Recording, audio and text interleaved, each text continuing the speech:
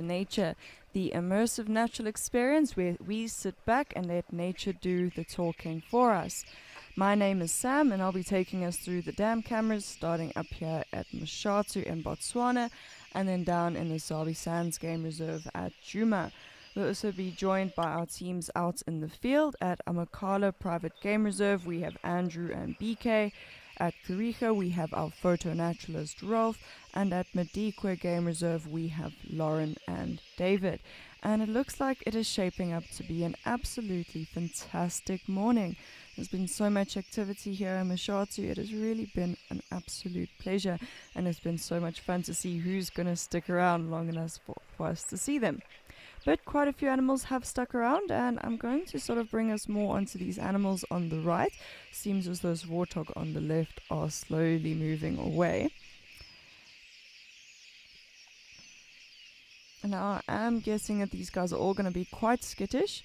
There have been quite a few hyena around this morning, so I do suspect there are going to be some very, very skittish animals. But while we sit here and enjoy this, I would like to remind you all that we are a completely live and interactive experience. So if you have any questions, comments, suggestions, or anything else that you would like to share with us, you can do so by visiting our website at wildearth.tv/questions or by scanning the QR code on your screen. And please do get in touch. We'd love to hear from you, and we'll do our very best to answer as many questions and comments as possible.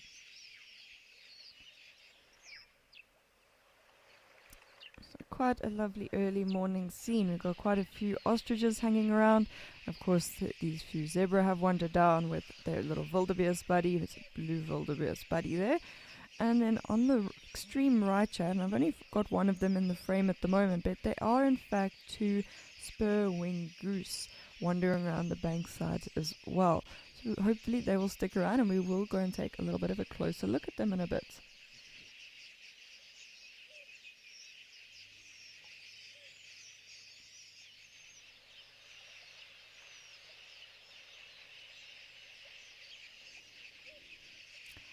Hi Michael, sounds like you are ready and set for an absolute great escape to nature. That is the exact way to enjoy it. Just sit back and relax with your favorite nice warm drink on a nice early Saturday morning. The best possible way to do it.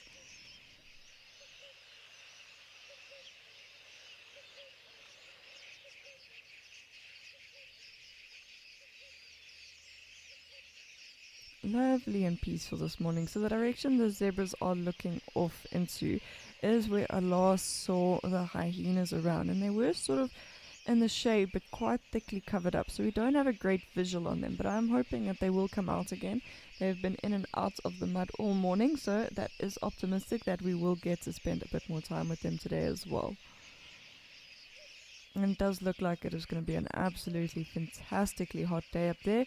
And by all of the noise of the red-billed quelea, I would reckon it is probably already quite warm for them to be making so much noise so early in the day.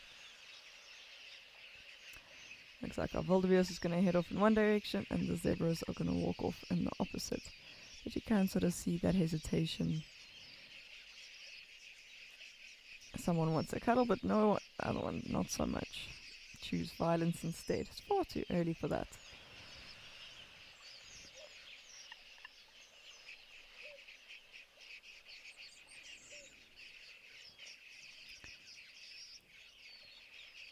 Looks like the zebra might be done, and they're going to slowly move off, I'm sure. But you can see that there is a sort of nervousness in their stance. They're very sort of alert and awareness to them. And even that one who started to walk down at the back there, he can smell what's going on. Animals are not silly, and the sense of the hyenas will be all around the dam.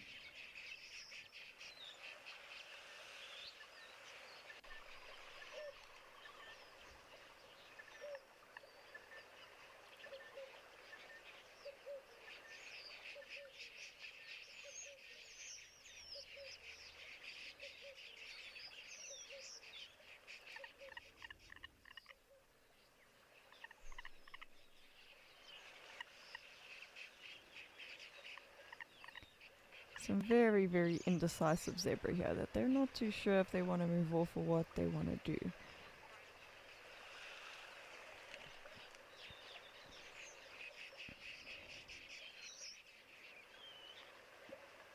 But no, it looks like everyone's going to move off, and I'm sure that this one one in the front here is going to follow suit in a second. Slowly but surely, all of these ostrich have been wandering down, and a nice warthog walking around the back. I guess that this zebra not quite done yet. Ah, Darcy Miller. I was wondering if you were around this morning, and I was hoping you were, because these ostrich have been absolutely phenomenal. Really sort of taking their time wandering around. But they do seem to slowly but surely be getting closer to the water, so I am hoping that we will get there. Just sometimes takes them a little bit longer than the average animal.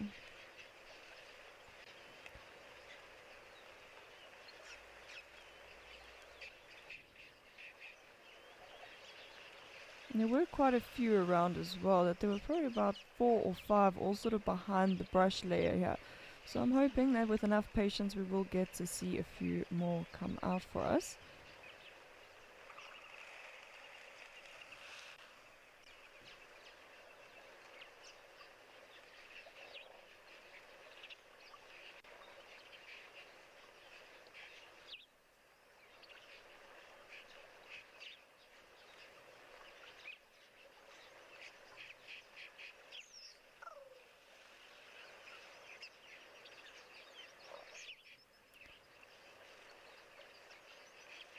Zebra having a nice little scratch on the stump there, it looks like, but it does look like everyone else is slowly moving off. So I'm going to just take us a little bit closer to these back at the zebra and the ostrich at the back there, and then I will bring us to try and see this spurring. But it looks like our ostrich are going to disappear and our zebra is going to stop having his scratch. But we can't watch what's going to happen anyway. Maybe we still see something. Oh, an ostrich coming back, doing a nice little jog back through the frame.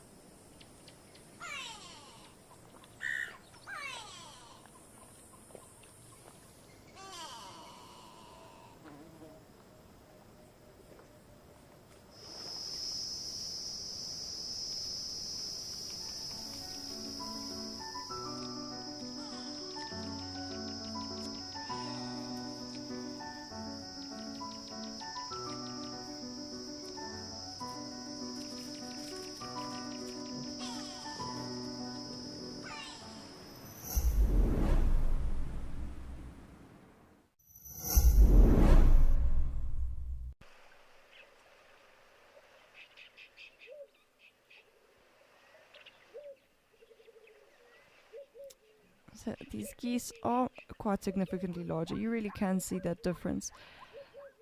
And there's still a lot of sort of alarming sounds going on. So I'm going to move us back around. Let's see if maybe we can catch a glimpse of one of those hyena. Maybe someone has come out a little bit. Maybe someone else is slowly coming down, but it looks like those ostrich are still wandering around at the back, not too cooperative.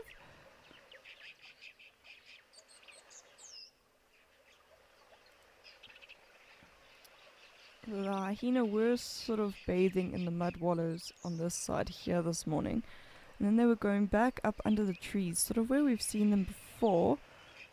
But I'm not too sure if we're going to be able to get much of a visual if they're still there. I'm hoping that they are, but we will see in a second. So there you can sort of see that one hyena laying in the shade of the tree. She's not too easily visible. There's a spotted hyena. But if she's nice and comfy in there, there's a really good chance that she will come out again at some point this morning. We may just need to have some patience, but we will find that we'll see quite a few anxious animals around as long as she is at the dam.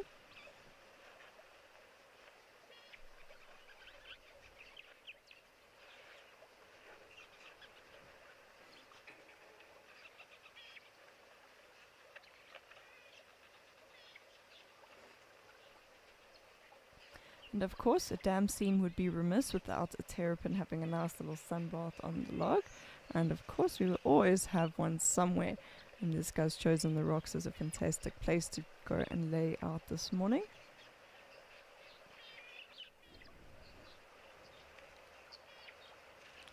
Sounds like a lot of the red-bill quellias have possibly moved off for the time being, and we've got a little bit of time to really appreciate some of the other bird sounds around. As often when the quelea are around, that sound becomes pretty all-consuming, that they really are quite loud.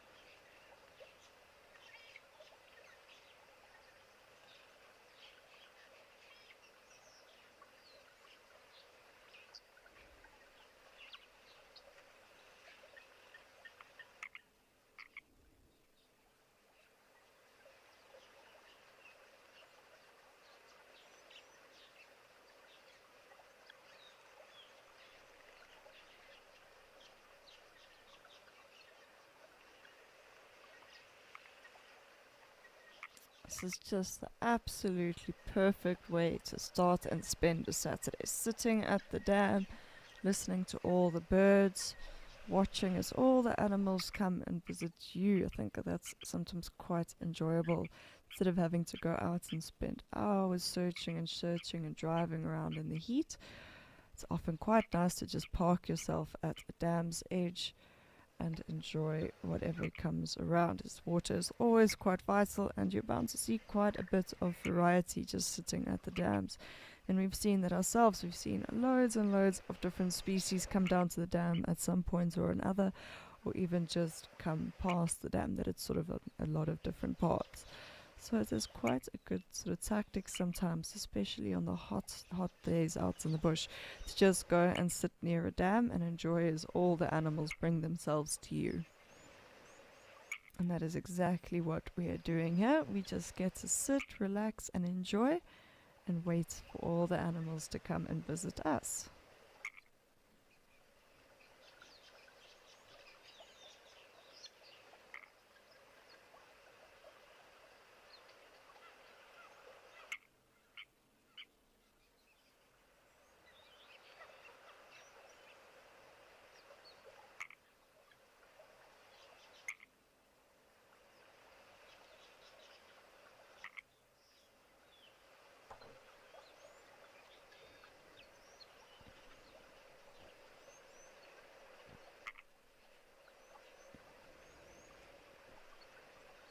Those skinny fowl are either quite brave or quite silly, going right up to her that hyena's laying under the tree. And she's definitely aware. We saw her sort of lift her head and she's looking around. She's not completely out of it. But I don't think she's necessarily in the mood to chase anything or hunt anything, but I think it's possibly just what are these birds possibly doing. So as these guinea fowl are starting to wander off, I think it is time for us to wander on over to Rolf and say a very, very good morning.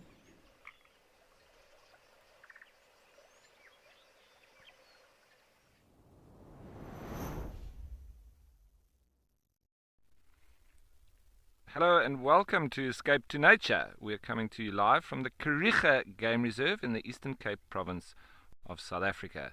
And I am thoroughly enjoying watching these buffalo make their way towards us. And as I speak, some of the heads just lift up and they will be coming nice and close to me, I think, and hopefully even coming down for a drink. Now, my name is Ralph Kirsten. If you didn't know,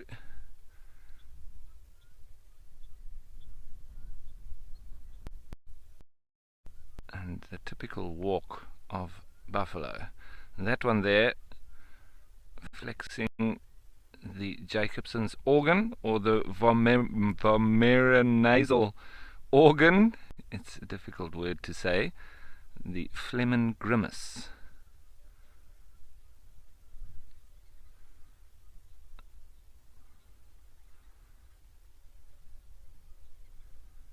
That one looks like it's been doing a bit of mud bathing, but its colour a little bit different to the rest. Everybody's black and that one is brown.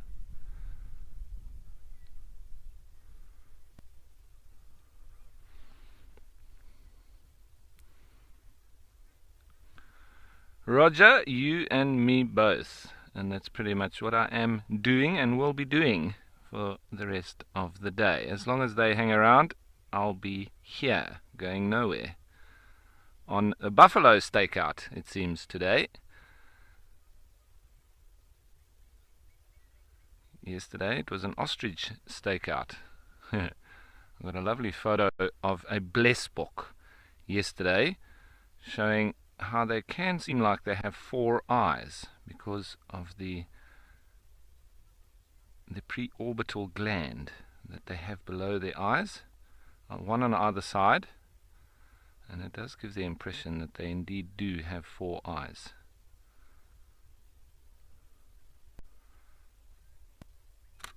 It's making for a lovely picture. I'm just trying to isolate that one in the middle. Let's try and center this a little bit. There's a small little baby there in the background. Oops, sorry. Try to move slowly. I'm at the end of my 600mm lens, so if I make small movements it does quite a lot. There, hopefully got that little youngster in the middle.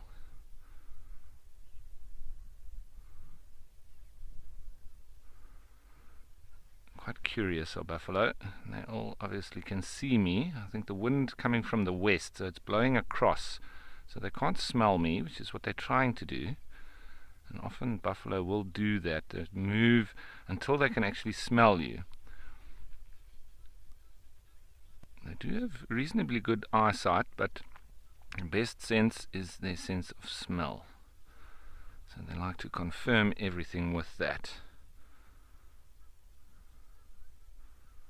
Everybody chewing the cud as well.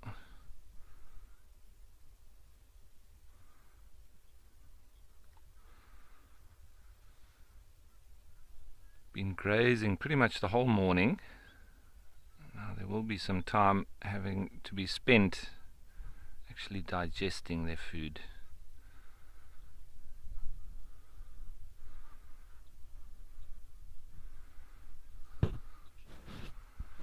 So Jessica, I have to say that it's the first things that I definitely need to get to grips with is the equipment itself. So the actual zooming of the lens as well as the tripod, and especially trying to be as smooth as possible,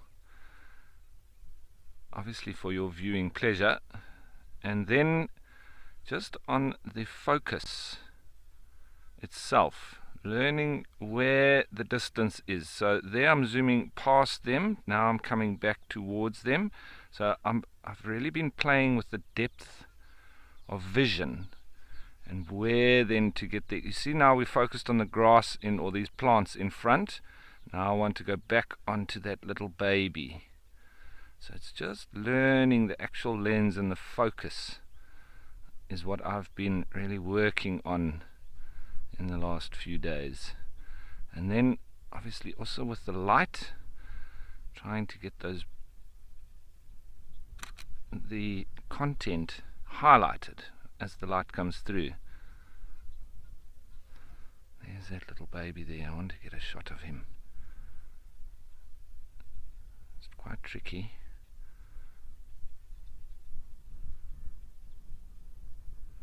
So you can see as you play with the focus, you get the different individuals actually truly in focus. That is a lovely photo. That little baby is being sandwiched in amongst the others. It's as if they don't want me to photograph it. There it is.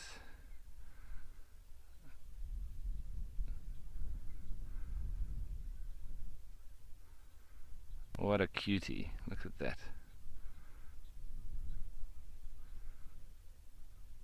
So yeah, it's just the equipment that has really held all of my attention, as well as with the tripod. So trying to move slowly that it doesn't make anybody feel sick, but at the same time keeping up with the content and all the handles etc. on the tripod and the camera itself. There's another little baby. Is he going to allow me to get a shot? See, and as they walk towards me, the focus obviously changes too. Let's go out a little bit.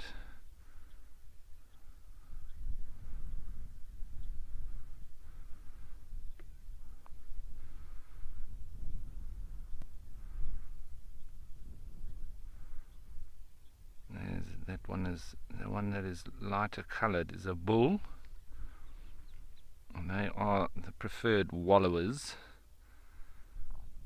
amongst the herd.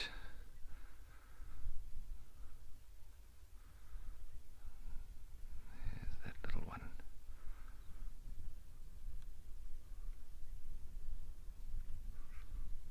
And once again, always making for lovely colors with the yellow button flowers.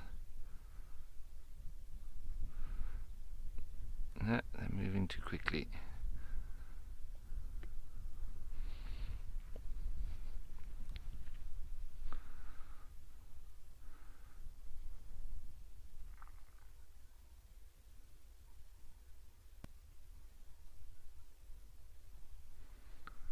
So there, just always trying to, let's try and get this little guy.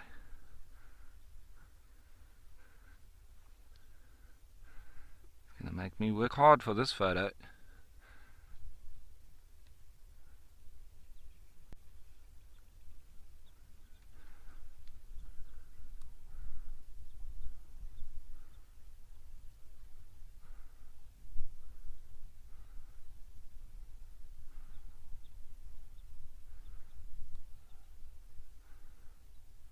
Stop.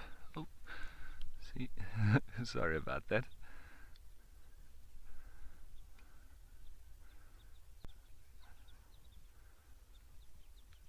Right, now stay right there.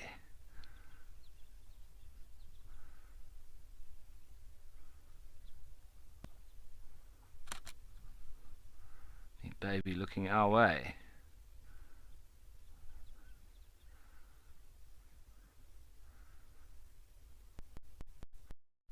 No.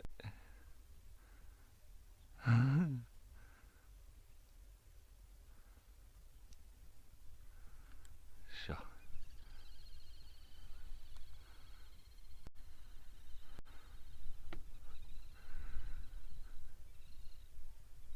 Not an easy task keeping up with that little one. We'll get it eventually.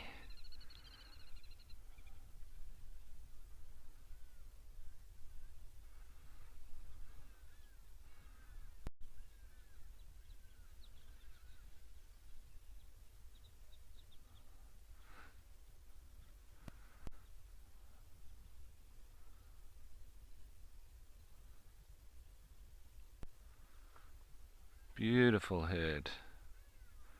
And all the animals here just really look in such fine condition. I think mainly down to the food that they have here. It's so lush.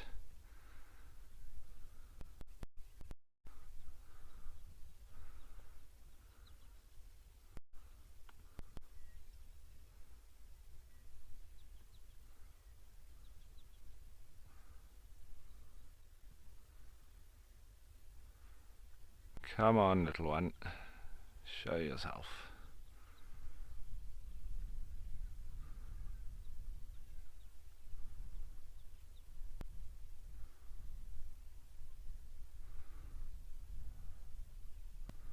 That's not the photo I want.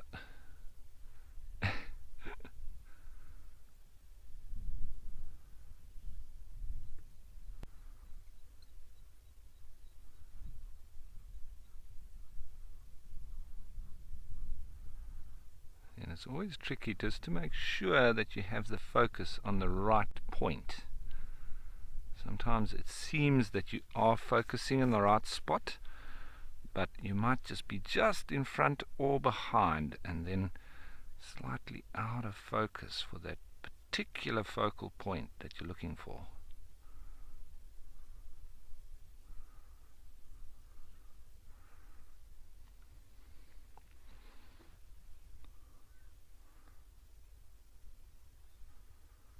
And of course you just need to follow the animals and hope for the shot to show itself. And Heidi, you say they've got impressive horns. Yeah, it's always amazing to see the buffalo and their boss. The females less impressive than the males, but still amazing.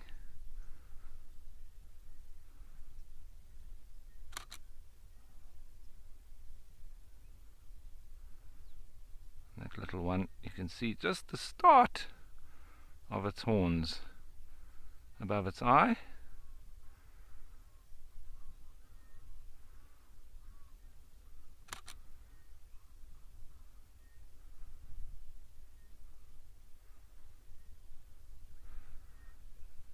And that's at the end of my lens. I wish I could go in on that little one even more.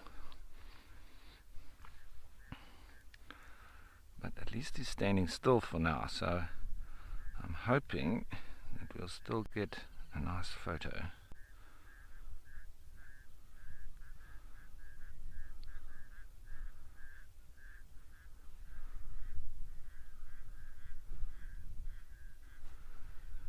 So while we're watching these lovely buffalo, and I think they might just have a bit of a rest here and ruminate, just a reminder about our animal bingo. And to celebrate World Animal Day on the 4th of October, Wild Earth will be searching for our favorite animals and marking them off on a bingo board during the Sunset Safari from the 1st to the 4th of October. Wild Earth would love for you, our viewers, to send through a favorite animal or a bird that you'd like included in one of the bingo boards. You can do this by heading over, as always, to wildearth.tv/animal bingo, or simply by scanning the QR code. We want to know, what is your favorite animal?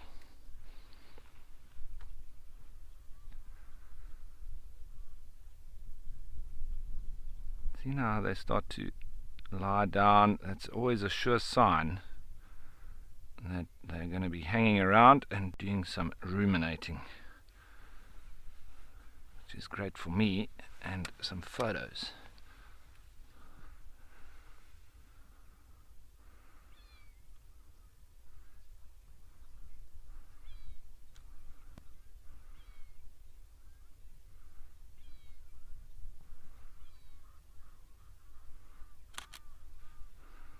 And sometimes good just to take insurance shots, take shots as many as you can, because you never know when you're going to get that perfect one.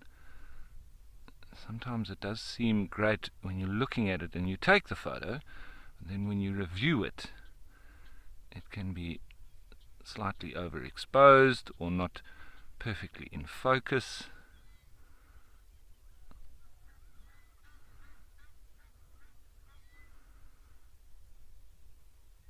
And you can hear the little Cape Longclaw bird calling with that meowing. Meow. This little baby having a drink.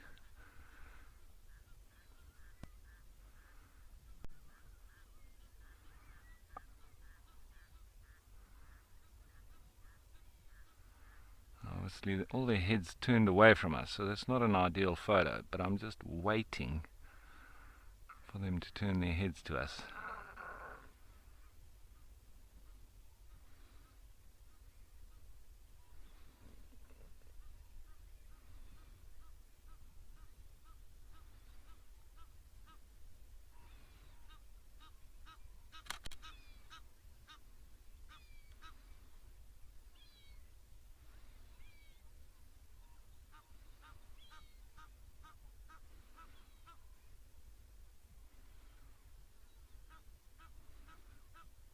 Sometimes abstract is also good.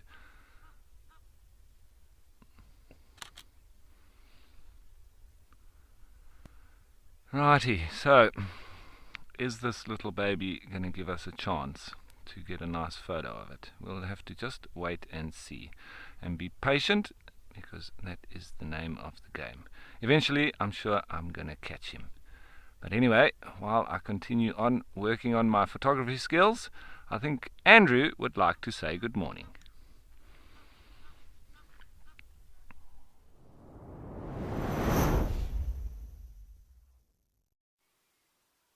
Thanks very much, Ralph, and morning. Welcome again to Amakhala Game Reserve here in South Africa in the Eastern Cape. And yeah, it's warming up very nicely. There are 3 bull elephants that we've located just in the riverline, just off a road called Old Ndlovu Road. That's quite fitting. Ndlovu means an elephant, so Old Elephant Road.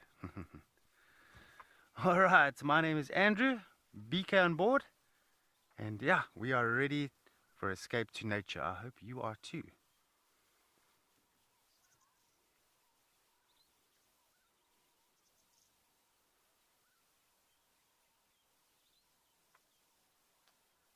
Those elephant bulls, there's actually 3 of them, believe it or not. You can only see 2 at the moment, but yeah, as they shuffle through the bush, they do blend in very, very well, surprisingly.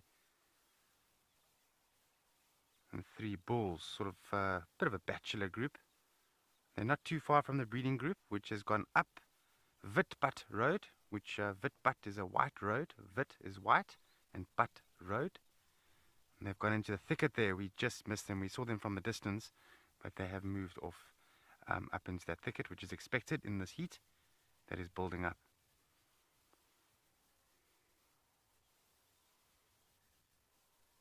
A stunning area there, so we've been taking photos.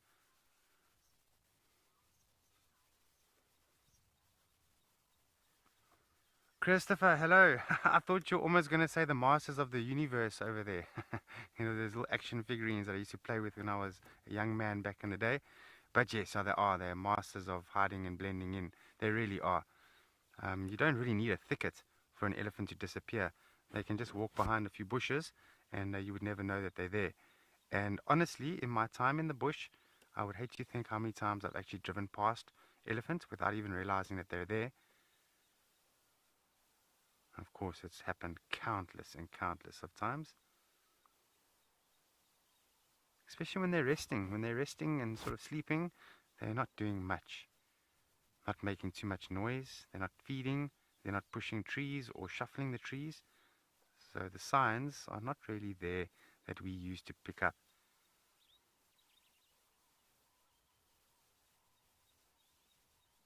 But we have noticed the last few days they have been hanging around these open environments when it cools down. So I'm sure later this afternoon these very elephants will come out of this thicket and come feed in these open areas where there's some small succulents and a bit of grass as well, and some shrubs and dwarf shrubs that they like. It's actually quite a few succulents on this side, and it is a lot of fynbos that's surrounding us, and just the smell that is surrounding us is beautiful. Typical fynbos smell. It's herby, vixy smells.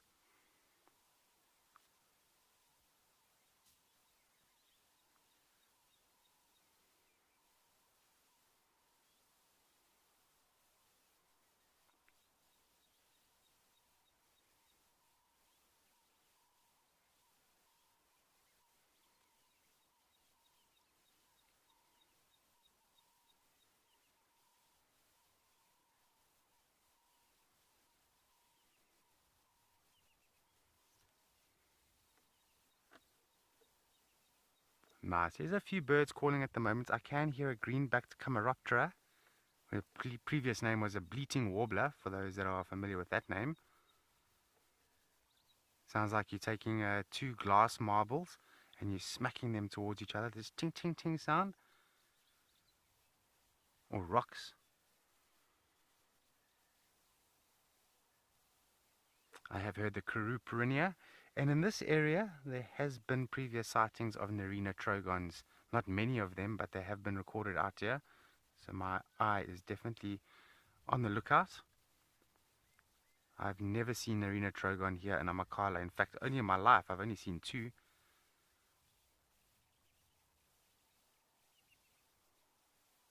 But it's interesting, out in India, they also have species of trogons out there. They've got 4 different species. Here in Africa, we only get 1.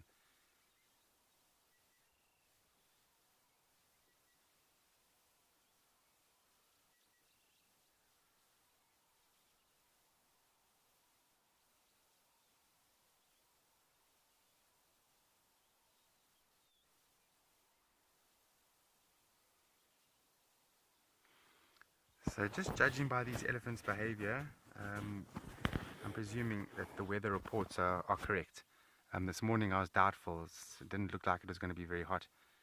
And just seeing the elephants' behavior going into the thicket quite early, because we just passed 9 o'clock now, and they're already deep in that thicket over there. There is water nearby for them as well, so they're pretty comfortable and content there. It's definitely going to be warm today, and I can feel it now. The sun is starting to really get nice and warm.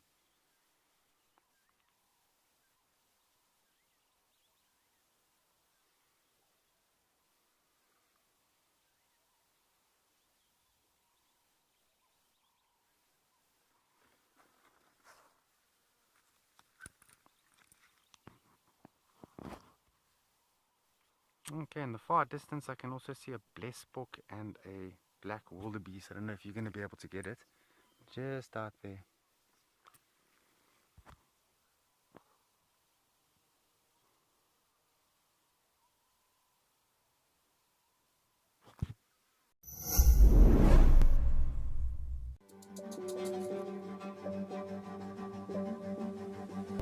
Very quick hugs. Oh, nuts! Stop it! That wants to give birth. That charging is something they apply to any threat. This is life. I'm here.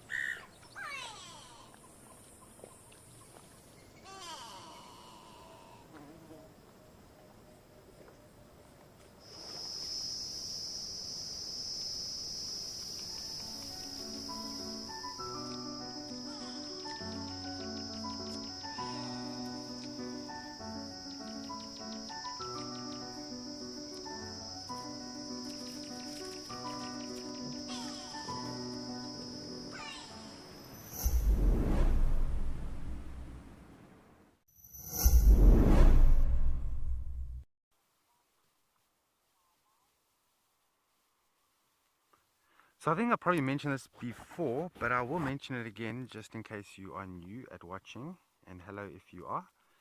So the plains game, so you'll often hear us talk about plains game. Plains game are animals that live in open environments. That's where they're adapted. They eat a lot of grass and they're adapted for those open environments. The general rule of thumb is that males and females usually bear horns with those plains game. And you've got to ask yourself, why is that? Now think about it. In these open environments, a lot of the plains game are going to be a lot more vulnerable because they're in the open. It's easier seen by predators. And so the females, even though they don't fight for harems and things like that and for territory, they are going to need to defend themselves and their young. But now those animals that live in those thick, dense environments and the Albany, you find that generally, rule of thumb, it's just the males that have got horns. Beautiful. We're going to stick around here a little bit longer and see what transpires with these elephant bulls and the rest of the general game. But in the meantime, let's head off back to Ralph in Kariega.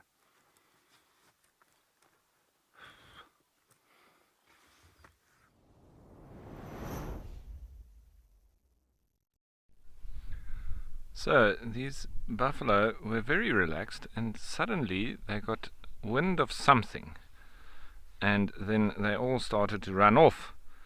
Seems to have calmed down a little bit now, but they're all moving off in a northerly direction, with the bulls, especially that big one there at the back, bringing up the rear. I've noticed that a lot with buffalo. They do get spooked easily, especially by certain smells. And I've been watching them from a safari vehicle many times, and the wind blowing in our face so they don't get our smell. They can see us and they carry on grazing, no problems, everybody's super relaxed. And as soon as the wind sort of swirls or blows towards them from us, they get our smell and then they get spooked and they all run off. So even though they saw and realized our presence, it's the sheer matter that they've smelt us that then gets them going. So they do react quite massively with smells, more so than sight or sound. That is a big bull there at the back.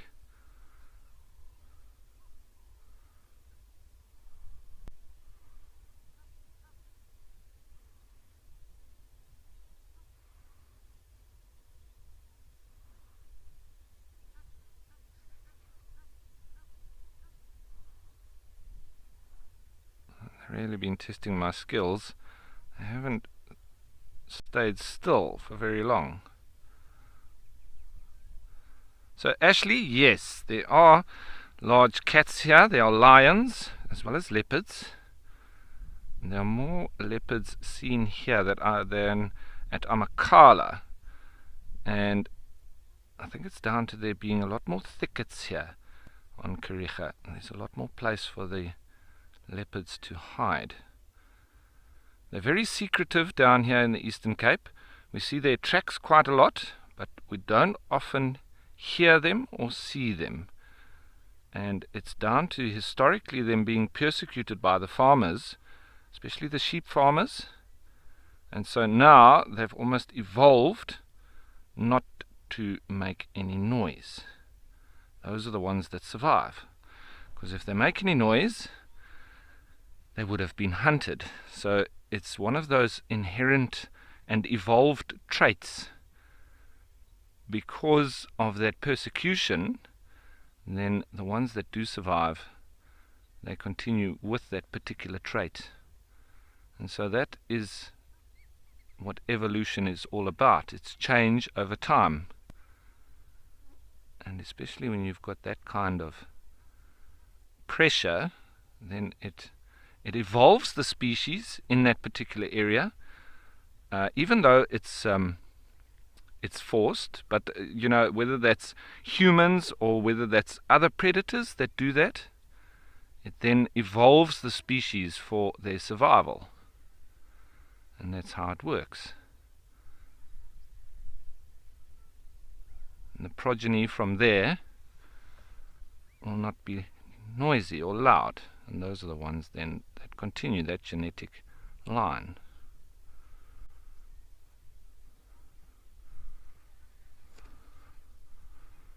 There's some guys on horseback there.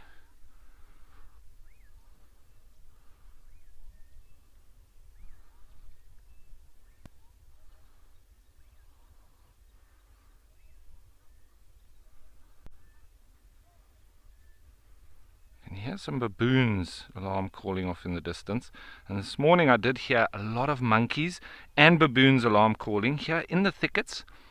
And speaking of leopards, I'm pretty sure that's what they were barking at this morning. There was an almighty racket. There's also a lot of caracal here, but the baboons I don't believe worry too much about them. It's more the leopards that they would bark like that.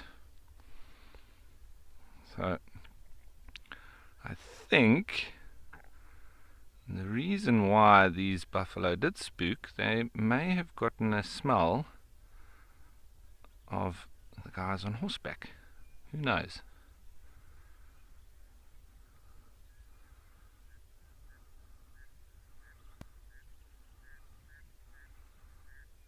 Look at that landscape. It is just to die for. Fabulous. As the frogs start calling again, pretty sure those are grass frogs. But there's also been eastern olive toads calling too. And this landscape mainly having a lot of the succulents and euphorbias within that thickets. There's some jacket plums, there's also the common guarri, the Scotia afra, or the bourbine, Karoo bourbine, as well as the crowberries. And there's a nice Scotia. That's one of the trees that I've actually climbed to get away from those buffalo. And you can still hear the baboon in the background.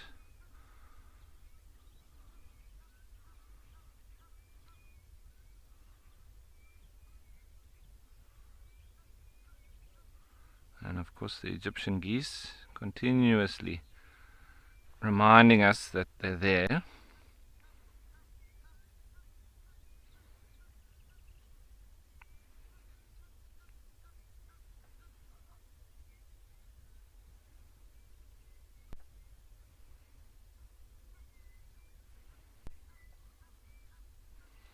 So I'm just panning across slowly just to give you a full idea of this landscape.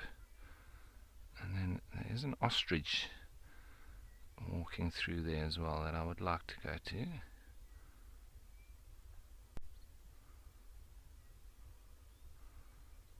can hear the tinkerbird calling.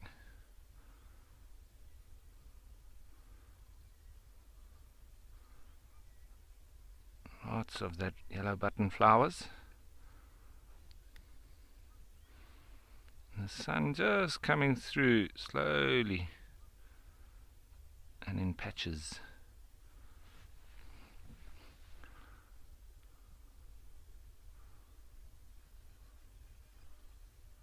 There's an emerald spotted wood dove calling now.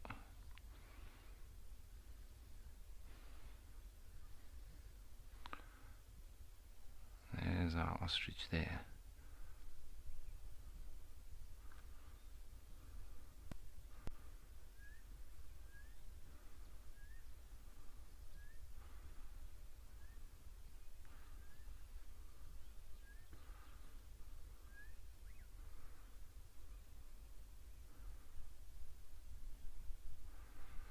He's still in the shade, but he'll be in the sun shortly. Also feeding on the little yellow flowers.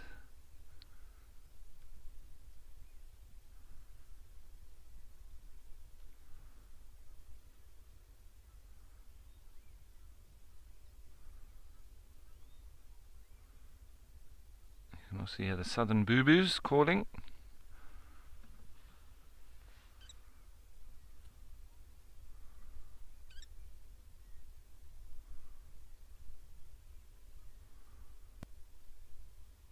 we'll get to see the ostriches chasing each other around. They have been calling this morning as well.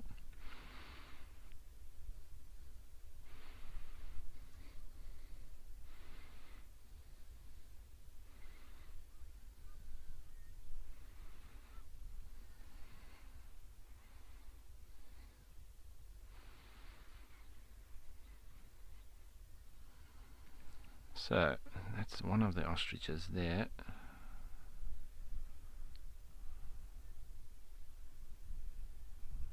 There's a nice river euphorbia in the background.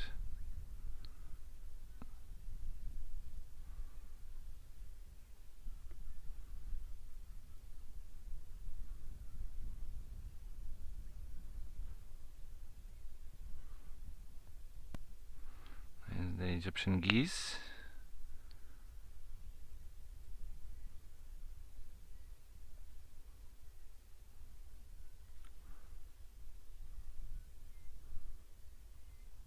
Chasing each other around. There's our blessbok from yesterday. It's one ram. Seemingly made this spot his territory.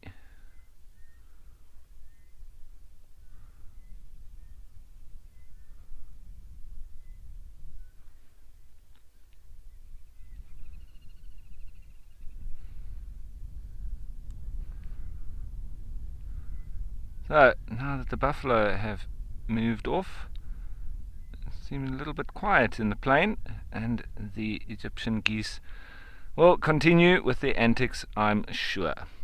While we wait and see what else happens here, I know that Lauren would love to say good morning.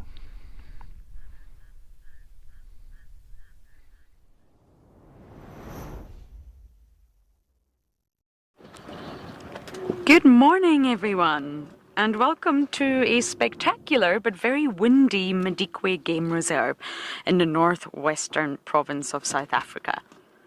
I don't quite know where the wind has come from. It really wasn't windy just a few hours ago, but it's picked up, and of course we're exposed at this water body here. This is Klo Dam, which basically means elephant dam. So we are hoping for some elephants, but naturally because we're exposed you may hear the wind. So forgive us, but that's what it is today. And my name is Lauren. I do have Davi on camera, and sitting by a waterhole at Madikwe is really the thing to do. Lots of action happens around the waterhole, believe it or not, and it's quite well known to just sit and wait, whether it is predators or elephants, especially in this season. It's a dry season, it's quite harsh and hot. So really congregating around waterholes is what animals are going to do. You'll find herbivores, especially water-dependent ones, coming a lot. Buffalo, wildebeest, zebra, they will really come frequently to drink water. Then, of course, you'll get elephants. They do come frequently, but they keep on moving, so it's not the same herd you're going to see all the time. And then if you're a hungry predator, you're going to wait. You're going to wait for your opportunity to come by and take one of those herbivores.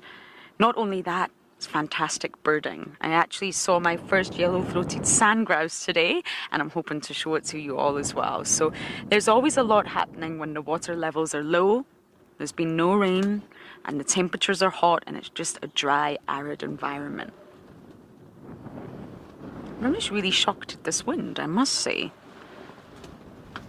I will try and shelter from it, of course. Amanda, I agree, and that's what the roaming team is all about, to show you different parts of South Africa and maybe even Southern Africa in the future, just so you can compare and contrast and just nourishes the entire picture of South Africa. I've travelled a lot in my 21 years, and I must say South Africa is one of the most diverse countries I've ever been.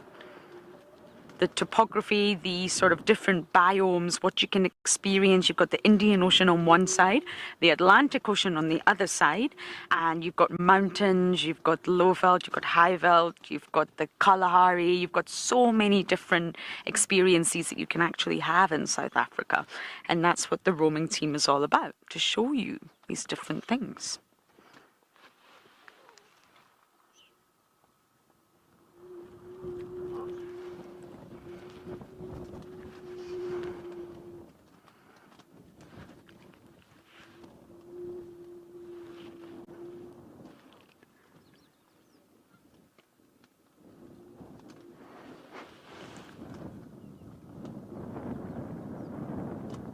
we have got a shelduck couple with chicks in the dam. I am just so... Oh, is that her?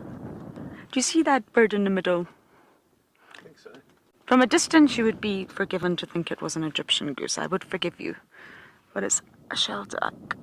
And just off to the left are all her chicks, but they might be slightly obscured from view where we are.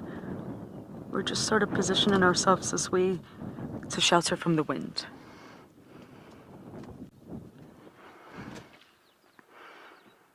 But if yesterday's temperatures are anything to go by, today is going to be piping hot. But what might make it a little bit easier for us is the fact that there is a breeze.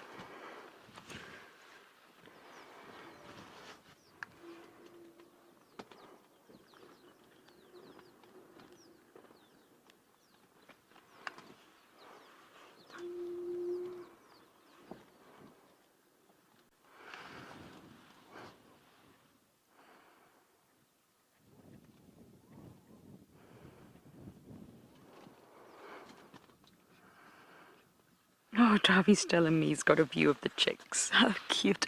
They also do look like Egyptian goose chicks, but they're not. Unless Mama did something she shouldn't have.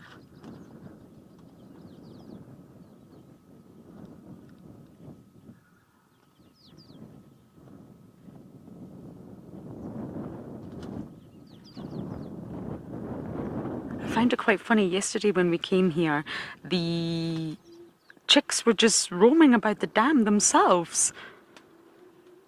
Just exploring, and they're far too small to be doing that. It's always a wise decision to stay close to Mom.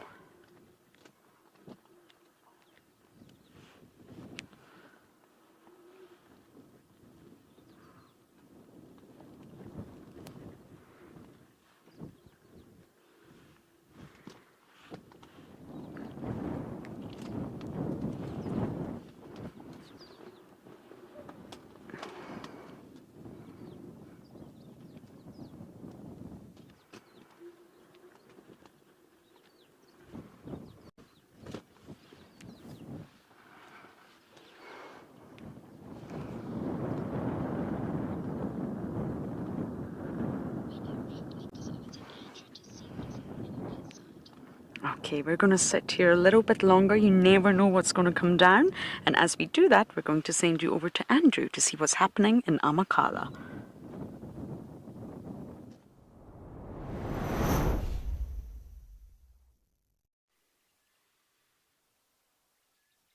Thanks, Lauren. So good to hear your voice and hear that you're back. It's awesome.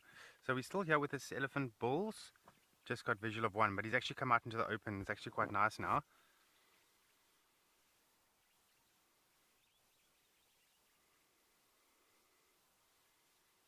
He's just moving gently through the bush there. So we do have a sweet thorn in our way there. We can't exactly move it.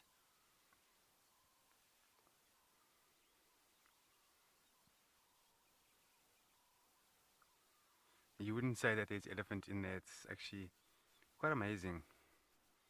You can have a whole breeding herd inside there and they can really hide away. And of course, if elephants wake up in the morning and they say to themselves, look, we don't want to be seen by anybody, then you've got a very little chance of seeing them. And that's how good they are at hiding. But they're not hiding from us, they're hiding from the sun.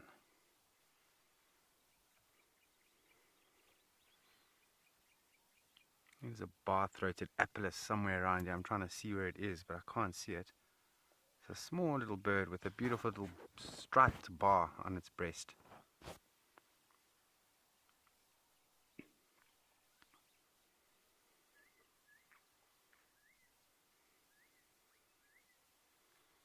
And southern boo-boo. And interestingly enough, one of the guides saw spur-winged goose on the reserve this morning, and it's not a common occurrence to see spur-winged goose out here. I think in my entire time I was here, I only saw it 2 or 3 times. Just a small handful. Massive geese, spur-winged goose.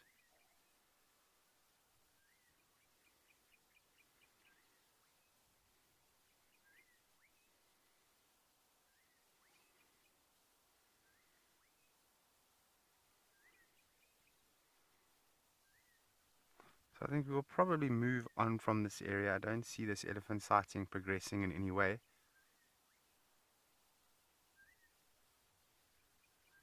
And it can somewhat be a little bit difficult to, go into depth about an animal that you're not really seeing.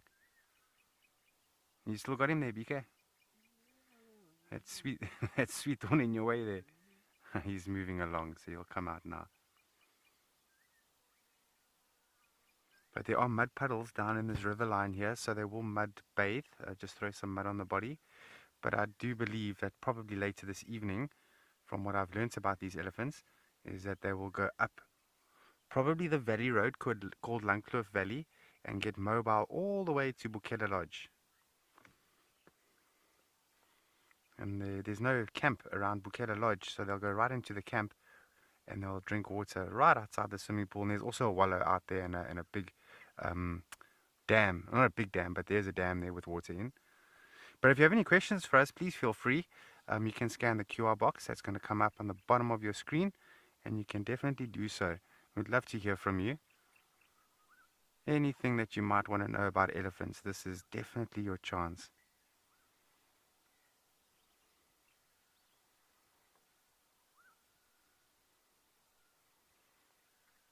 I remember back in the Timbavati days, I saw an elephant give birth. Oh, what an amazing sight that was, because they're actually born in a birth sack, believe it or not. Sort of a whitish sack, which gets ripped open in the birthing process usually, and helped by the adults. And the adults actually ate some of the afterbirth, but then also covered up some of the blood that was in the area. They didn't want spotted hyenas or lions to pick up that there's afterbirth, because those sort of animals know exactly what it means, that there's an animal that is very vulnerable, that's just been born, and they'll follow up on that. It is quite difficult for predators to get a hold of a young elephant because of the adults and the rest of the breeding group, but it has been done before in the history of wildlife. The whole process took about an hour and a half from that calf to be born to the point where it was up on its wobbly feet, and then slowly, like sort of just standing next to the mother, trying to form a bond and get some milk. It took about an hour and a half, so a very slow process.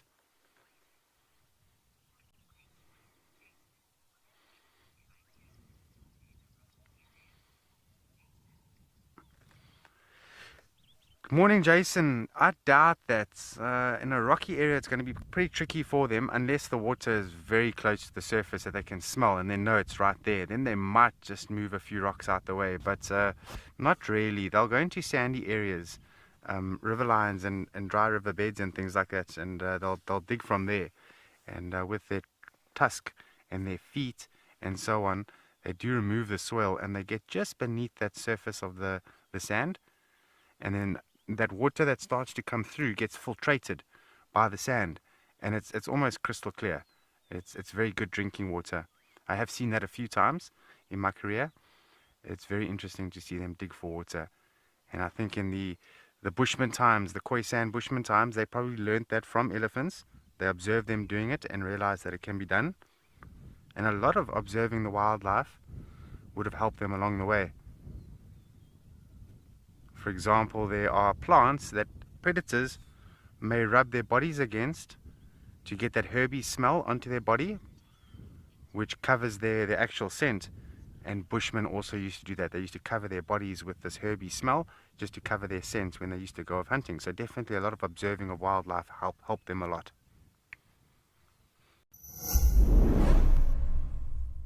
Are you interested in our behind the scenes, our catch-ups, base moments, and all in betweens? Sign up on our website and you will unlock our inside scoop content sent to your inbox.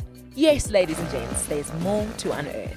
There's extra content from us at Wild Earth. Become an explorer. It's just simply better. Besides, don't you know? It's all in the newsletter.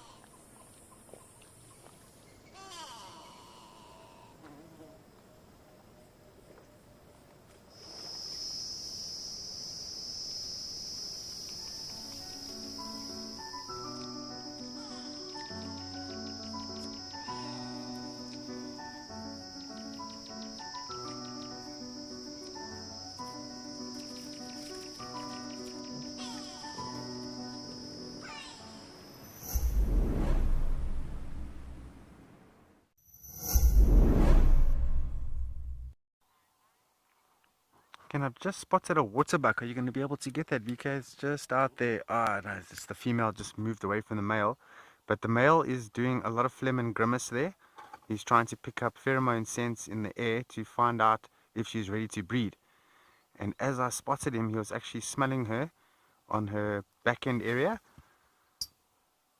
And he's very interested in that female. She's just moved away, so she's either not ready or she's not interested in him. And we see this a lot in the antelope world. Females are as selective sometimes as the males. Well, the males are not really selective, but females can be very selective. She might not like him very much, or he's not the genetics that she's after.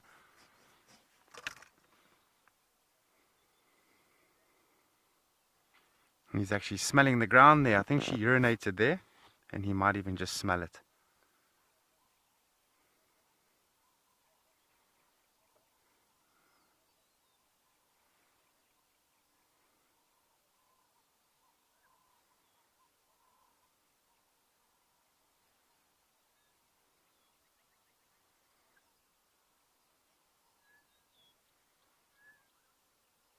Beautiful.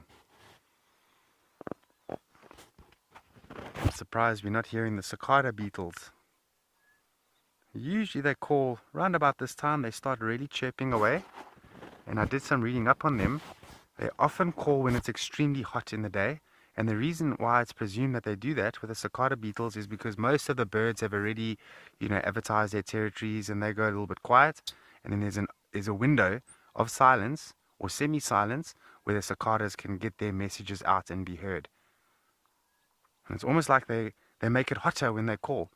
It's just, it's very hot when they start calling.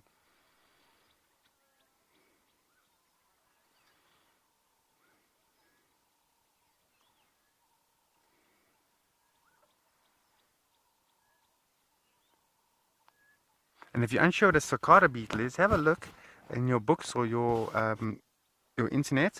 It's a prehistoric sort of arthropod that has been around since Jurassic times, and it hasn't really changed over that entire period up until now.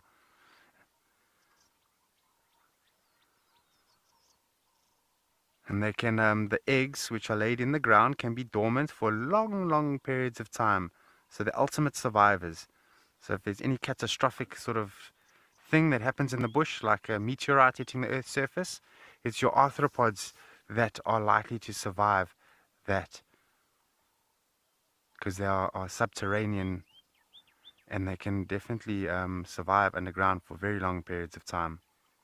And also cicadas, they're amazing animals, amazing insects. I like them a lot.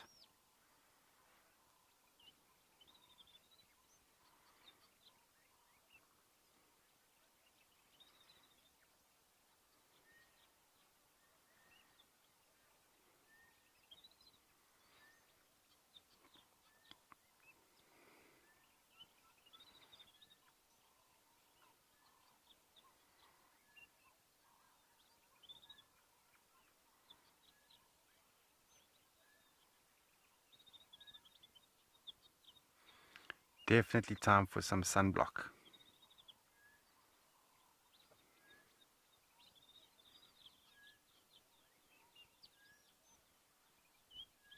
Beautiful, absolutely peaceful.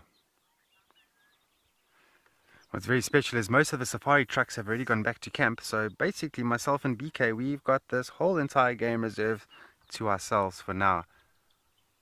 And often the respective safari guides will call us in the afternoon and ask, have you seen anything during the day? And we'll often give some feedback.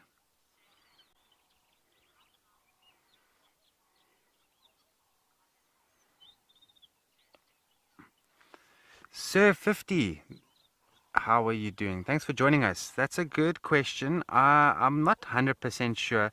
It can be for a very extended period of time, so a good few years. They're not really using those tracking collars to identify where they are, although it does help.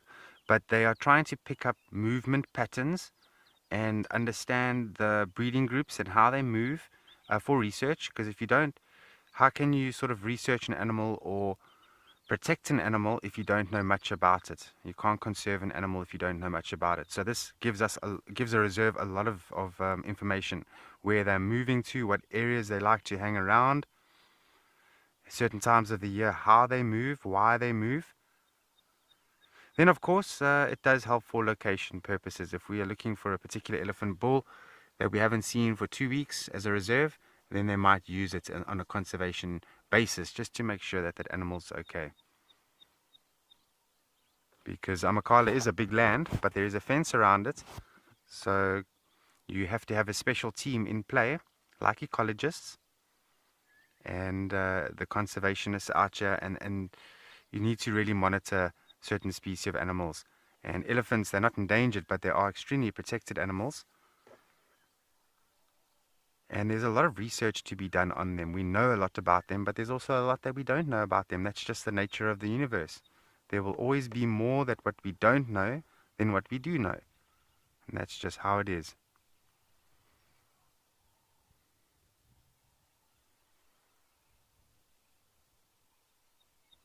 So yeah, I would think for a few years. But they only get collared when they're adults, because of course the animal's going to grow.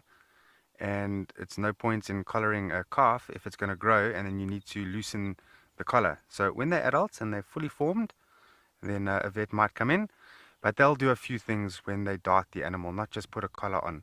They'll check the condition. They might even take DNA of the animal, take a lot of photos so that you could use for identification purposes in the future coming times. Look at the condition of the teeth and so on. Take blood.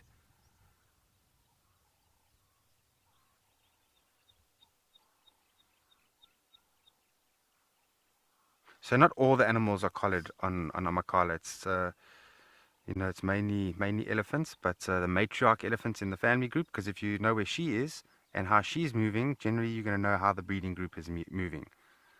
And because they are very family orientated and they stay together as a group. And then the odd bull, the cheetahs are also collared for the fact, amongst many, but in case the cheetah of course escapes by accident and lands up on cattle farms, we will need to go and get that animal back before something else happens. Never happened on Amakhala, but we always need to be prepared for that time.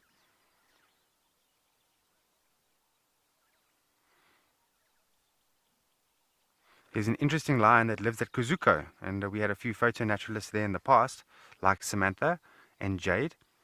And so there's a lion there. His name is Sylvester, and he's got an interesting history. He managed to escape from, I think it was the Karoo National Park. I'm not sure how long he was escaped for, but it wasn't that long. It was maybe a month or a bit more. But in that time that he was escaped, he ate a multitude of cattle and goats and sheep.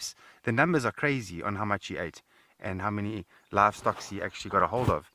And yeah, he was recovered successfully without harm and put into Kuzuko Game Reserve.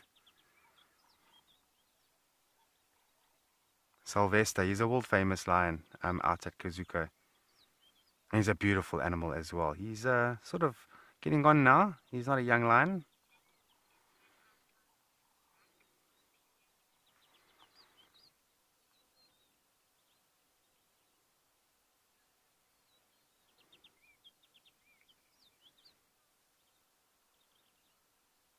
Beautiful. Hey, look at him. He's just standing there. He's waiting for all of you.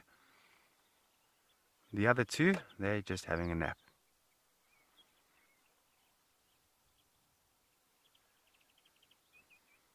It's amazing how social elephant bulls are with one another. Talking about other elephant bulls. Very social with one another when they're not in must. And they sort of form bachelor groups and they learn each other and so on. And then as soon as that must takes place, that's the total opposite. Then they become ultimate competition for one another. But they don't all go at must at the same time, luckily. Otherwise that would be quite something.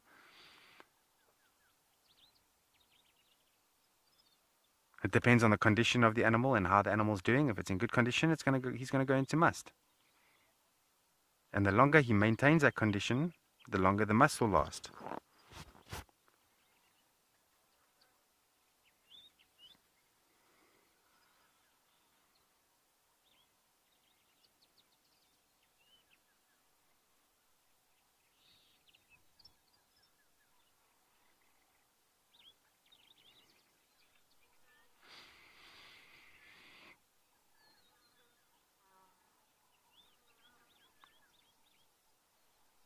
So this elephant bull currently, he's smack bang in the middle between Old Ndlovu Road and Oryx Lookout, which is one of the drink spots where some of the guides will stop and have drinks with their guests or morning coffee. He's smack bang right in the middle now that I see it.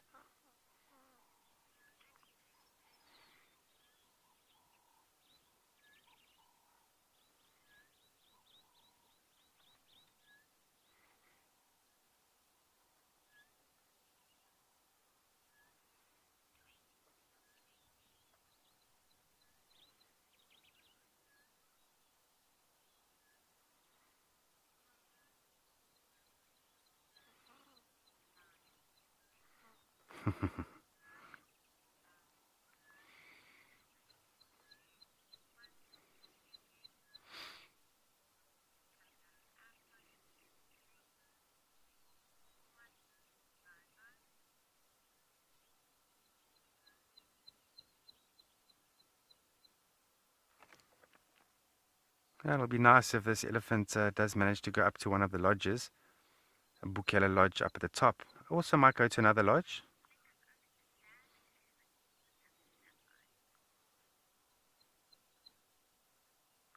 Okay, we are going to make a choice whether we are going to stay or just carry on. But in the meantime, let's head off to Sam and the dam cams on that side.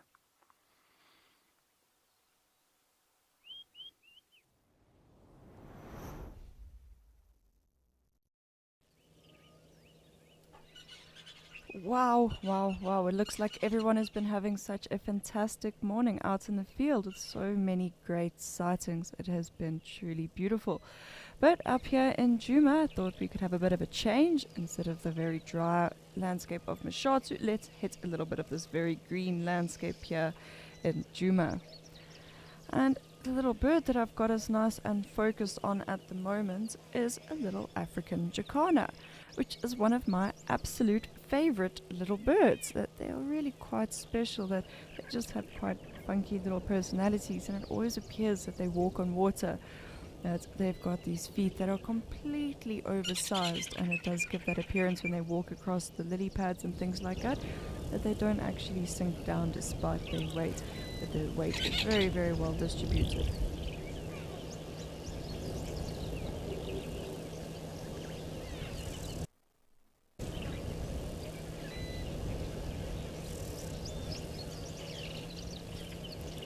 He does seem to be having quite a nice little slow morning.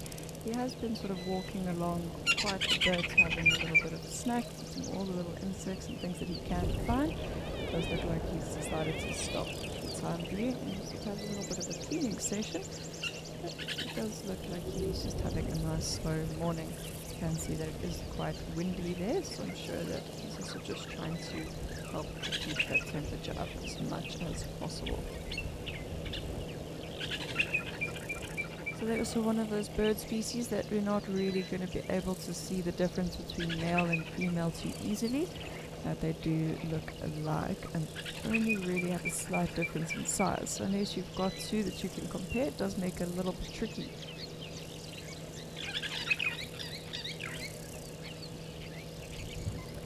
It does seem like this little birdie is going to be spending quite a little bit of time just enjoying himself preening, and hopefully we will be able to get plenty of time with him today.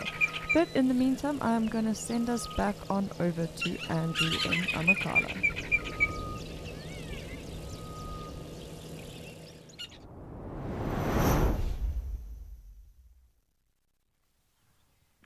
Okay, we just thought we would just watch this bull a little bit longer. He started to come down and I thought he was going to come up towards us. And then as you came to me, he stopped right in the middle. So I think this elephant definitely has an earpiece as well. He's listening to every word that is being said. But he's fully aware that we're here. And it's not that he's not aware. He knows we're here and he's fine. It's a far distance, but these elephants on Amakhala are very special in the sense that they are so forgiving. And I've never ever had elephant sightings like I've ever had in my life here at Amakhala Game Reserve. And he's just dipped down now into the dip there. Well, that's fair enough. He is hot at the moment. Maybe he pops up towards us. Let's just watch and wait a few seconds and see what's going on.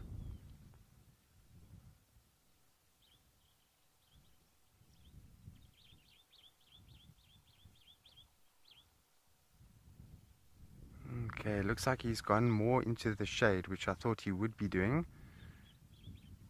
But as I say, that is 100% fine. It is very warm at the moment. Animals come first. But yeah, we can have a look at those red hartebeest, which are just out in the distance. And I'm seeing just past those red hartebeest is one lone wildebeest sitting right in the middle there. See that? Black wildebeest. I can see his tail without binoculars from here. And the distance is probably like maybe 800 meters. So it's very visible. So of course breeding groups are going to see him in that open area, and they're going to identify that his territory is over there, and they might even make their way towards him. And he's also watching. He's keeping his eye out. He's not going to tolerate any other bull wildebeest in his territory, but what he will do is allow general game around him. So, for example, warthogs, red hartebeest, or impala. So you see where the red hartebeest are, BK? It's no worries. So those animals you were looking at were impala, and there's a red hartebeest, and out there, black wildebeest.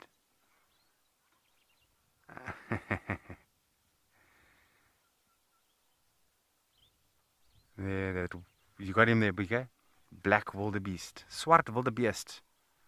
Now it's interesting the strategy that a wildebeest bull in his territory has. Now to ensure that at some point females are going to come to him, because he is territorial, remember, and a territorial animal is an animal that's going to defend an area. It's not going to home range away from its territory. So he's based there. He's going to be stuck there. And to ensure that females do come to him for socializing and for breeding, what that wildebeest bull will do, he will find a territory that is close to water and resources. And at some point, a roaming breeding herd of wildebeest are going to sort of go into his area and feed in that area of his territory. And that's when socializing and potentially mating can happen. But then, once those resources become a bit depleted and they want to home range out, he needs to stay behind yet again. And they move off and they go into another male's territory. And that's a good way of Mother Nature, constantly recycling the genetics to maintain genetic integrity by not having the same male all the time. Is he rolling around there? Mm-hmm. Yeah, he's definitely marking his territory by doing that, releasing a lot of oil out of certain glands in his body and putting his scent on the ground there, so very territorial. But then also, if you think he's by himself mostly, he's going to be vulnerable, and quite correct, he would be. So he's got another strategy in place that instead of being totally by himself, he would like to have and will tolerate other general animals within his territory. So, for example, red hartebeest. And if an alarm is set or an alarm is given that there's a predator that has been seen, he's going to hear that alarm call and he's going to know, right, there's a problem, and he can act accordingly. So definitely a good strategy to have in place. But what I have noticed about black wildebeest in particular, and blue wildebeest, is that if danger arrives and all the animals start running, and the wildebeest runs with them, he usually stays sort of in the middle. And what he will do is he will run in between the groups of those general animals to make them scatter off into the sides. And that creates other opportunities for the predators other than himself. So it's a clever move as well.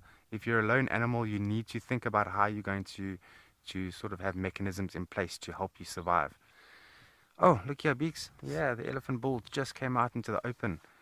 Beautiful.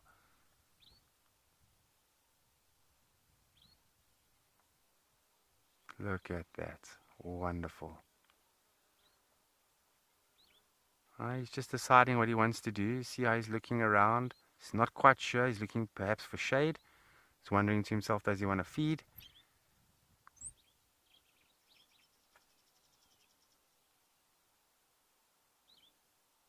But I'd love to know what elephants are thinking.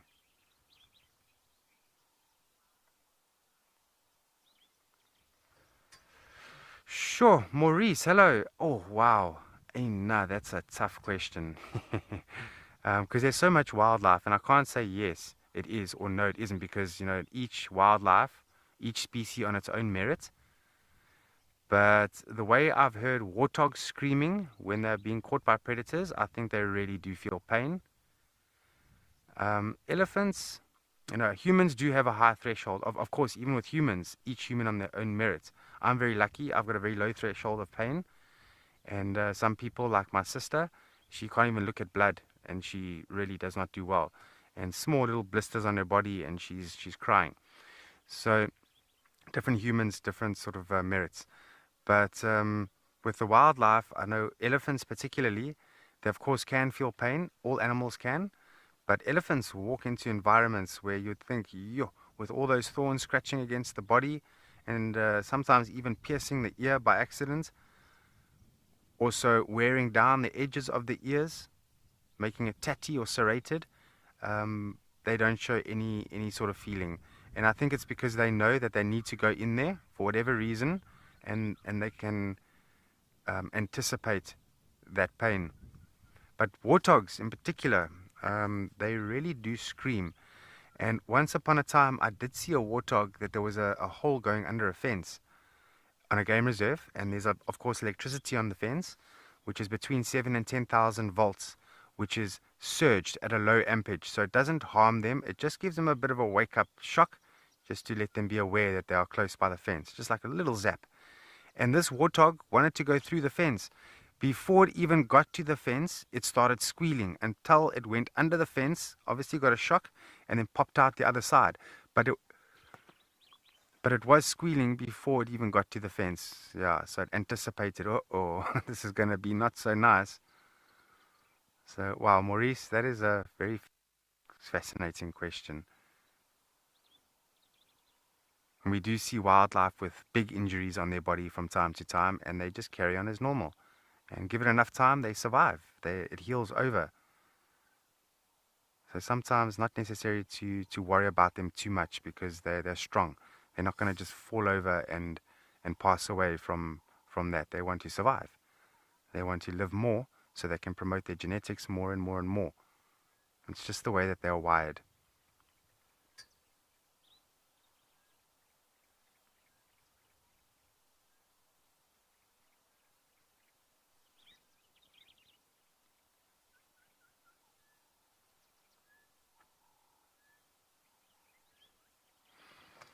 All right, he's still just at the top of his head there, just peeking over.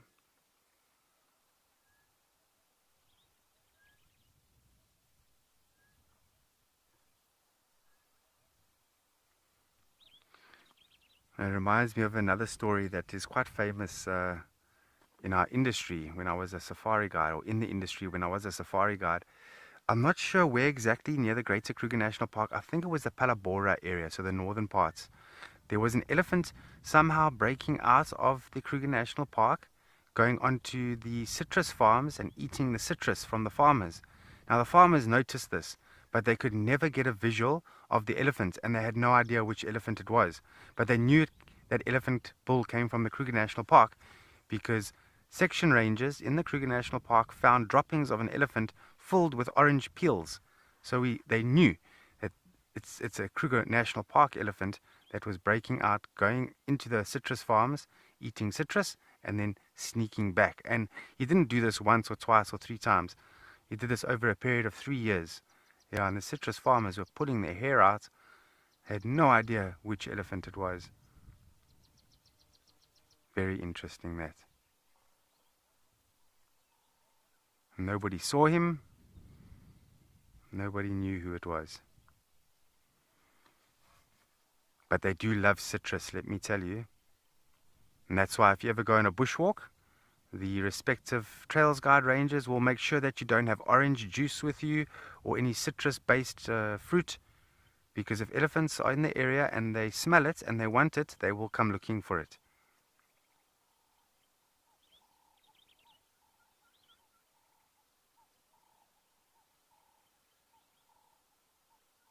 And he's just moving under that thicket bush.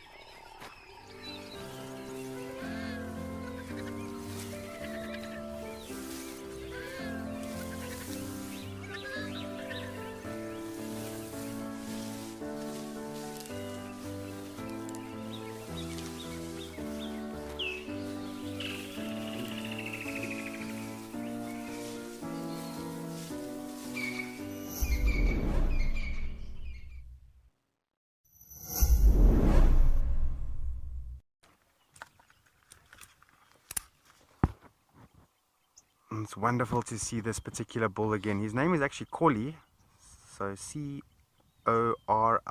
I think it's spelled, Corley. He's definitely one of the more dominant bulls on the reserve. He's probably one of the bigger ones out here. And he gets the respect from all the other bulls on this game reserve. And you can tell him by his very nice tusks, and they're quite wide apart. You see how they splay wide apart like that? And then afstert, we had afstert earlier on without his tail. And if you don't know what afstert means, so af is off and stert is tail, so tail off.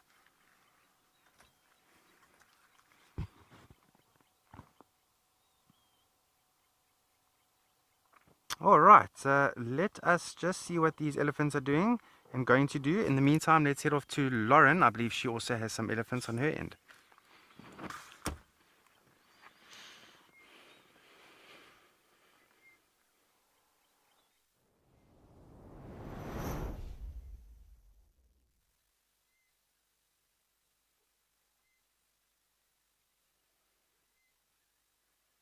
I'm just going to apologize from the wind. It is howling, and of course we are up on a dam wall, so I am sheltering myself as best as I can, but if you do hear the wind, I am really sorry. The roof, we may actually take off soon. The vehicle may go up, up and away. Now, Clou Dam, which is spelled T-L-O-U, is actually sort of more pronounced with a C, is named after elephants. Clou are elephants, and this particular water body that we are at right now is very famous for elephant sightings. Now, they don't go to the dam wall side, they don't go to the other side, no, they only ever come here. And you'll be able to see by the ground the mess that they have made. They only ever come to this part of the dam, and that's because that is where the fresh water is being pumped. Elephants really, really are fussy about water, and they will drink any water, but if there's a choice, they're going to go for the best water. And this is exactly where they're coming.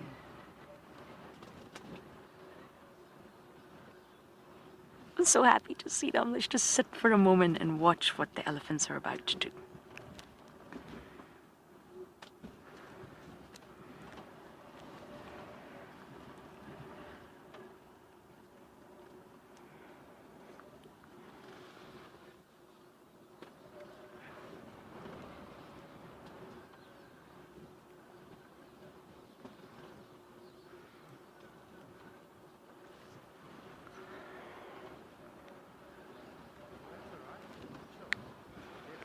That's it. They're going straight for the source, straight for the freshest water.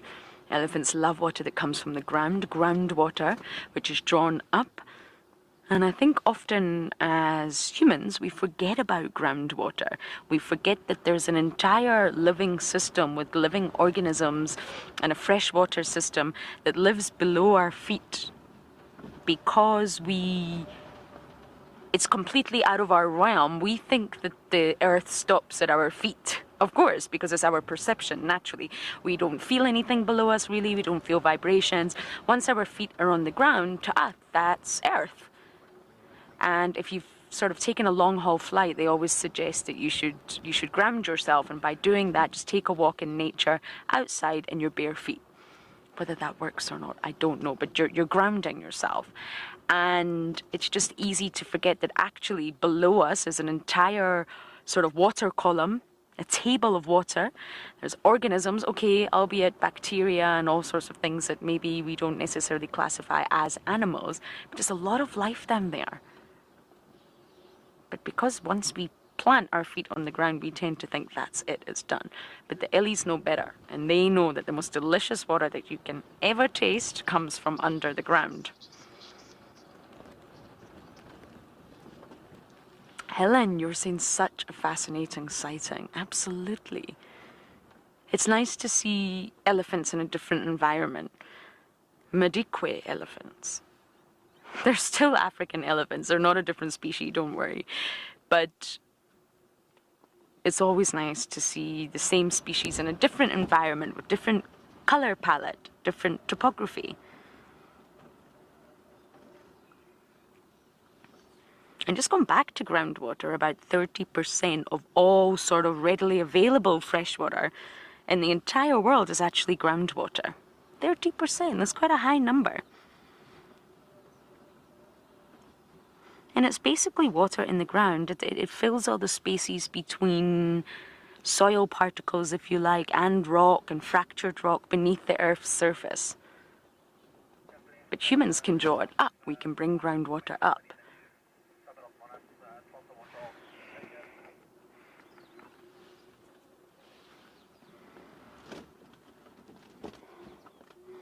And of course it helps keep our rivers flowing.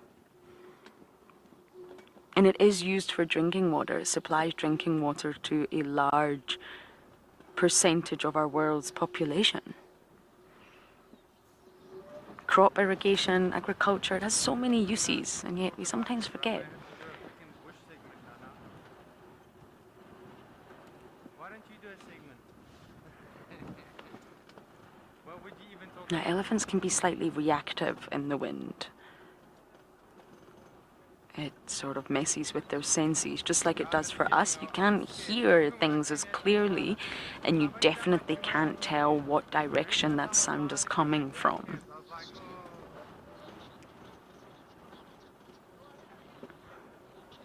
Oh, Patrick. Tough question. This is day number 3 for us. It is a huge water body, and I have actually been here before, so I was very familiar with this water body. But as for, is it the biggest? I don't know. And right now, it's definitely not as big as Shukuru Dam. I would say in terms of volume of water, Shukuru Dam is a little bit bigger. But at its fullest, I don't know. There is also Tau Dam, which is quite a famous dam. There's a camera there in the northwest part of the property. And that, as far as I know, is a big dam. There are lots of small little pans. I don't actually know if it's the biggest, but it's definitely large. And it's probably the size of Chitwa, if you know the sort of Djuma and Chitwa properties. But naturally, as we get more rainfall, it's just going to increase and increase. And I think once it's really full, it could possibly be one of the largest in the area. Madikwe is huge, everybody. It is bigger than I can even get my head around.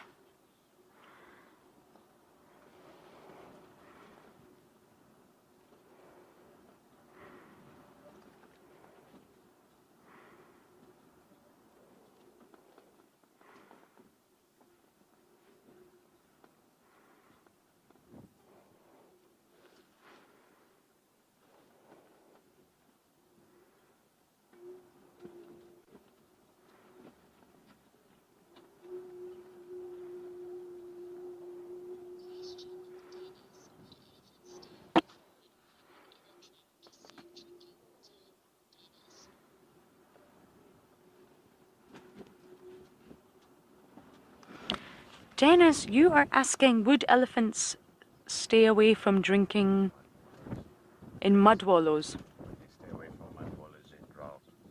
Would they stay away from mud wallows and drive? Sorry, this wind is howling. Not necessarily, no. And you will actually see examples online of elephants getting stuck. It's very common that they're so water dependent, actually. Not just water dependent in the way of drinking. Yes, they require lots of water for their digestive system and for hydration because they're constantly moving, but also for their lifestyle. Elephants need water. As often when you see elephants in captivity, it also makes you incredibly sad because water is a big part of their umvel, a big part of who they are. So when there is a delicious mud wallow that they just want to roll in and rub their dry skin on and just have the best time, they would not stay away from it. And unfortunately, if it is that sort of soil where it's just dry enough but just wet enough for them to get stuck, they will still go in, and unfortunately they can get stuck. There are lots of examples of elephants getting rescued and pulled out of wallows where they've got stuck. They can't stay away from it. But their entire sort of anatomy, look at their skin. The skin is not just wrinkly because they haven't exfoliated. It has a purpose. It's wrinkly for their existence, if that makes sense. It's not just because they're in a dry environment or they're old or the skin's not in good condition. It is wrinkly because those channels are actually not accidental. They are, I won't use the word designed, but they function in such a way to retain water, to hold water into the skin, to allow the animal to cool down in extremely hot and dry, arid environments like we are in right now. Not even just water, but also mud. They can collect mud and just really cool down. So the wrinkly skin has a big function, and therefore when they do see a delicious mud wallow, they're going to go right in it. They wouldn't avoid it. And the same goes for water. They're not going to not drink water because it's maybe not the tastiest they've ever had if they were really, really thirsty and there was nothing else. It's just when there is, or when there are options, they will always go for the freshest, cleanest water.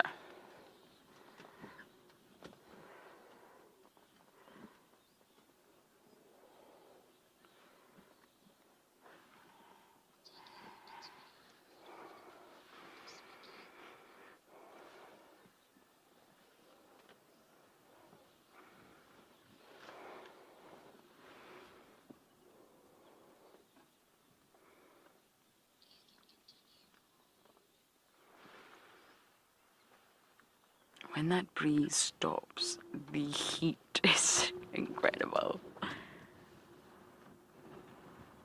And Chavi and I are going through plenty of sun cream, trying to stay cool out here in a shaded vehicle is not easy. Imagine being a wild animal.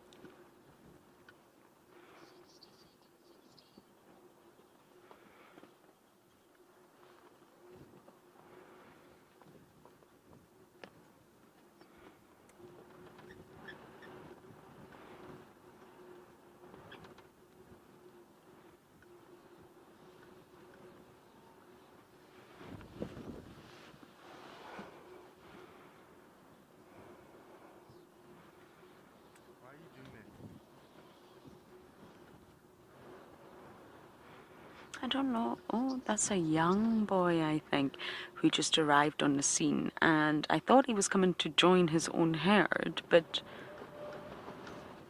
this interaction suggests he's not welcome.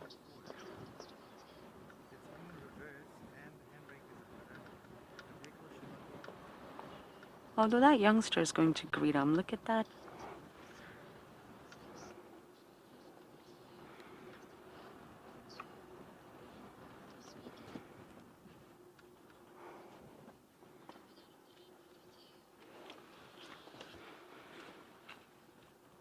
It's interesting watching elephant dynamics, and I have recommended this book many times, but Beyond Words by Carl Safina dives into the world of elephants, killer whales and wolves.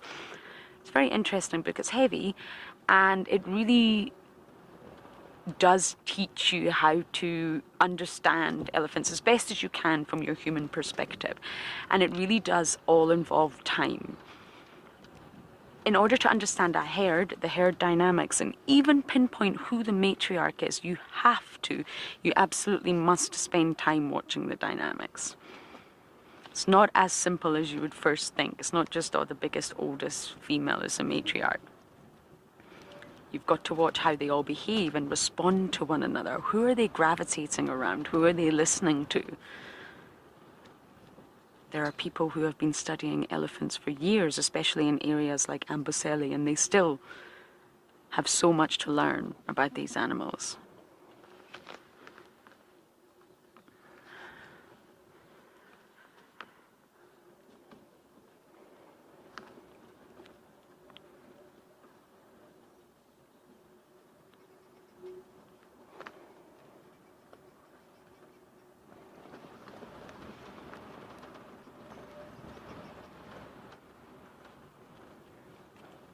How's it going, Nadine? Can you hear me alright there? Yeah, this is the voice that I talk at and the pitch that I talk at. Yeah, the back side.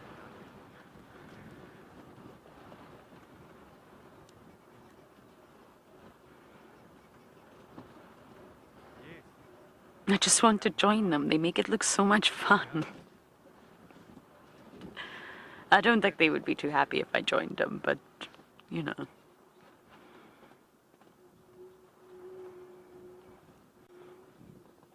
And if you're ever unsure if animals have fun or not, you just need to watch elephants around a waterhole on a hot, sunny day.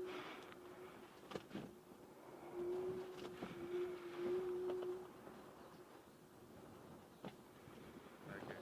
Awesome. Yeah, my pack is on 2 bar. And then BK's on 2 bar as well.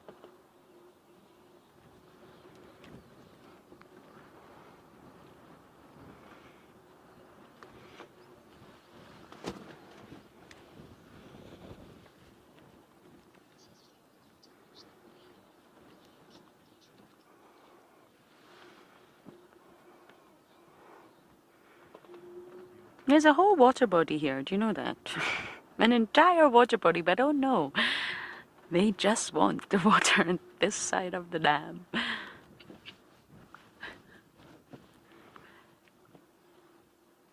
And I'm actually a very awkward angle right now, trying to hide from the wind so I can turn around and actually see what's going on behind me. I don't want you to listen to wind all day.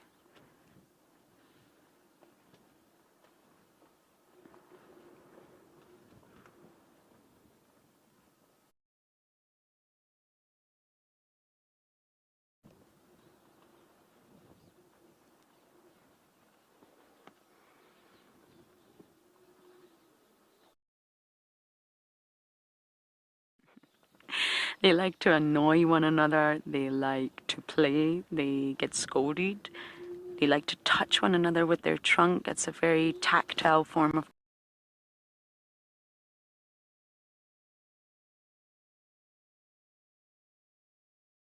Shongile was born in February 2016 to Karula, the Queen of Djuma.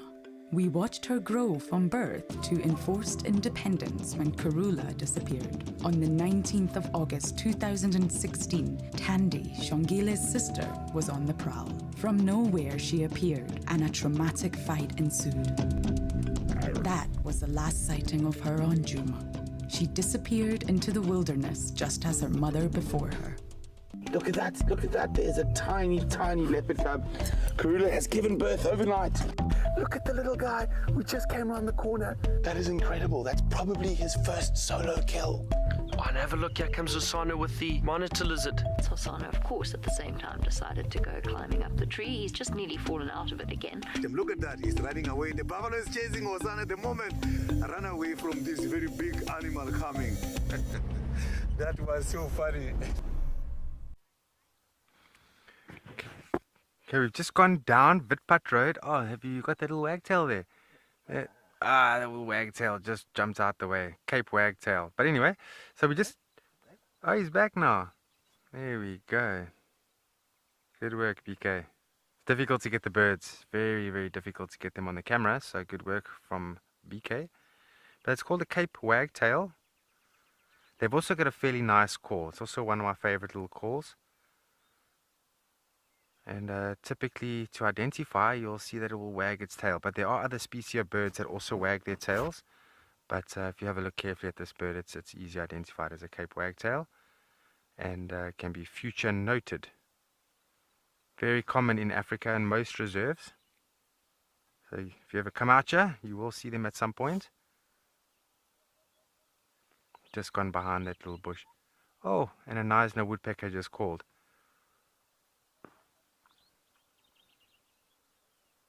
You still on the wagtail? Okay. So it's just looking around there for some insects and so on. Yeah, and they don't mind people either. I've walked right next to a wagtail. I've actually had one walk over my shoes before while I was sitting quietly.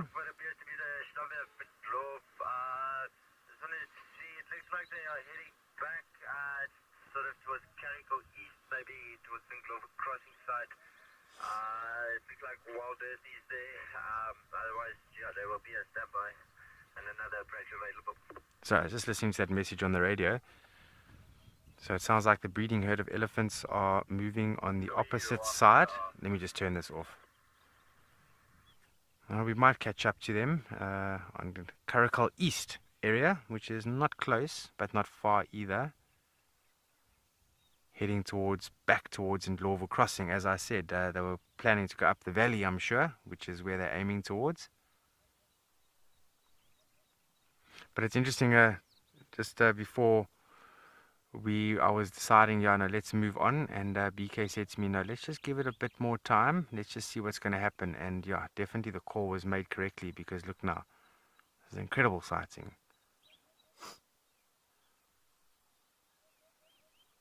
And currently there are a few day safaris that have just joined us on the other side, which is quite nice.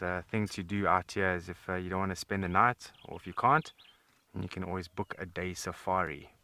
It's a 3-hour drive, have a bit of lunch afterwards, and then you head back home after that.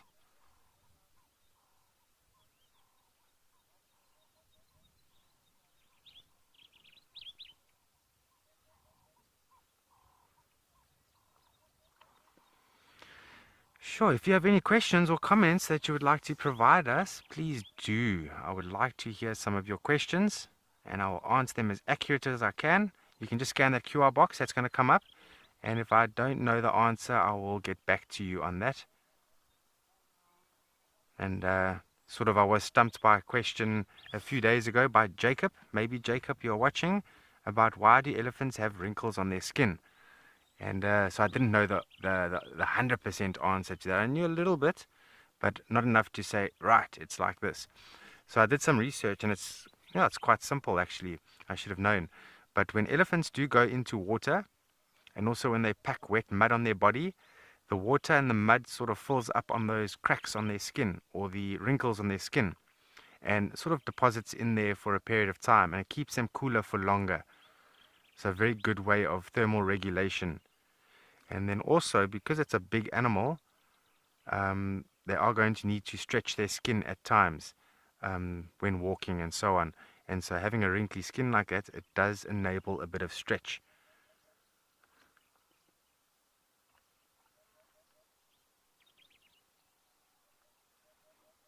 Now that's an interesting one. You'd never think when you look at an animal and it's wrinkly like an elephant that is for thermal regulation.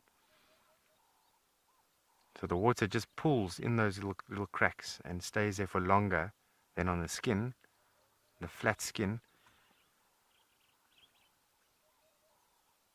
But I'm surprised that they are so much out in the sun right now. It's very, very hot now, and they're out and about.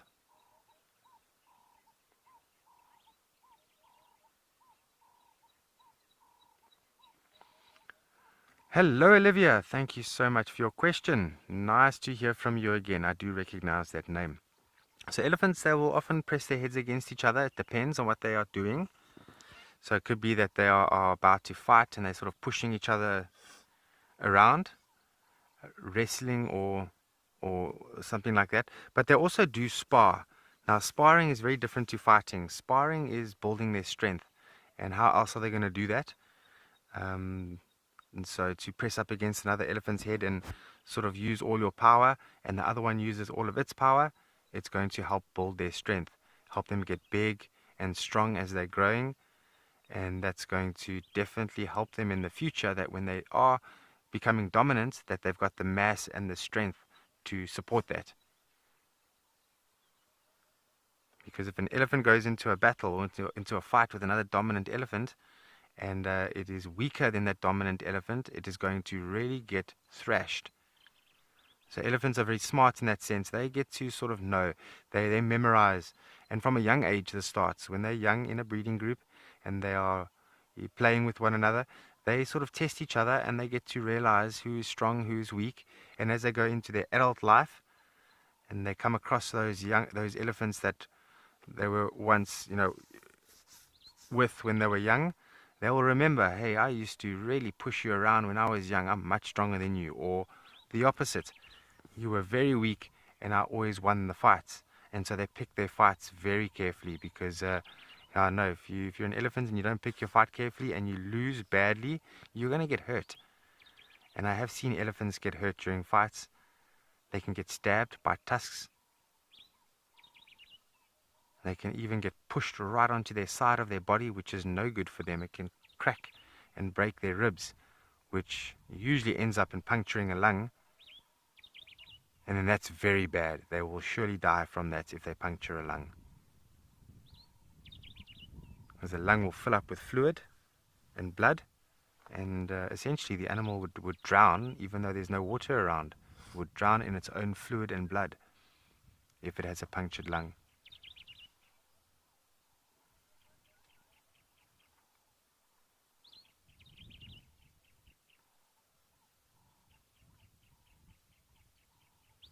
Okay, beginning to feed and reach the branches at the top.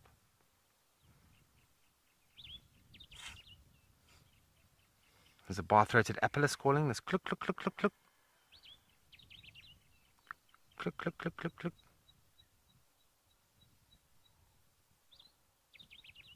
And a somber greenbill just announced itself here as well.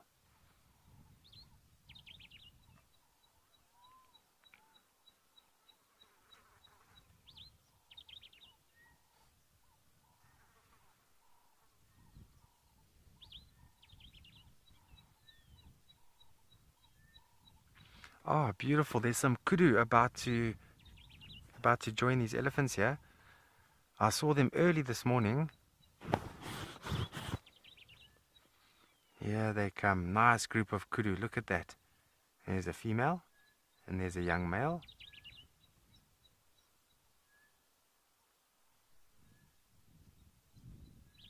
Typical environment this for kudu. Nice and thick with some hills and slopes.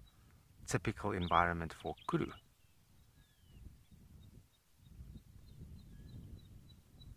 You'll notice they're not in very big groups. Kudus generally aren't, because in the environment where they live, it's thick. Big groups cannot be accommodated because it's so thick and dense, the bush. They're generally small little pockets of kudu.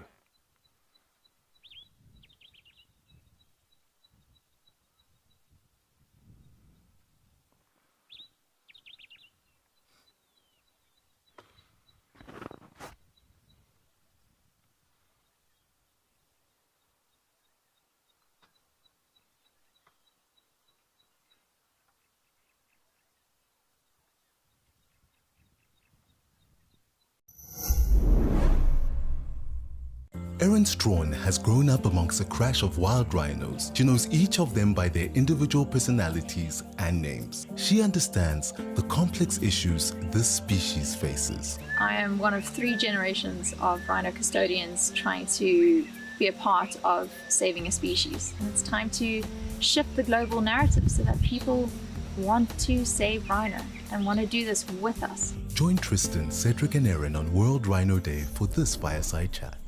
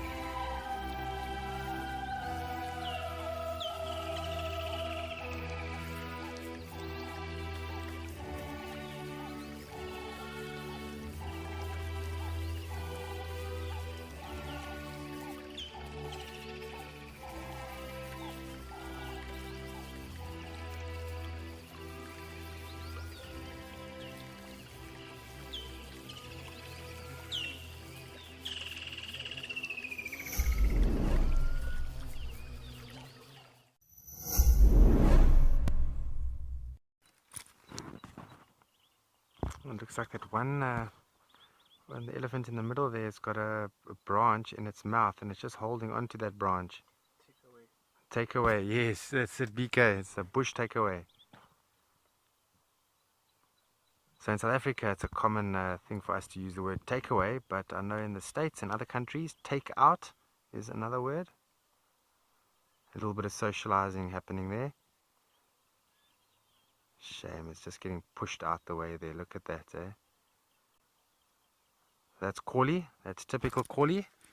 He is a dominant elephant, and he's always going to reaffirm that he is dominant, and that's exactly what he did now. Just remind everybody who's the boss. He didn't do it out of aggression. He wasn't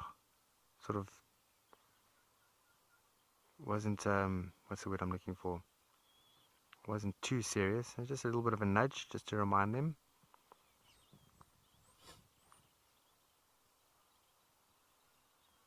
But he's a very gentle elephant. Collie is a wonderful, wonderful elephant to watch. They all are.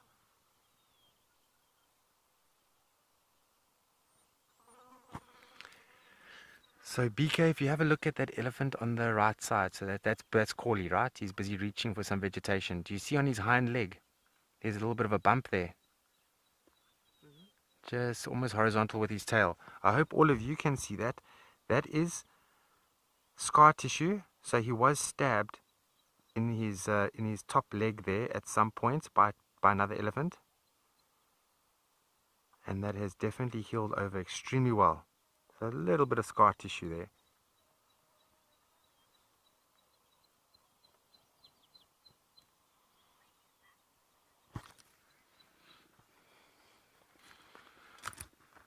Alright, let's head back off to Lauren with her elephants while we watch these elephants a bit more.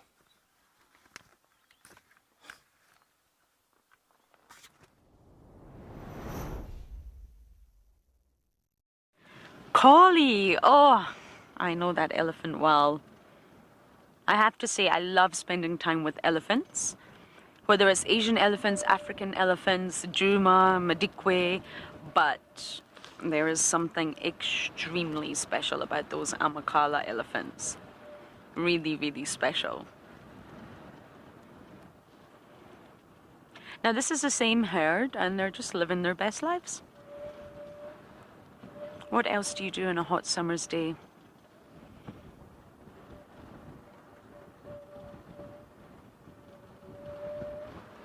My goodness, this wind, I'm so sorry if you can hear it all. It's just...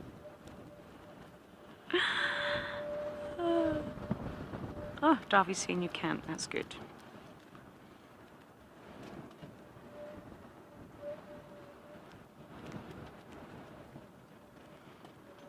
September is a renowned windy month, even in the Lowveld.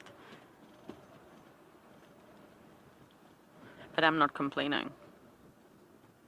It breaks the heat up for us.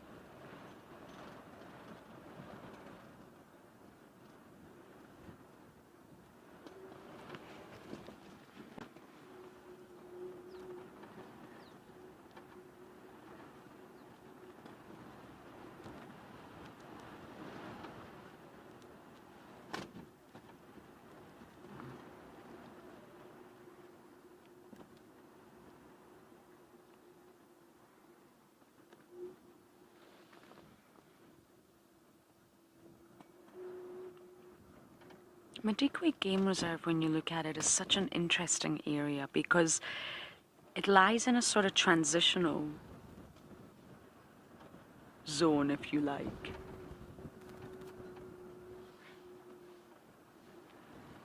Sorry, I thought that was an elephant vocalization, but I think it's just a wind howling in my own ears. It lies in a sort of transitional zone, if you like, between dry, arid Kalahari Desert and the high rainfall region of the Lowveld.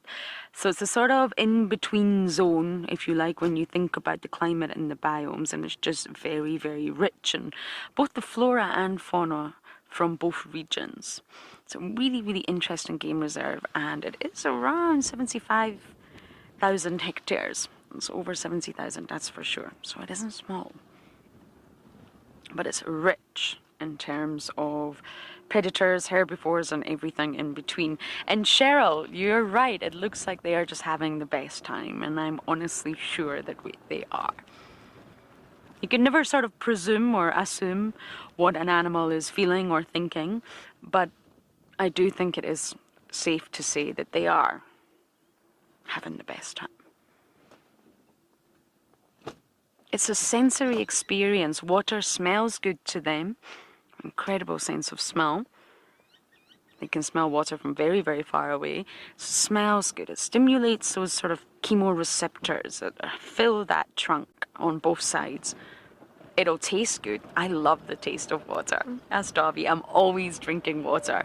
And I can tell the difference between water. There was an interesting video on social media about that, where not everyone can sort of tell the difference between water. If you maybe put good old Scottish tap water in one glass and then Evian in the other and Vital in one and sort of hard water in another and all sorts of different water, some people actually can't taste the difference. I definitely can. I'm very fussy with my water and I just love it. And same with the elephants. It will stimulate their taste buds. It will quench their thirst.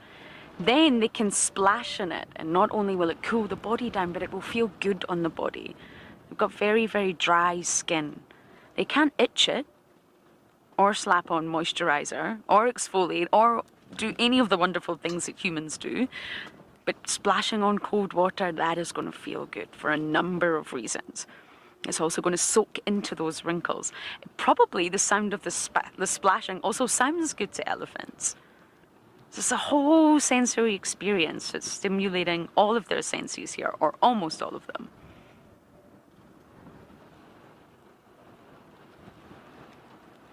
It's a social activity as well. They're able to socialize, have fun together rather than just on your own.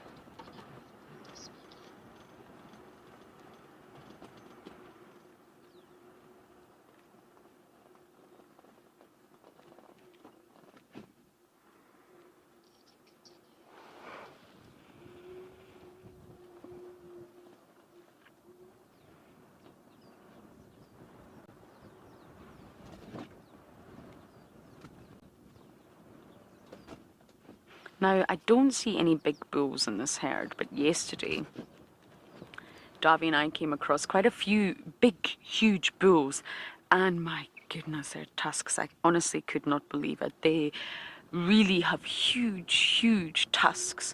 Not necessarily long, they are long, but it was really the girth of them. Very, very wide, strong tusks in a lot of the bulls here.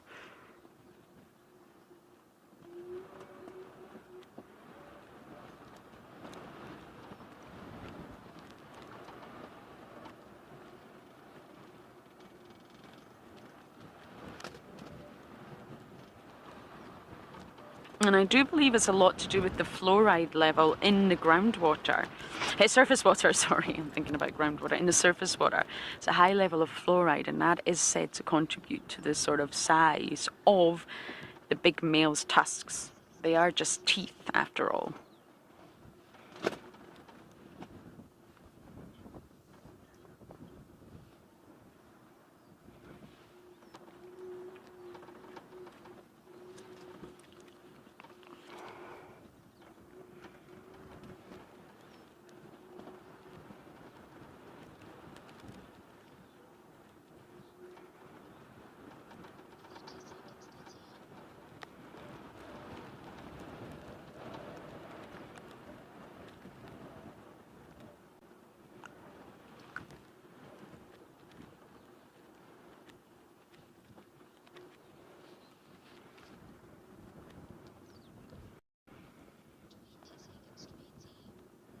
have an entire herd of impala slowly approaching.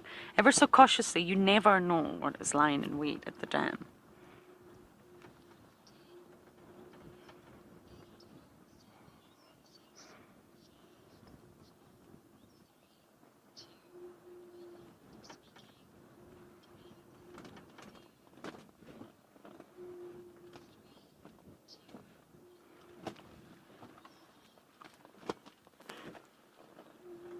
Look at the impala.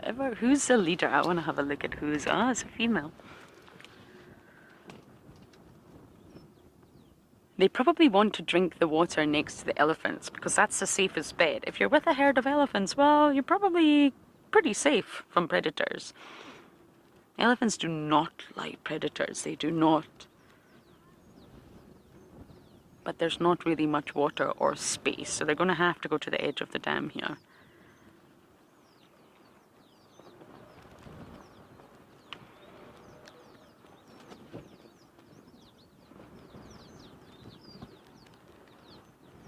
And that's the joy of just sitting at...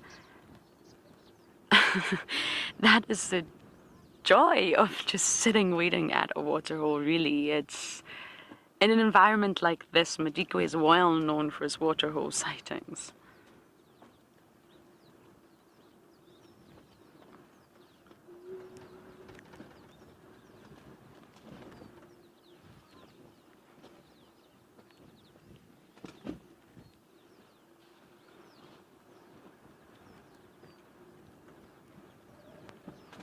Would you look at that? That is a huge herd. Wow.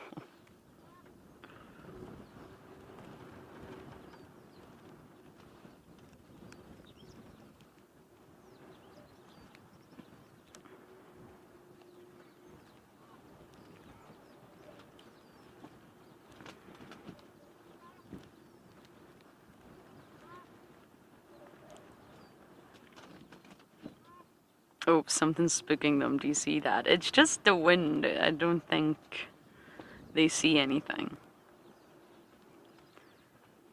Living life on the edge.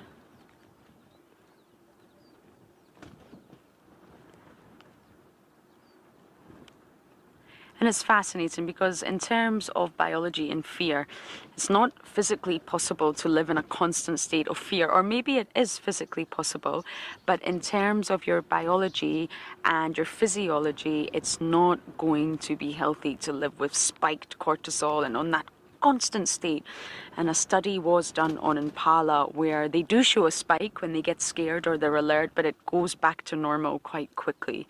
Equilibrium, homeostasis kicks in. And of course it does, because it wouldn't be possible to live in that constant state of fear. Definitely wouldn't be an enjoyable life.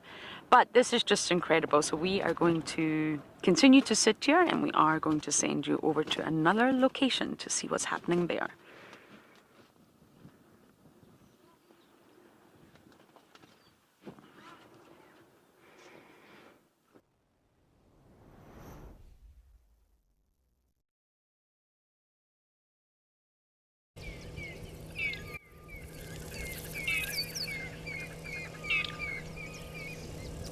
Absolutely gorgeous sightings of those animals out there in Madikwe. Definitely a very, very different landscape to a lot of our other locations. Always do love seeing some variations that you get with the animals in those situations.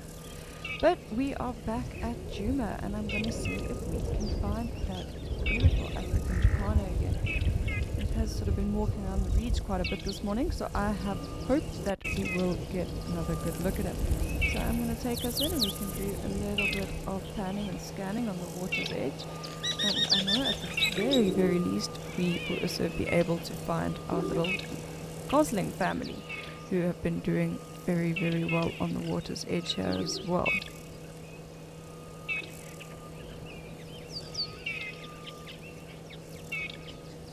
So I'm just going to be keeping a close eye on all of the sort of greenery in the waters. That's where the jacana is most likely to hang out, and he is really the bird that I would love for us to spend a little bit of time with.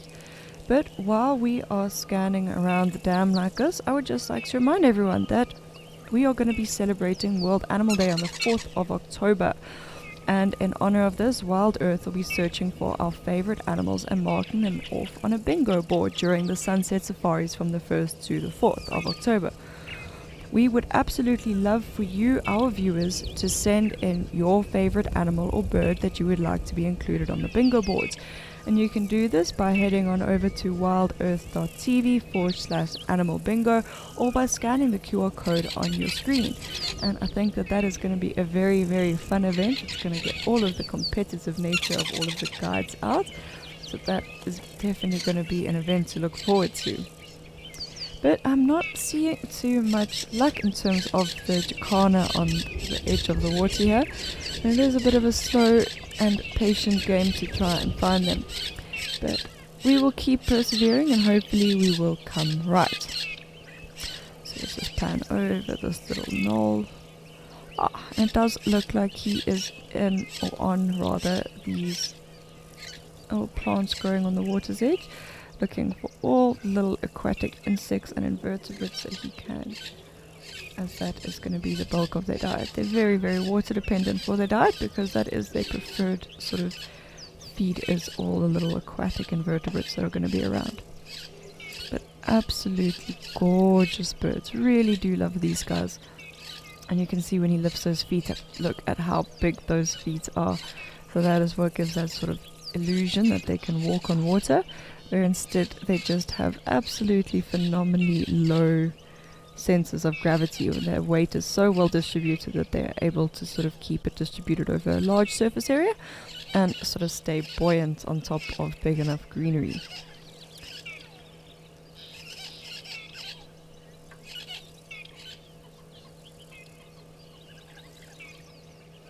Hi Sonia F, thank you so much for the warm wishes, and to you and your family as well.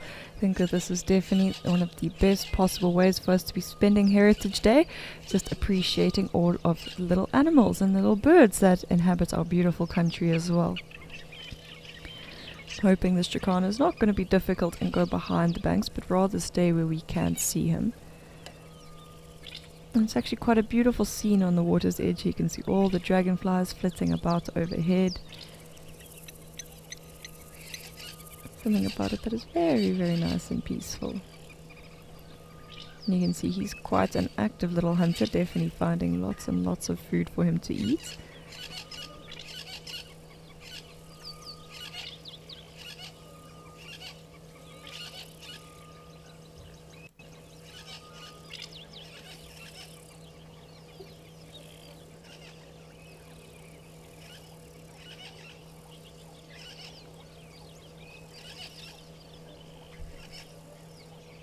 So these are one of my preferred birds. I won't say favorite birds because I don't think that I'm capable of making such decisions, but they are sort of on that list of amongst my favorites. And the reason for it is actually a little bit obscure one. It's got nothing to do with the animal itself, but rather when they have these little parenting moments. That African jacana have a very, very different sort of take on how to be a bird, and you find that they have a different system, that where typically you'll see either both the male and the female will be involved in raising the babies, or you'll find that the female raises the babies and the male sort of has multiple partners that he breeds with. You find that with the African jacana they've actually got it the other way around, that the females are the ones that are a little bit more promiscuous, that the male sort of establishes his territory and he tries to attract a mate, and the females will come by and choose which mates she wants to breed with, and it can be quite a few that she does choose to go along with, and that is sort of her approach. And on the last sort of one, she'll lay her eggs in one of the male's nests, and the male will thereafter be fully responsible for incubating those eggs and raising little hatchlings. But now, why it's so fascinating and why it's so interesting is that if you've ever watched a jacana daddy with his babies, you get some of the absolute cutest moments. That the babies are much like the little lapwings that we saw when they first hatched out, that they're absolutely tiny bodies and just all legs. But now you've got to imagine they are all legs and all feet all at the same time. So when Dad feels that it's necessary and he needs to get those babies away from danger, or those babies are struggling with the cold, Dad actually tucks them up underneath his wings, and he sort of will stand up with the babies under the wings, and you just see these little legs hanging out with these big feet on the end. And you get quite an interesting illusion as Dad will then continue moving around. Very, very interesting to see. And I can see it looks like there's a little terrapin in front there.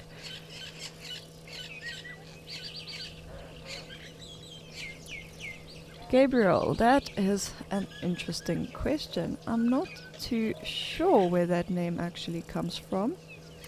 I'm going to see if I can do a little bit of reading about that. I don't always spend too much time looking at the origins of names, but I'm sure that there is a good reason. So while we keep trying to keep up with this little bird, let's see if we can find the reason.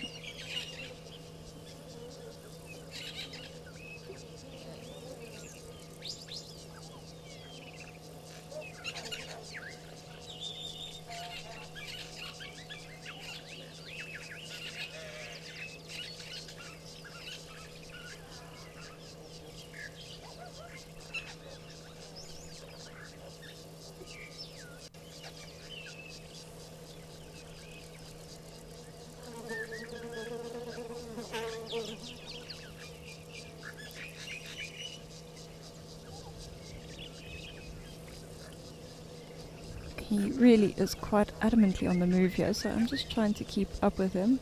So I do really enjoy watching these birds as they go about.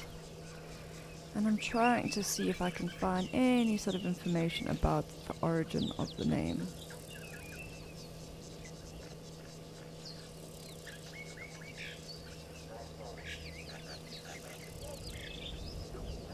So there we go. So if we take away the African part, the family Jacana, and we look at that instead, it's actually quite interesting that the name Jacana means wading bird. So quite aptly fitting for a bird that is exactly that. He is a wading bird. He walks around in the shallows and does all of his hunting and all of his other activities there as well. And you can see it, there's a little terrapin that's just in front of him there, digging itself into the mud by the looks of it. But our Jacana just having a grand old time walking along here.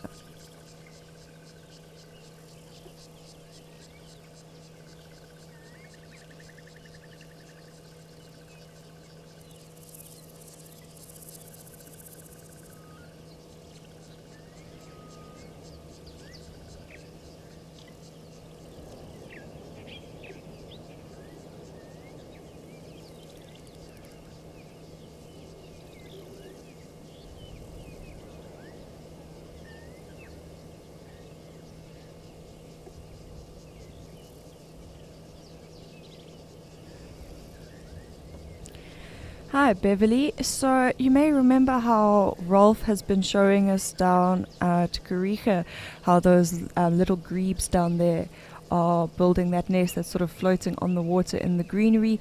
That is very similar to the nest of an African Jacana, that they do have a very, very similar sort of method of building a nest, that it's sort of this little floating pile of leaves and nesting material on the water, and that is exactly how it's going to be. So just as soon as those chicks hatch, they pretty much immediately get into this sort of lifestyle of living and walking around on the water like this.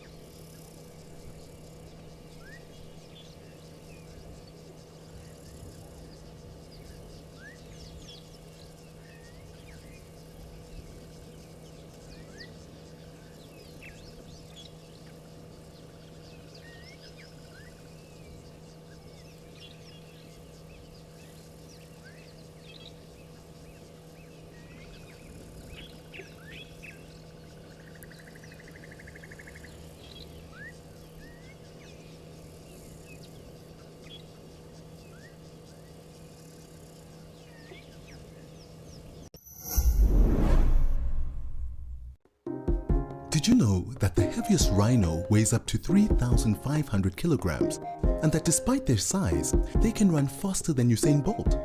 Did you know that the longest rhino horn was about the same length as a 7-year-old child? There are so many fascinating facts to learn about rhinos. Join Tristan for a Rhino Ask Me Anything.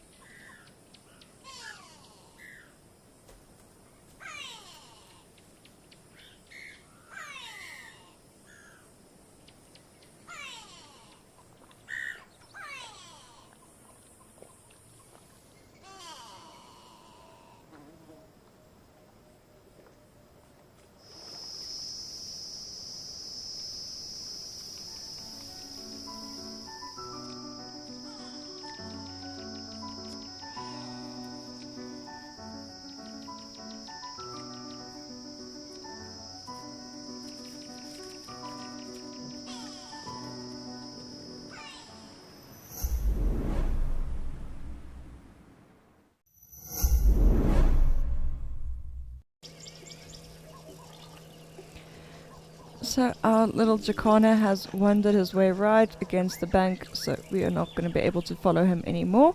But we did get a significant amount of time with him, and I find that that is pretty darn good for a Saturday, getting a nice little different bird.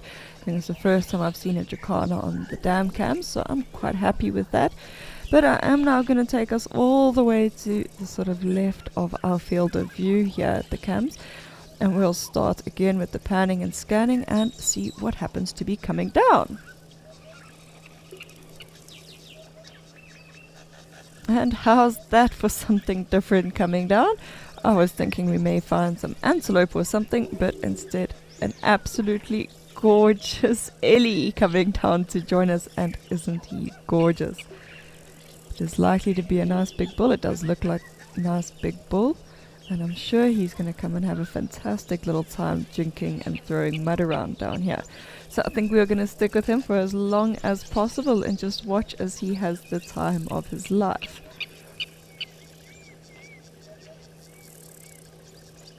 But of course, why would he stay in the nice clear open view for us to take a nice chance to appreciate his gorgeousness, but instead puts himself halfway behind the bush. We will have to make do with what we can and can't see for the time being, but hopefully he will come back out for us.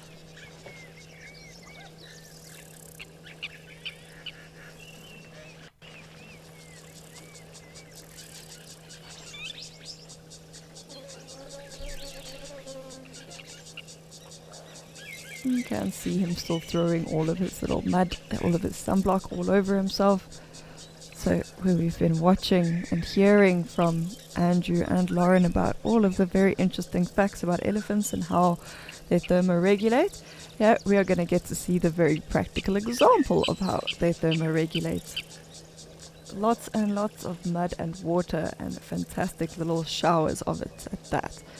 That, you know, if you're not covered in mud, you are not doing it right if you're an elephant.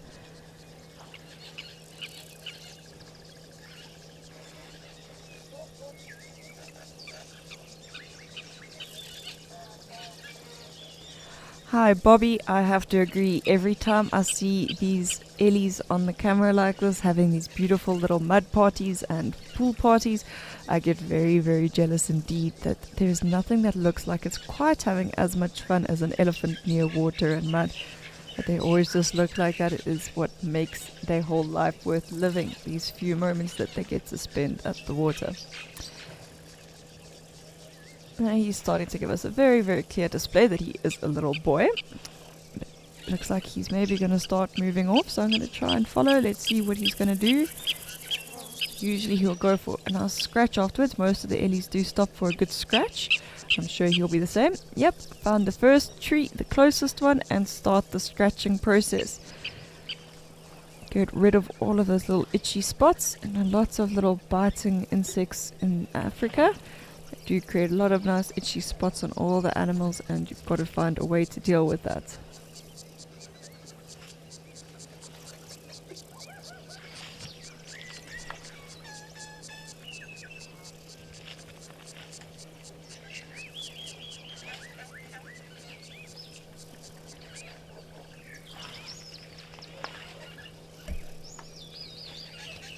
And he looks like he's going to be on the move again, so let us keep following. I'm hoping that he's going to stop by the main dam, and we'll get to see quite nicely if he has another little bit of a water bath. But while we're watching to see what he may get up to, I saw a little lapwing chick run in front of him there, and there's the adult. But I would like to remind you all that we are completely live and interactive. So if you have any questions, comments, suggestions, or anything else that you would like to share with us, you can do so by visiting our website at wildearth.tv/questions, or by scanning the QR code on your screen. And please do get in contact. We love to hear from you, and we'll do our very best to answer as many questions and comments as possible.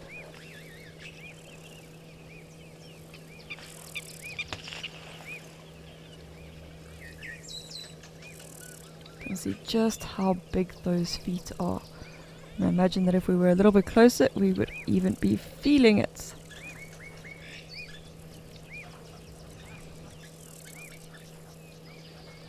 Ah, and how's that? Another very, very muddy elephant. Another little bull. So it's possible these two are traveling together. That you've got this younger one possibly taking notes from this big bull that we've been following. And it's a great way for them to sort of learn all that they need to know to one day become dominant bulls of their own and be able to have that right to mate. Do you find that although the males do live in a very sort of separate hierarchy system to the females, that there is still usually one bull who is dominant in an area and sort of has the most rights when it comes to choosing and mating with females, and then he'll have sort of insubordinates that follow him around and learn from him along the way.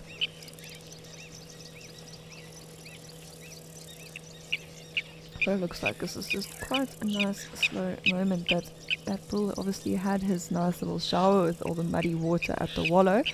Now that they've moved on to the main dam, it's a little bit more about having a nice little drink.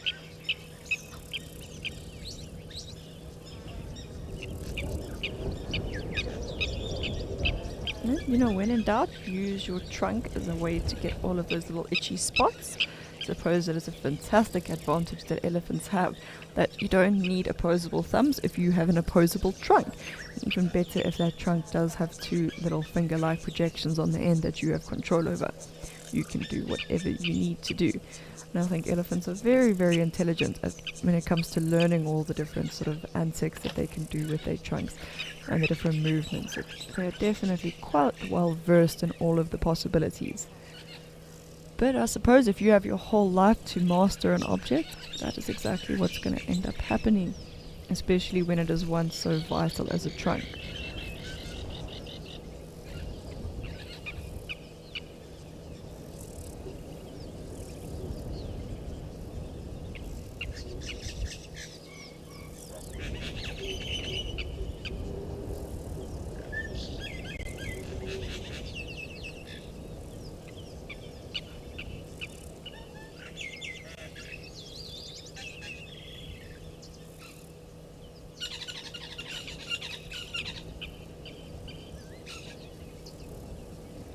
And of course you can see all the birds. It looks like quite a few doves and various amounts of hornbills flying around at the back there every so often. It looks like these two ellies are just really enjoying a nice cool moment at the dam. They've completely slowed down and look quite at ease now. I think it's going to be just a nice slow moment for them. It was very enjoyable, even when they are not being super hyper in the water and all of the sort of very playful antics. Something that is very, very peaceful about watching elephants with water, that they just look very, very calm. And I find that they really radiate that feeling, and I do seem to find that I pick up on it, and it kind of just makes me want to sit back and relax and enjoy the little things a little bit more.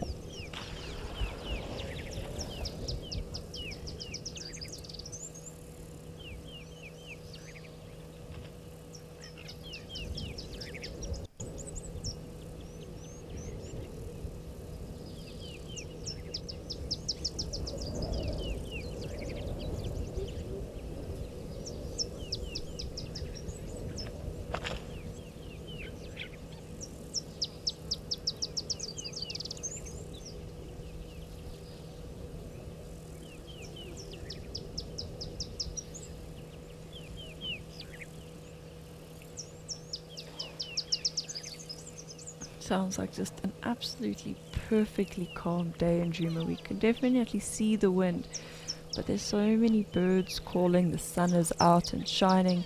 We've got these two gentle giants that's having a nice slow moment, and it's just absolutely so peaceful and calm. Best way to spend the weekend. Go find yourself a lovely little dam and a game reserve that you can sit at and just enjoy all of the sounds of nature. Definitely not much could beat that.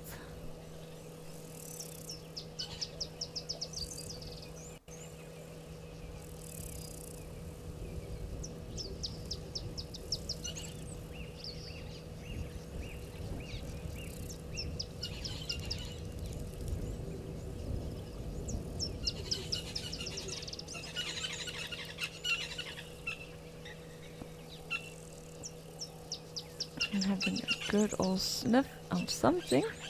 See something interesting getting carried over on the breeze. Gotta make sure that you smell all the fantastic little things.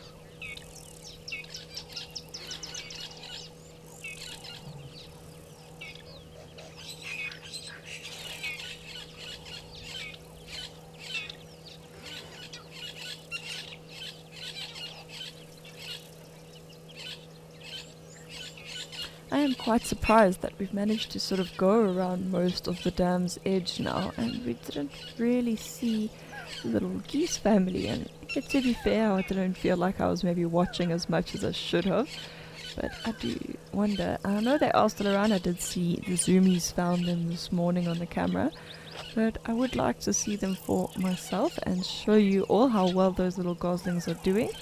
That they are getting clear. They must be about 2 weeks old, I think, as of today, since they hatched out. So they are doing very, very well, and I would like to catch up with them. And we still have all 8 accounted for. Very, very good parents there.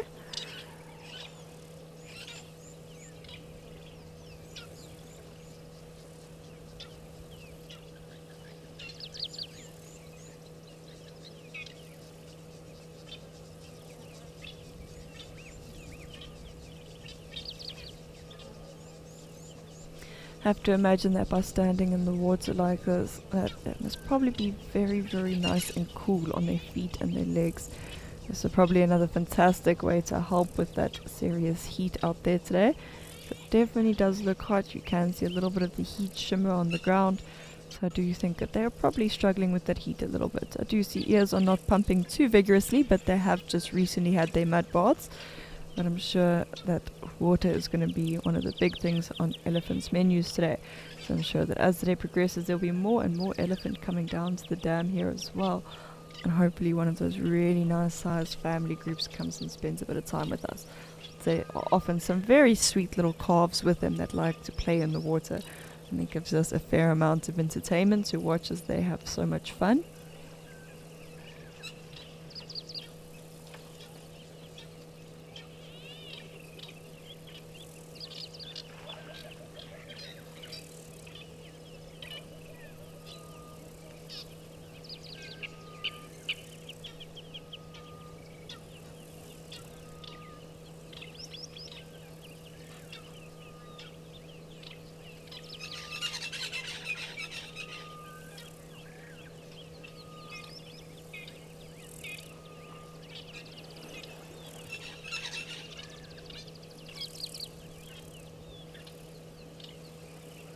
And it looks like there's been a bit of a change in dynamic. Can see some energy starting to return to these guys. Maybe the little nap moment is finished, and it is time to get back onto the day's duties, which is probably going to be a lot of feeding that is going to be required now.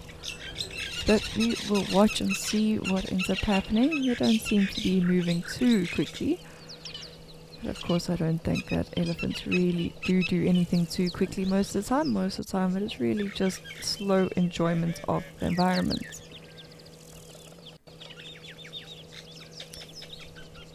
So it does look like these two are going to have a lovely slow afternoon here with us. So while they keep doing what elephants do best, just having a slow moment, I think let us go back on over to Andrew and see if he has still got his elephants.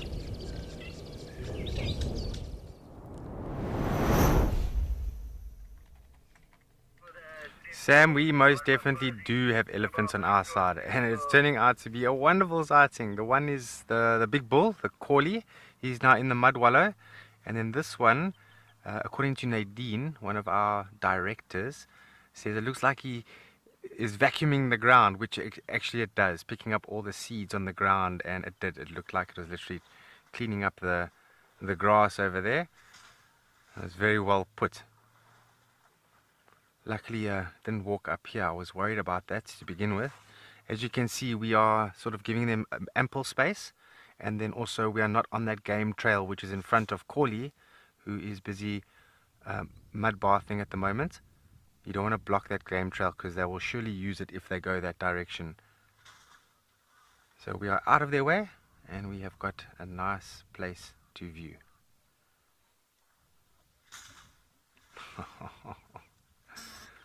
This is a wonderful sighting.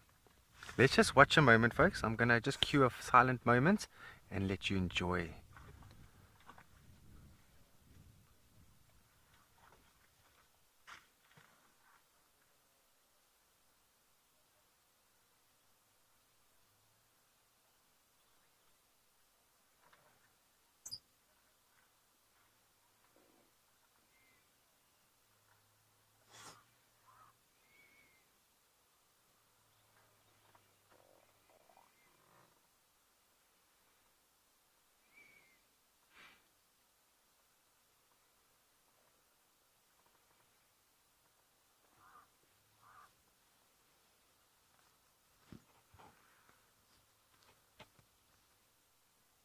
And there he goes.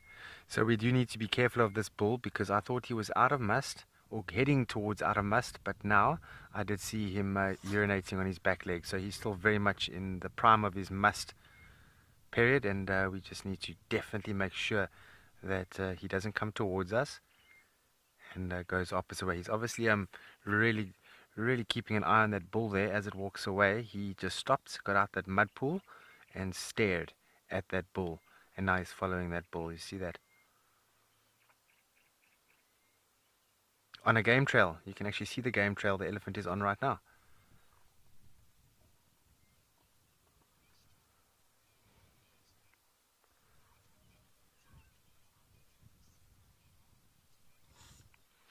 Ella, age 11. I do recognize your name. You sent me a lot of questions during my time with the dam cameras.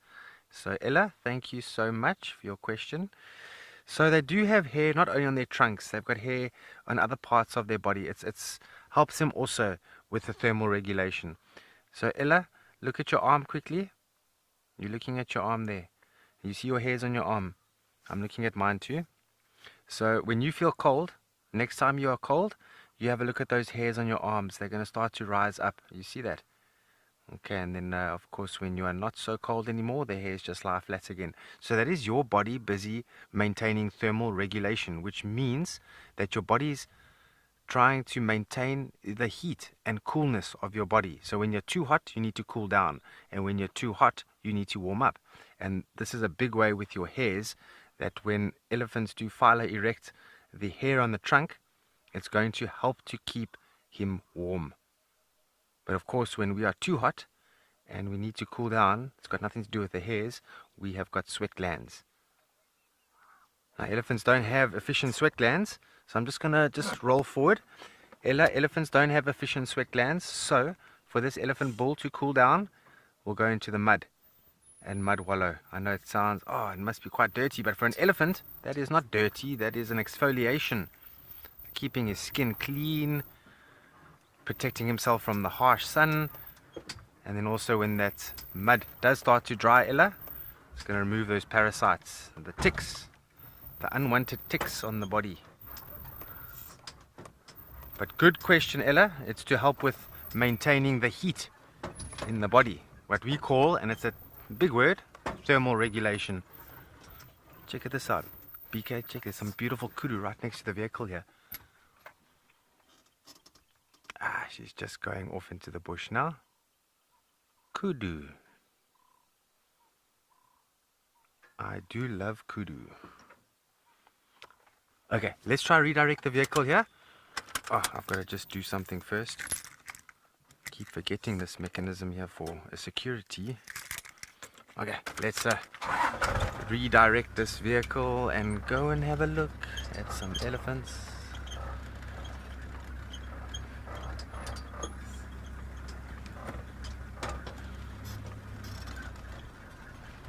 Okay, so we're just going to turn in here. This is a good place to turn in. Should I go a bit more forward, BK? Okay, we're trying to look at the topography of the land here. What's going to be better for viewing and better for the vegetation as well. Is that perfect? Good show. There's some very sensitive plants that are growing here. We don't want to drive over them.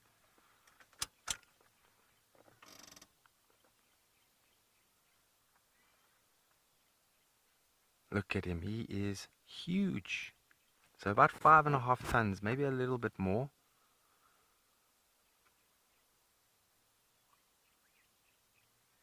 So just over 5,000 kilograms.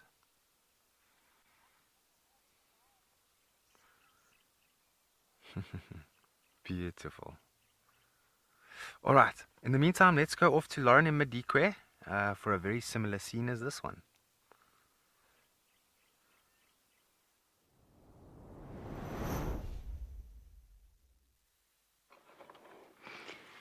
Oh, I'm not sure it's that similar, I'm afraid. Look what we have. We have one elephant who's given up on life, just decided to lie down. We had kudu.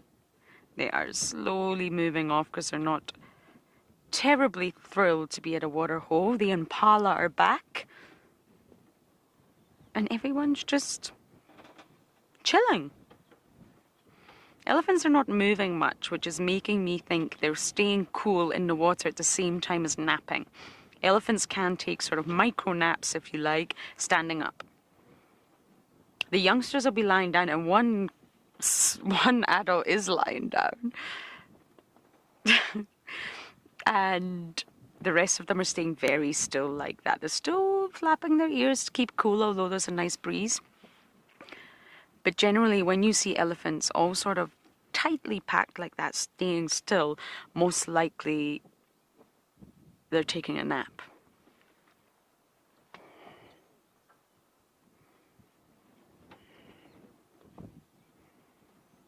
It's just wonderful.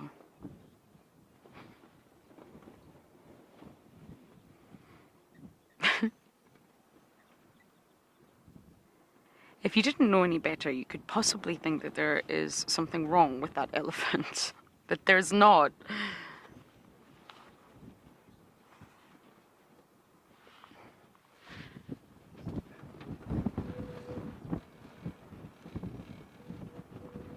Isabella, this is what you would love to be doing today. Absolutely. I want to be that elephant that is lying down in the mud. That's who I want to be. Oh, see, they got startled. You see that? It was the elephant that startled them. But life is tense around a water body. Sorry, I'm just laughing at that elephant. It is utterly ridiculous. Do you know you're on camera? And this actually goes back to what I was saying earlier. We were talking about elephants wallowing, and they really will just wallow anywhere. There's not much water there. Oh, now we're getting up.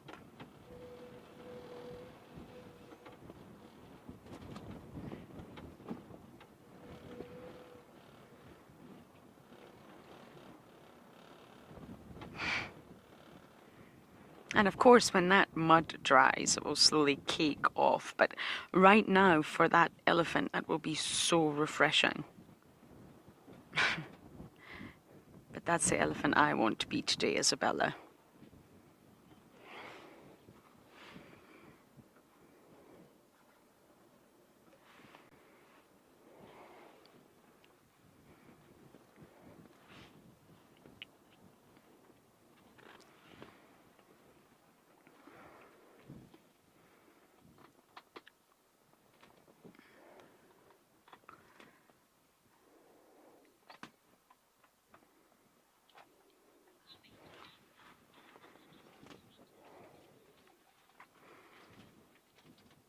Amber, elephants are the sweetest. However, we shouldn't anthropomorphize them too much. Elephants can be extremely dangerous in the bush. They are very sweet with one another in the herd, but obviously, I think because elephants are heavily popular with the public and Dumbo and all of these wonderful stories about elephants, we sometimes forget that they are a hugely powerful animal that will do anything, and I mean anything, to protect their young. And I often find it quite fascinating, the sort of reputation that sharks have. I mean, it's terrible. A lot of people are terrified of sharks, and Davi and I last year, and we're about to do it again, went swimming with tiger sharks. And when I say swimming with tiger sharks, I mean in very shallow water, surrounded by about 12 to 15 of them, who come very close to you. They're very curious. What are you? What are you doing here? Very gentle animals, and really, when you peer into their eyes, you can just see there's a soul staring back at you. There's a being. There's a gorgeous, beautiful, sleek, sexy creature. Can you call a shark sexy? Davi's saying no. Well, I think they are. They're amazing. But yet people are terrified of them. And the number of sort of shark attacks per year in comparison to the number of people killed by elephants, it's way more by elephants. And I'm not saying that elephants are bad in any way, shape or form. I love them. But what I'm saying is it just astounds me sometimes why we're so scared of a creature in the ocean that really couldn't care less about us. Yes, there are accidents, but there are accidents everywhere. People get killed by lions, leopards, even hyenas, elephants, buffalo, hippo, crocodiles. But yes, Amber, elephants are the sweetest to one another. They're very, very social, and the social dynamics is very ingrained into their sort of DNA. Herd life is very important to them. And a mother elephant, my goodness. Nothing would stop her protecting her young, and it's crucial to remember that.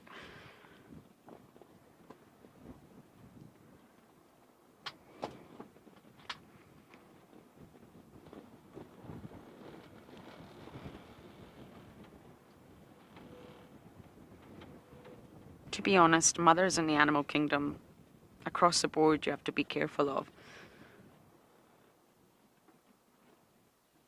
From birds,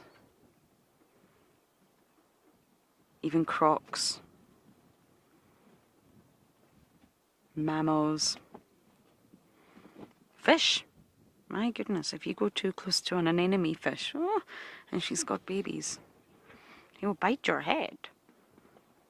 And okay, it's a very small bite, but it's really not what you want to feel when you're underwater. A triggerfish, my goodness.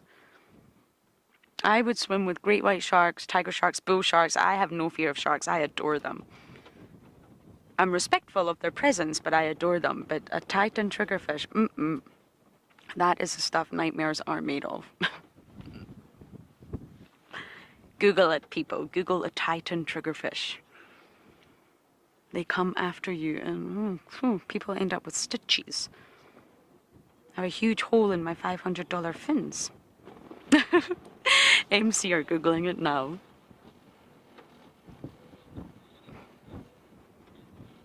Abigail, you are so welcome.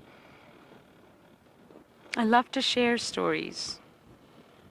Storytelling is actually a crucial fundamental aspect of being human. We got the gift, or maybe it's not a gift, we got the ability of language, and language allowed us to tell stories. And storytelling is now recognized as one of the most important sort of fundamental aspects of saving indigenous communities, conservation, learning.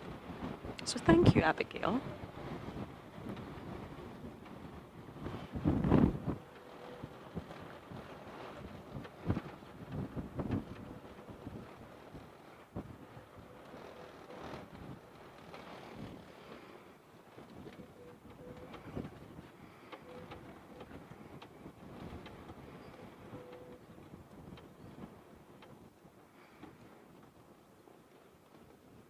Even at the Fagasa Awards every year, storytelling is an aspect that they are judged on, the contestants. It's not just their guiding skills and their rifle handling and their tracking skills. Of course, they are all important, but a crucial aspect is storytelling. You must be able to tell a good story. Wow, these elephants are just giving us the best show. So that definitely means that we are not going to go anywhere, but you guys are going to head over to more elephants in Amakhala.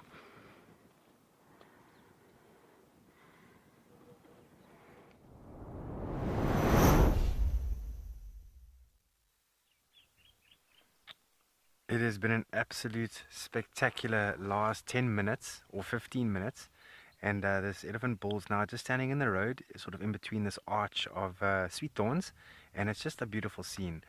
And what he's doing now is he's busy making these sounds, sounds, and looking out into the valley. So we do know that the rest of the breeding group is in the valley right now. And he's trying to communicate with them. I think he's trying to sort of encourage them to come this way. And definitely communicating with him.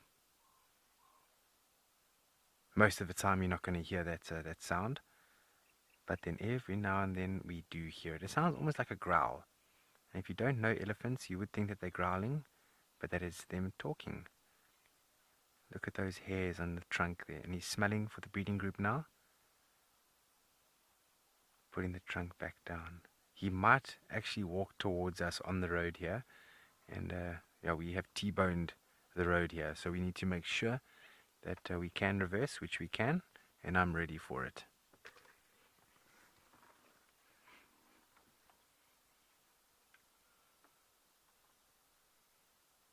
Beautiful bull this. He's so cool, this bull.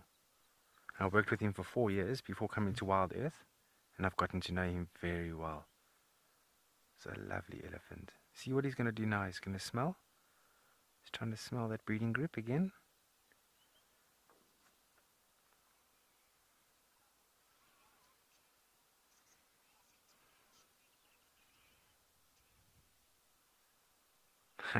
BK, Joe says great work.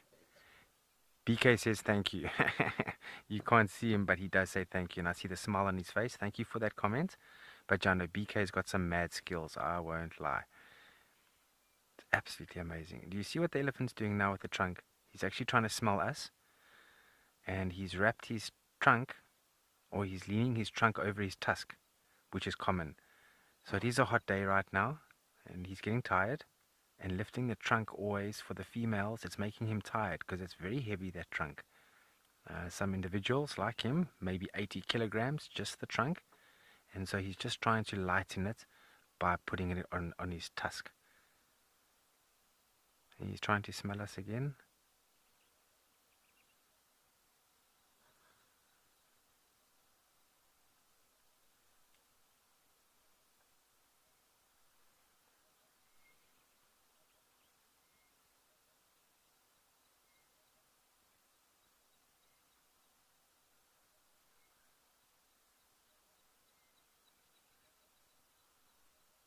Beautiful.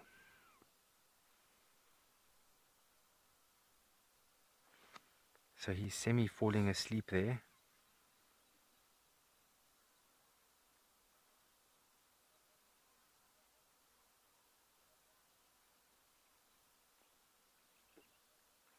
What I've always found interesting is that elephants know what the next day's temperatures are going to be like. Somehow they know. And it's not like this elephant woke up this morning and is now suffering because it's a hot day. So last night, this elephant would have known, okay, tomorrow's going to be a hot day. Now I need to make sure that I make fully sure that I feed as much as I can, get those sort of morning and early morning activities done. And now he's mud wallowed and thrown some mud on his body, and now he can afford to sleep because they are bulk feeders. And if they're hungry, they're not going to sleep. They're going to try and feed. So he's already fed quite a bit, compensating that it is going to be a warm day today. They're very good at understanding what weather conditions are going to come. They don't have apps like YR or AccuWeather.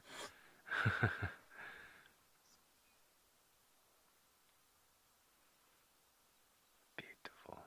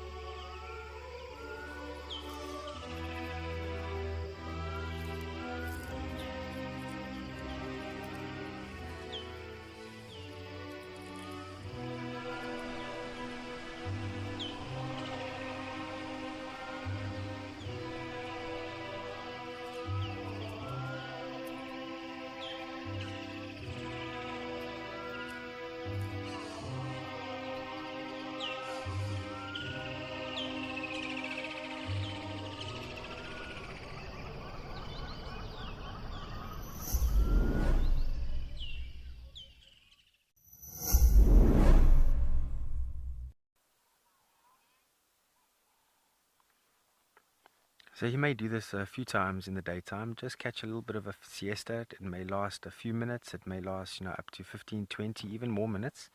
But generally it's those short little naps that they'll have and then get moving again like he's doing now. So the time that we were here, he was having a bit of a nap. But now he's moving off and getting active yet again. Yeah, BK, how cool was that, eh? That was a cool sighting. Very cool.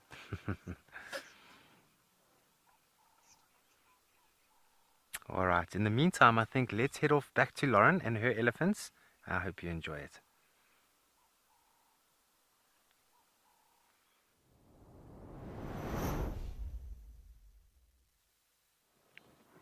I can't leave this sighting. It's the same herd, everyone. And I think it's two young boys have been sort of tussling, as boys do. You won't really find female elephants doing this, especially at this age. Maybe when they're tiny, they might wrestle and play, but not at that age. The boys just love to tussle.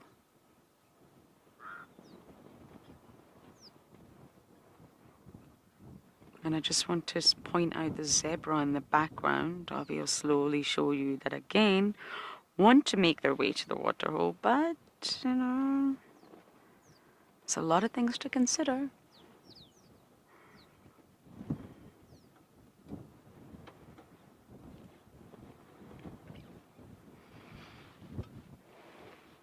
Davi, I'm throwing you all over the place here, but are you able to get these quillias? They're so beautiful, and it's not often that we get them on camera. Are you able to get them? They're so gorgeous, red-billed quillias. One of the most numerous birds you'll find in most sort of bushveld-type environments in South Africa. And they're just everywhere, but they're very flighty. Look at that. They don't hang around for long, which is why you rarely get them on camera. They're gorgeous.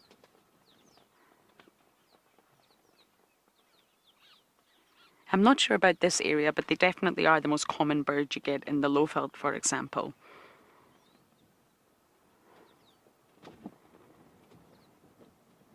Just dancing and hopping about.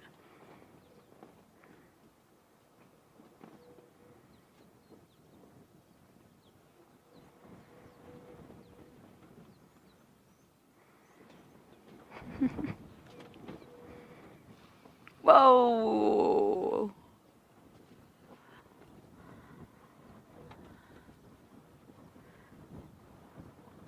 Stunning. The coordinated manner in which birds, when they sort of flock like that, is just unbelievable. Most social groupings of animals have to be in sync on some level, whether it is a school of fish, a swarm of bees, a herd of elephants, a flock of birds. They must have a form of communication that keeps them together to allow them to be that social tight unit. But just a reminder, everyone, you are welcome to send in all of your questions, your burning questions, or comments on how you feel about what we're seeing right now. Because this is happening live. This is only day number 3 at Madikwe. Just getting used to being here, fighting through all the teething problems, and I think this has definitely been the best day yet. I think I may spend most of my time at Madikwe at a waterhole, to be honest. If the temperatures are this hot, there's really no point in being anywhere else, unless it's a hyena den.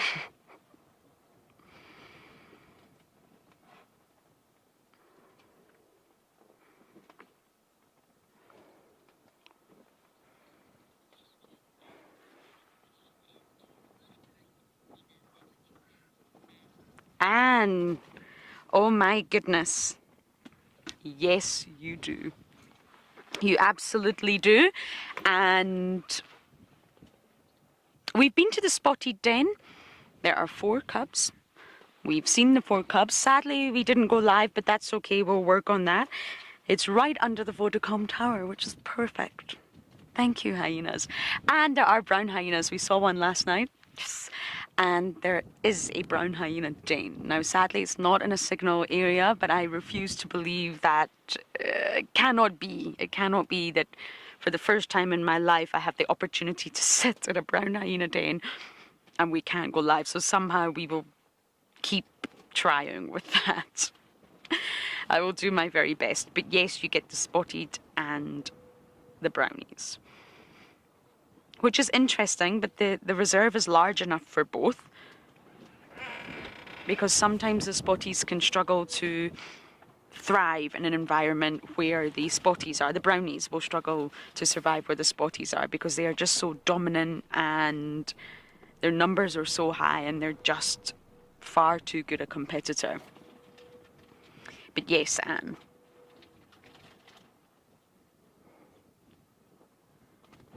I've met a few of the hyenas already and it was just so nice to see them again. I really missed seeing hyenas after leaving the Djuma clan and leaving them at such a time just before their baby boom. I miss them terribly and it's just so nice to know that I can just spend time with my favourite animal again.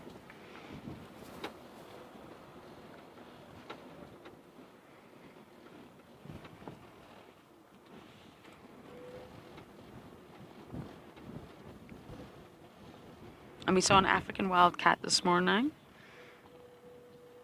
You can get aardvark and aardwolf, so really a lot is going to lay in store for Madikwe.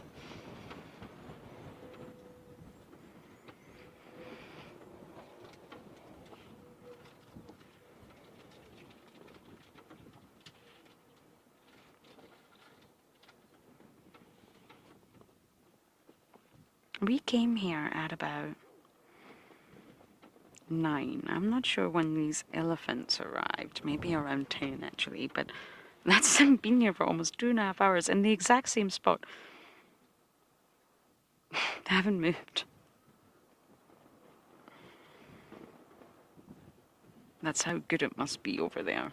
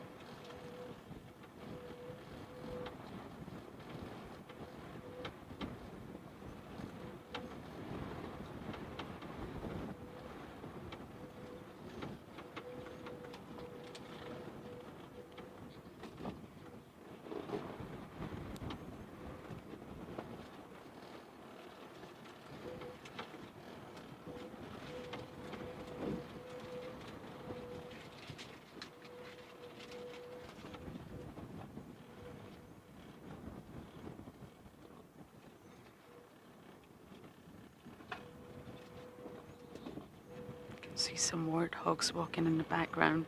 Everyone's coming down to the pool party now.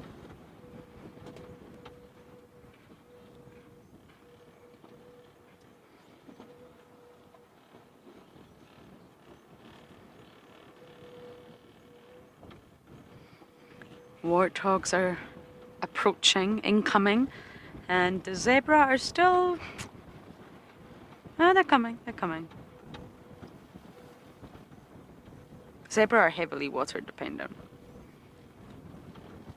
You will always find them around water bodies, and then you'll always find them coming to drink.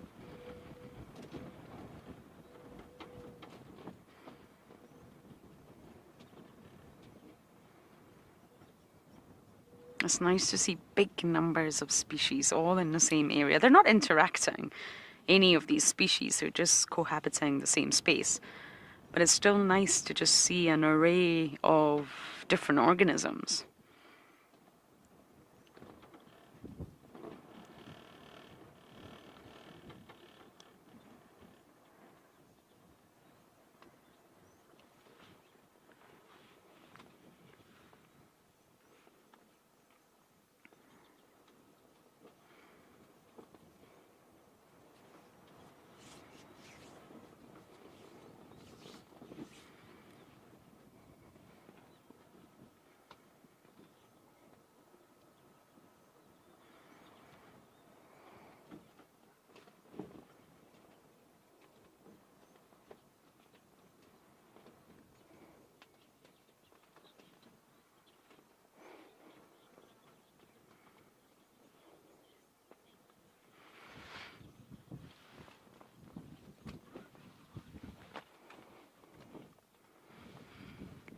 Roman Rhino, lovely to hear from you. And yes, it is so enjoyable getting to know new reserves. And we're just getting started.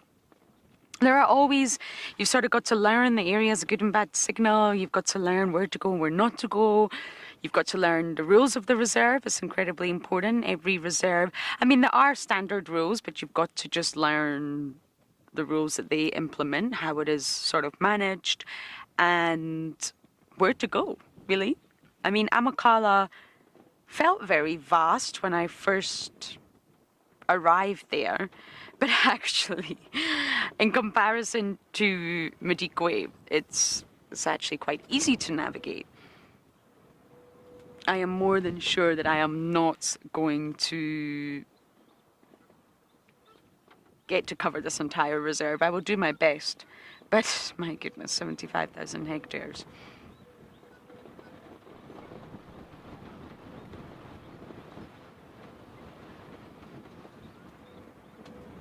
And you can see all the dust blowing, all the sand is very dry here. And that's what I enjoyed. Leaving Djuma broke my heart a little bit, but it's always important to keep moving in life and keep challenging yourself. Otherwise, you may get stuck, and although you'll know Djuma so well, I knew every little nook and cranny, every animal, every game path, every sort of area that was going to fill up with water first. But you've also got to keep moving, keep challenging yourself to learn new environments, new animals, new climates. I think that's really important. So I agree, roaming rhino. I am over the moon. So again, not going anywhere. This has been the easiest drive. But as we sit there, as we sit here, we are going to send you across to another live location.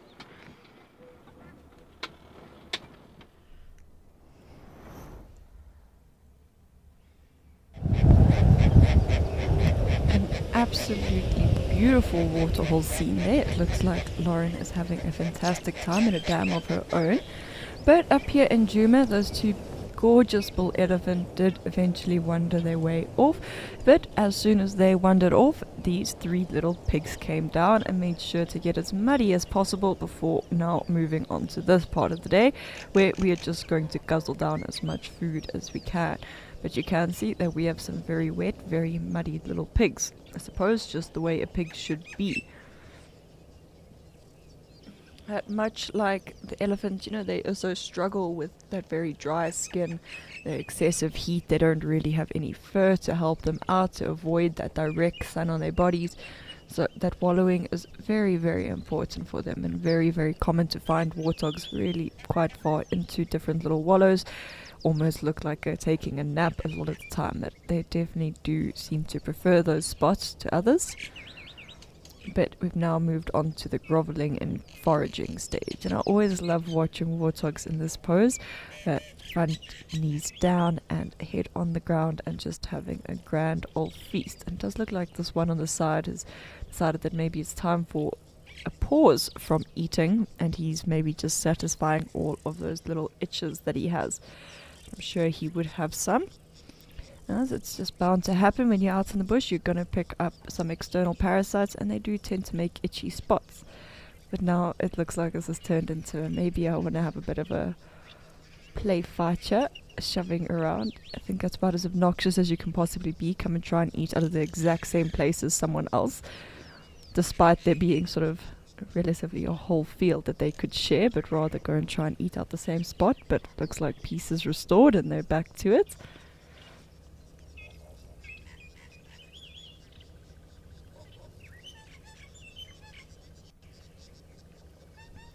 Hi Megan, so you'll find that the same sort of skin type is very common in your rhino, that they are also one of those animals that likes a good mud wallow, and also no real fur to help keep them insulated. But it is predominantly those three that spend the most sort of time when it comes to really having proper mud wallows, in the sense of lying in the water, getting that mud everywhere, and for that exact purpose. As of course there's a lot of other species that will still come down, still go into the water and enjoy themselves in there, but you do typically find that it's those three, the three that have very little hair, that are going to spend the most time in any mud wallow. And you do also see it with the bush pigs, although they're a lot more nocturnal, so not too likely to really see them mud wallowing as much, but I do know that they're also quite fond of it. But yeah, all of those sort of animals are not going to have too much fur. That's when wallowing is the most important, because it's where you get hot. It's all those spots that are not covered by something, and it's all those spots that become more vulnerable.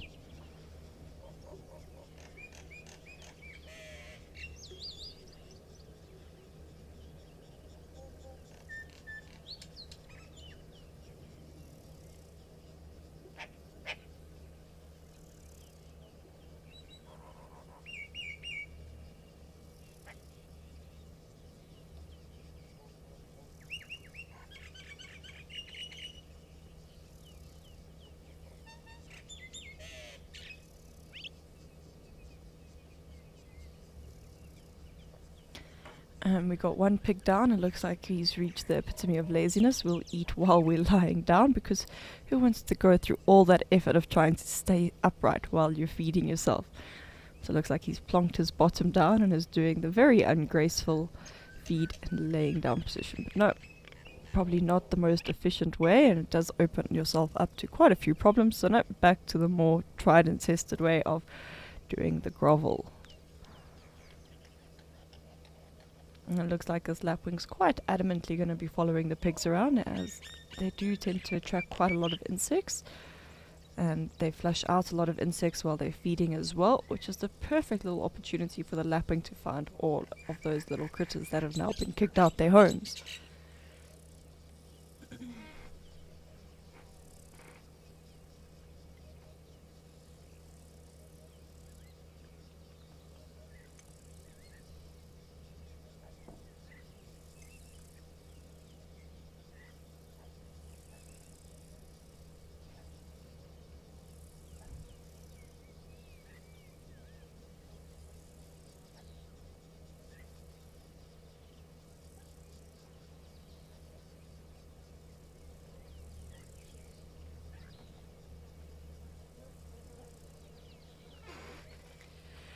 Hi, Julie. Absolutely. They are very much a little bird with the opinion of a much, much larger bird. That they do sort of have this sort of attitude that they own an area, and there's not very much that scares them. That you'll often find them sort of standing their ground even against the likes of elephants and the big cats when it comes to protecting their nest.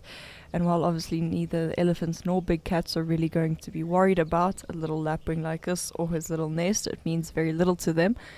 This little guy is quite adamant that he must be the most important thing out there, and of course that is what animals are trying to do. They're trying to mess with him. So you do find that they're very, very opinionated, very, very full of themselves, that they're very sort of dominant in any given area. That's the word I was thinking about. That they definitely do sort of rule the roost, so to speak. But our little lapwing chicks here, those two little chicks that we've been following as they're growing up, they're over a month old now already, and my oh my, have they really started to bloom into themselves. They've definitely grown quite a bit. They're not too much smaller than the adult now, and so many of their adult feathers have started to push out. They are starting to look a lot more like real birds as opposed to the scruffy little youngsters we've been seeing.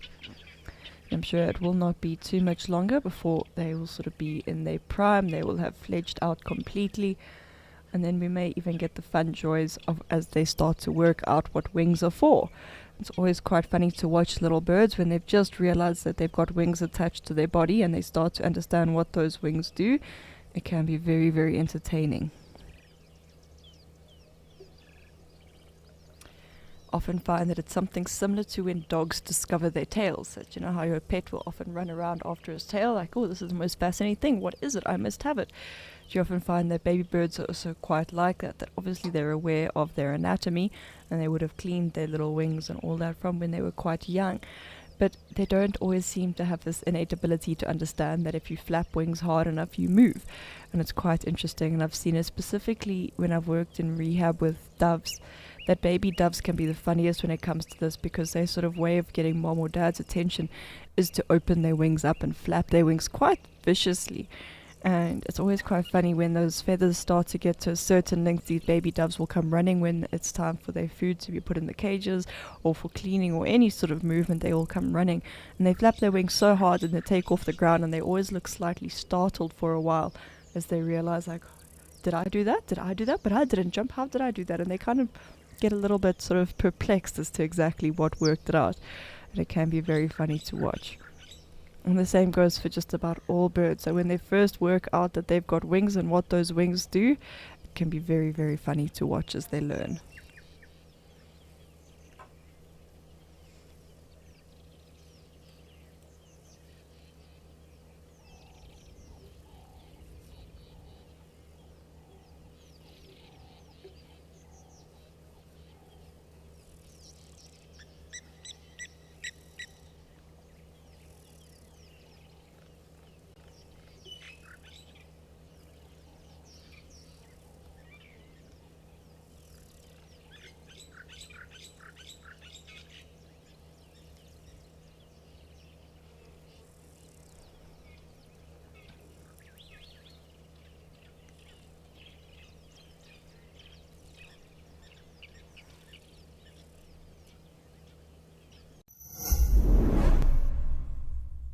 Some say it's a game of chance, luck, even divine providence. Others would call it your grandma's weekly fix. Yes, we are talking about bingo. Join us in celebration of World Animal Day. For the most gripping game of safari bingo to date, our naturalists will be going head-to-head on a hunt to spot the animals you have chosen. It's sure to be one for the book.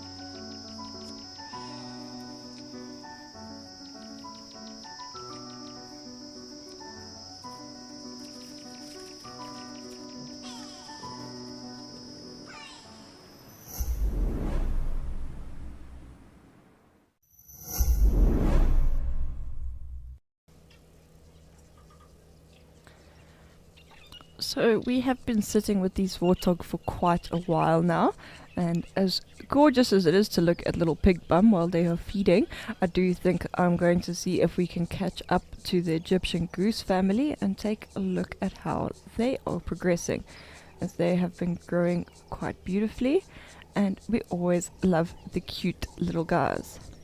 And while I'm busy searching for this little family, I would like to take a second just to remind everyone that we are completely live and interactive.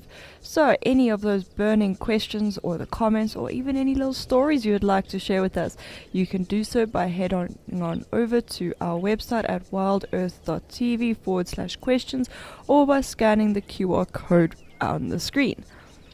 And please do get in touch. We love to hear from you, and we love all of the moments of interaction. And there is so much to be learned from one another, and we like those thought-provoking questions, things that we maybe wouldn't have thought of ourselves. But in the meantime, we have found our little family, and it looks like they are just taking a slow little moment. They've been very, very busy, hard at work all day, feeding so many little mouths that it looks like the littlest mouths have decided that they need a little moment to rest. So we can see that they've gone up under a parent there, and one parent will stay with the babies while the other is going to be the one keeping guard. But quite a cute little family moment.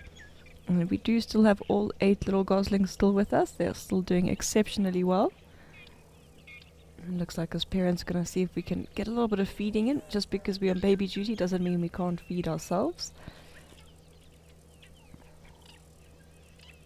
So of course a lot of what they're going to be doing in the water's edge is a lot of sort of filter feeding, picking up the small little food particles in the water from all of the plants and things like that. But then out the water they're obviously very, very good little grazers as well, that they will eat a bunch of different sort of grasses, herbs, some weeds, all sort of along the edges of any area that they don't need to be in water, but they do need these sort of nice grassy areas that they can graze in. And of course, to help with that, they do have little serrations on their beak that help to act as little scissors to break the grass off, so that they're not going to be pulling it out because they don't have any teeth to sort of get it into small manageable pieces. So rather have those little serrations on the beak that gives them that chance to bite and cut off different pieces that are of the right size to be eaten. Don't want to be eating the whole plant, roots and all. We just want the nice tasty bits.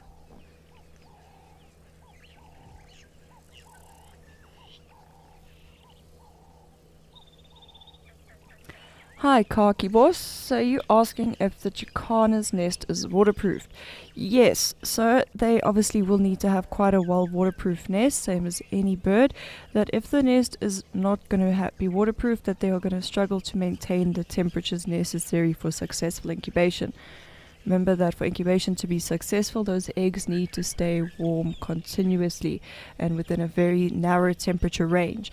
And if not, then incubation will fail. So definitely you will find that those nests are still very well waterproofed to make sure that they keep out any additional moisture.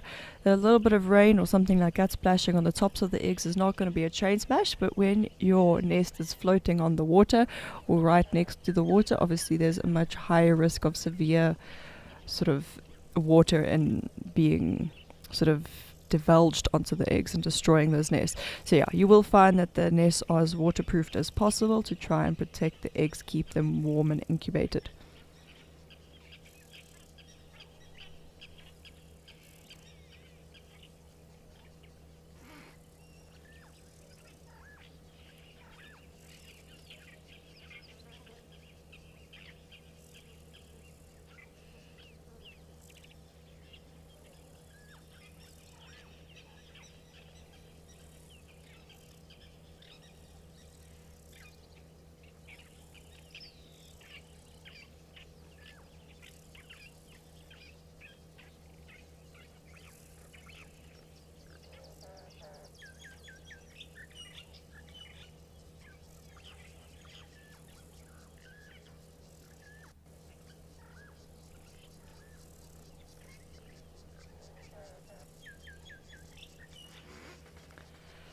Hi, Janet. Absolutely. I do suspect that it is very, very warm out there. You can see the heat haze all around them when we're nice and close like this.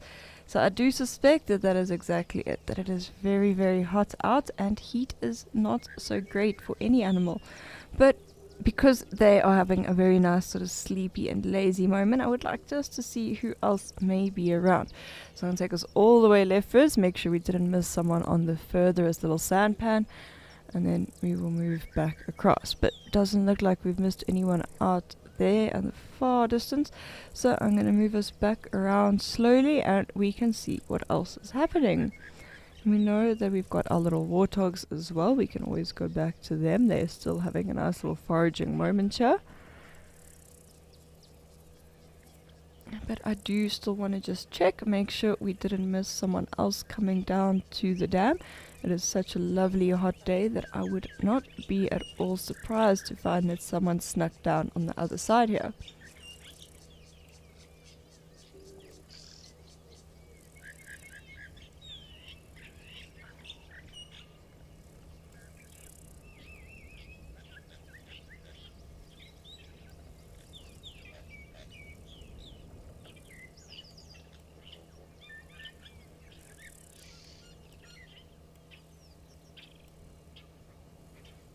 So it looks like we've just missed this herd of Inyala at their moment on the dam. Does look like they are starting to move off now though. Little young male there, probably around a year or two old. Still quite little, and of course little birds trying to have a sand bath there, but having no peace with all the Inyala coming past. But we will try to zoom in a bit. We can see which little birdie it is while all the Inyala do walk past us. If the Inyala don't scare him off, that is. But it does seem like they may have. Yeah, looks like the Inyala did scare off the little bird that was there, but we'll watch as these last few walk by. So there's definitely some of last year's babies in the mix. So like this little bull that's coming up at the back here, you can see that he's still quite young. Although his little horns have pushed out, that tells us he's probably about a year. He has still got fairly short horns, and you can see that that color is obviously still way more the female markings, and that is a great indicator that he is still under a year old. It's only really after that that they start pushing out the darker colors that we are used to seeing on the males. But it looks like they are still on the bank here, so as long as they are willing to stay in sight, I'm going to stick us with them.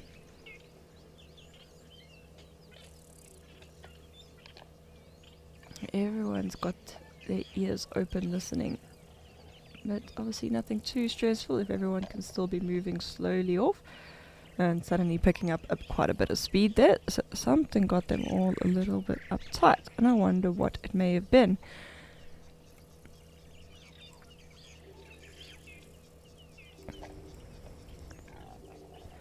I'm just taking us out to see if there's someone else coming along.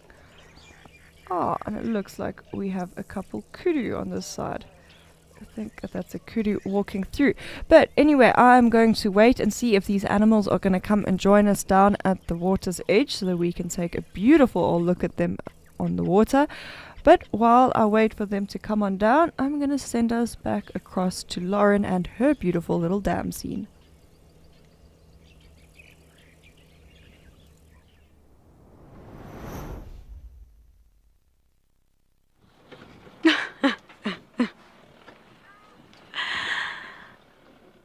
Well, we did have a vulture for you.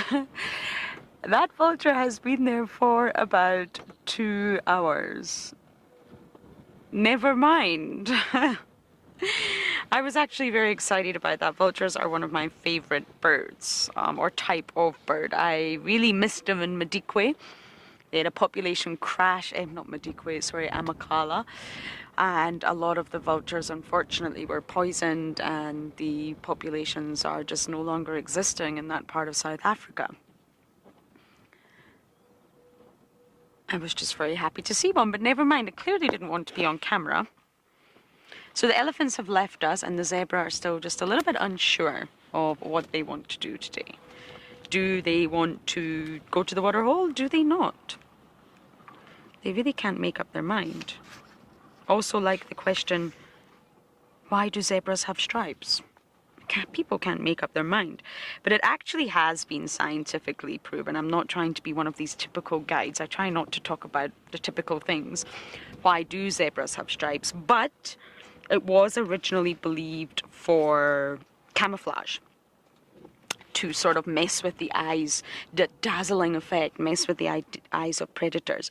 But that is absolutely not the case. It's been completely debunked, although to us, they actually do camouflage pretty well in this environment if you look at them. You see that? They do disappear in the thicket. But that's to us, remember. When you're digging into the sensory world, you've got to remember we're seeing it from a human perspective. And if you think of predators like lions, like hyenas, they do hunt at night. So their vision is going to be a lot worse. It's not going to be good, even though they can see at night. It's not going to be the same as the daytime vision. And it's actually been proved that they can't even see the zebra stripes.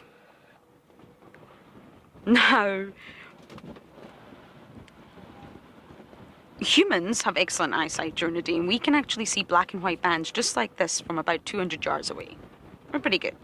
Lions can only see black and white stripes from about 90 yards away. Hyenas, 50 yards. Now, those distances will half at dusk and dawn, and that is obviously when predators are most likely to hunt. They can't even see the stripes from far away. That is not how they are finding their prey. That is not what the stripes of a zebra are for. It's not to confuse and to razzle and to dazzle and sort of create that effect of the blur, the black and white. It's not that at all, but that was sort of the theory for a really long time. Confusion, camouflage. To us, Yes, to the lions and the hyenas, absolutely not. That is not what it is doing, and it has been debunked. And you've got to think of the eyesight and the sensory world of the organism that you're talking about. So although they have good night vision, they are not looking at the stripes at nighttime. They're using hearing, their acute sense of hearing. They're using smell. That's how they find the prey. Then, as they're about to launch their attack, they will be able to see them. So when they're hunting, they won't know whether it's black or white, to be honest with you.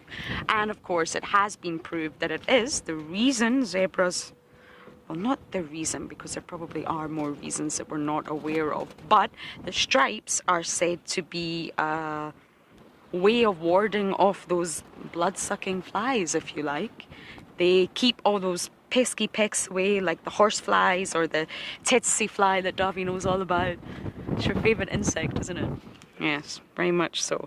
And they can be fatal to zebras and horses, especially because these animals, their coats are so short, the hair, and the black and white stripes completely deter them. So it confuses them for some reason. And then if you want the real answer to that, then you've got to think about the eyesight of the insects. So it's a bit of a puzzle. You can't just say because humans think that zebra get like black and white stripes, because zebra to us are camouflage with their black and white stripes. That does not mean that it's that way to the predator, and it also does not mean that it's that way to the insect. So you've got to think about it logically. And that really is the reason. It's all to do with the parasites and the pests and the flies. It's nothing to do with the predator, although that was a theory for a very, very long time. Now, unfortunately, all the wonderful animals have left us, including the vulture. But we will give you some glorious views of this wonderful dam.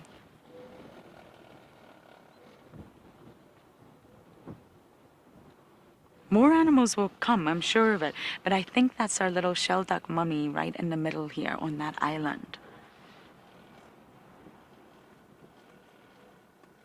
Yes, it is.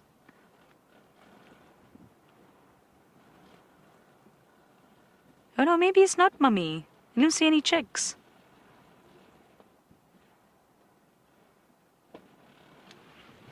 Maybe it's daddy.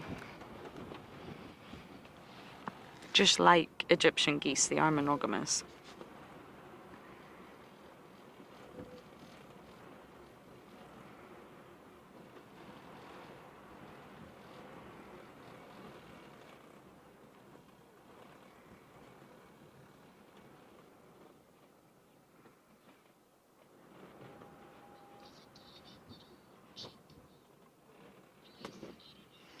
Oh yes, MC's just helping me. I see a tiny little chick I've got a monitor now, everyone.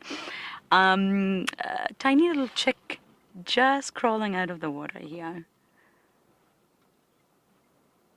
Just a little white ball of fluff to the right-hand side. It stopped moving now, so it's not so obvious to see.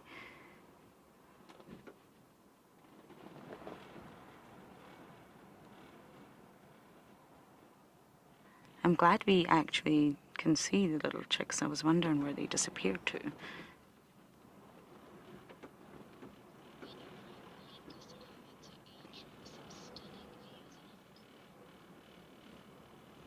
Okay, we're going to continue to wait to see what else comes down to this dam, but I believe Andrew has a stunning view for you in Amakhala.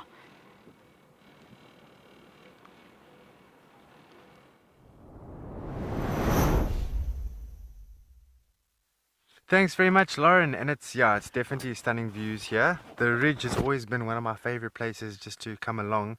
It just looks over this vast beauty. Look at this, eh? Amazing. And I must say, I have worked at a few game reserves, but in terms of beauty and scenic spots, I think Amakhala is definitely top of the list in all the places that I've worked. But, you know, each place does provide its own charms. And definitely at Amakhala, the views and the vistas definitely do that.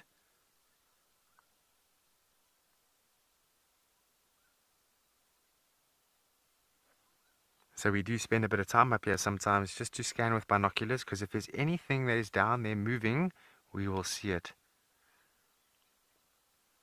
Nicholas. Yeah, my nephew's name is, is Nicholas. And I hope he's watching as well. But thank you, Nicholas. Yeah, definitely. Views for days and days to come.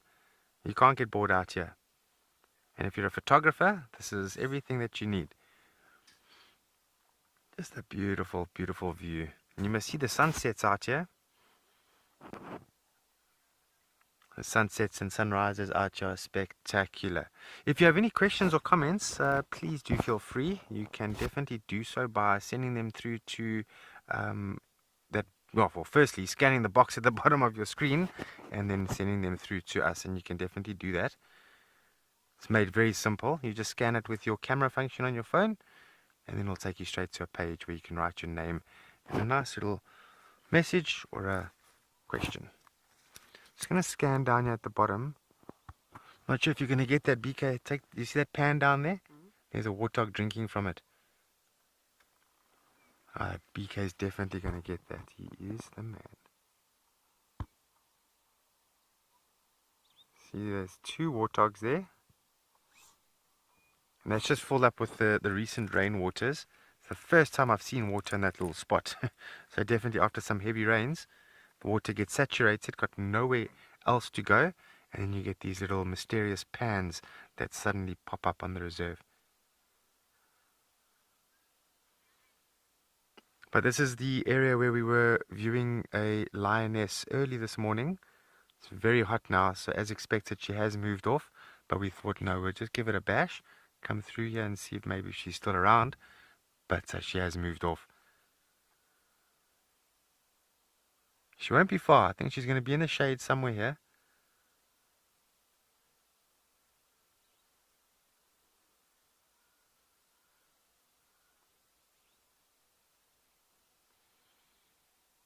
Beautiful.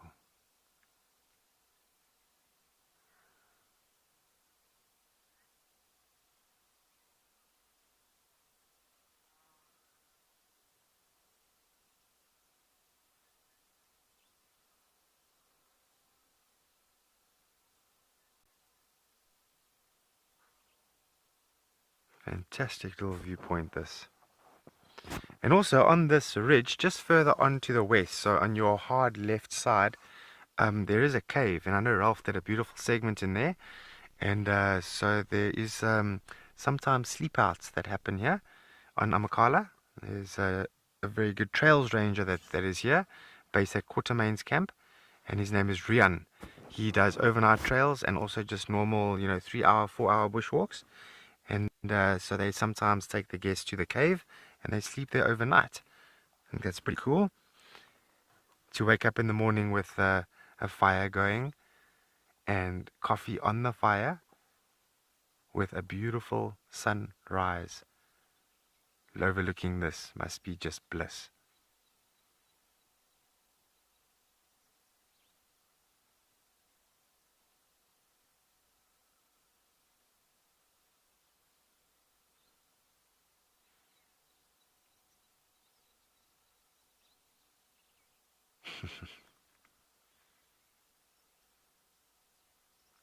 Amakhala, the place of the aloes, that's the meaning.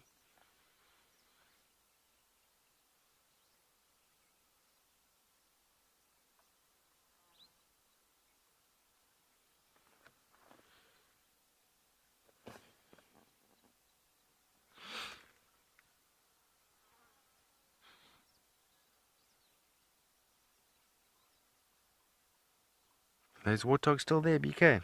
Having a good old drink of water, it seems.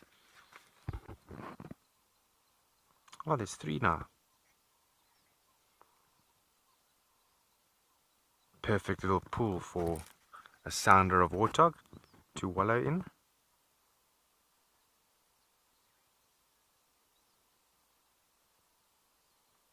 And there's a guinea fowl down there as well.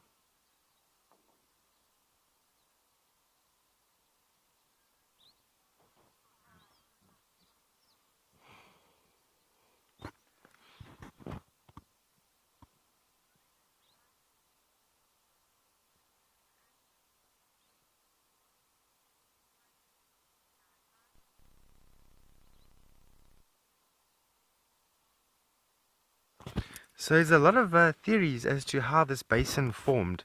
That, you know, suddenly it's almost like an escarpment where you're on the ridge and then it just drops off into this sort of flat area. So there's a few speculations. Some people believe that it could have been a meteorite that hit the Earth's surface at some point.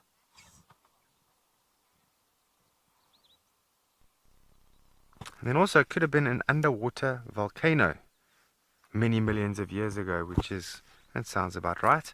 But anyway, let's head off back to Sam on the dam cams. I believe she's also got some warthogs. Nice.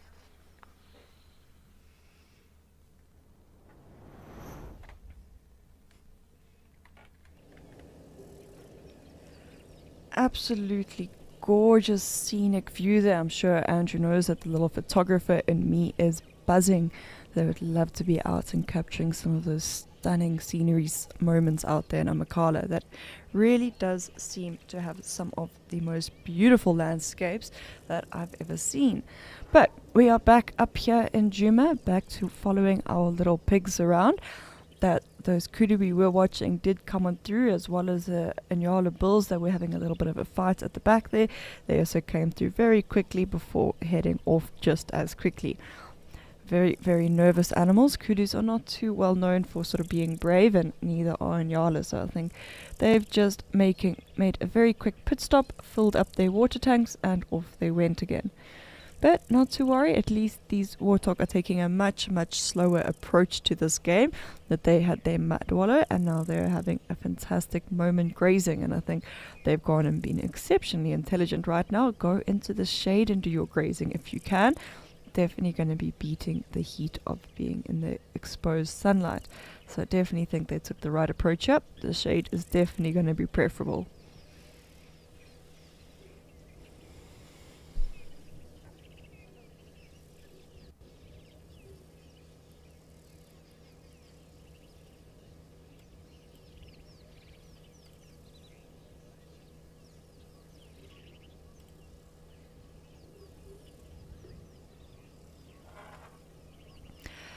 Oh, Melissa, that is one of those questions that really makes you think that, you know, there are so many different things that are special.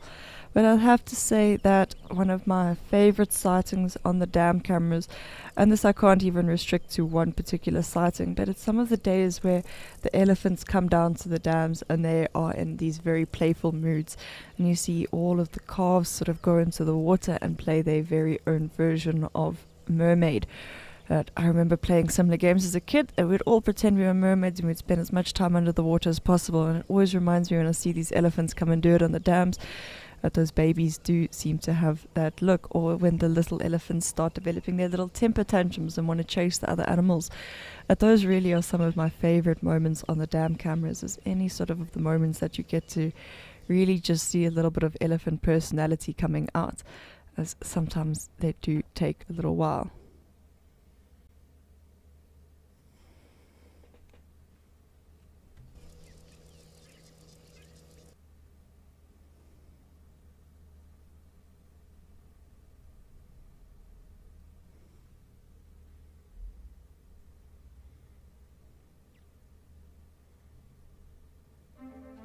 Hukamore.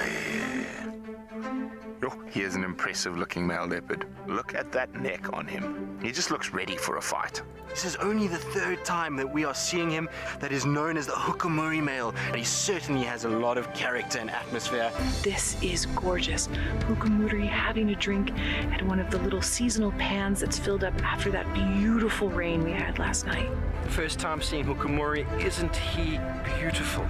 He's got the babies. He's got the baby. 2 of the babies made it away. He's got the one baby. Only meters away from me, folks. You know, for all we say he's a gangster and he's got a face for radio, we only tease. He's actually highly, highly adorable. Isn't he absolutely gorgeous? Compact, powerful, focused. It's not just Hukamuri and elephants approaching. Look at this. I love it.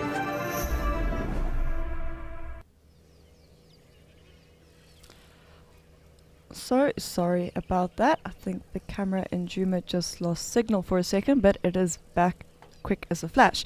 So not too much harm. But we do see that all of those Inyala we were watching earlier looks like they've made their way from the far end of the dam or near the dam wall there. And obviously their path is cut right on through the back here with the warthog. So that's why I've just repositioned up a little bit so we can enjoy as the Inyala come on through as well. And I do enjoy seeing all of those antelope. Something about those particular species, the Inyala and the kudu, that I really just love them to bits.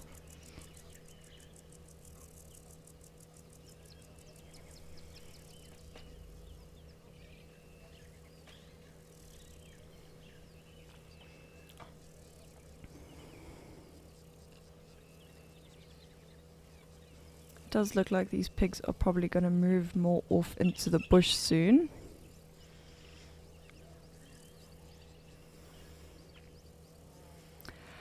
Hi Peter, so the only really time that they are going to be conserving energy is when it is really cold. That due to the fact that they don't have all of that hair on their body and they are relatively small animals, that they do tend to struggle with the cool more so than the heat. So you'll find that on the really cold days they often emerge a little bit later from their burrows, that they'll stay in those nice warm little areas for longer, as they know that that is probably going to be what is best for them for that moment, and then they'll obviously venture out as the day starts to warm up. And the same sort of happens that when it's really hot, they start to struggle with that temperature regulation in the opposite direction, and then they'll find them sort of going and spending a lot of time in mud wallows, and to the point that you'll often see them sort of lying in that wallow for quite a long period. That is not always just about getting the mud on, but sometimes they'll actually go and lie in that water for quite some time for that same purpose. The water temperature just helps them to moderate their own body temperature a little bit better. But that's really the only times that they're going to conserve energy, and of course by little naps and things like that, but not really too much more to it than that.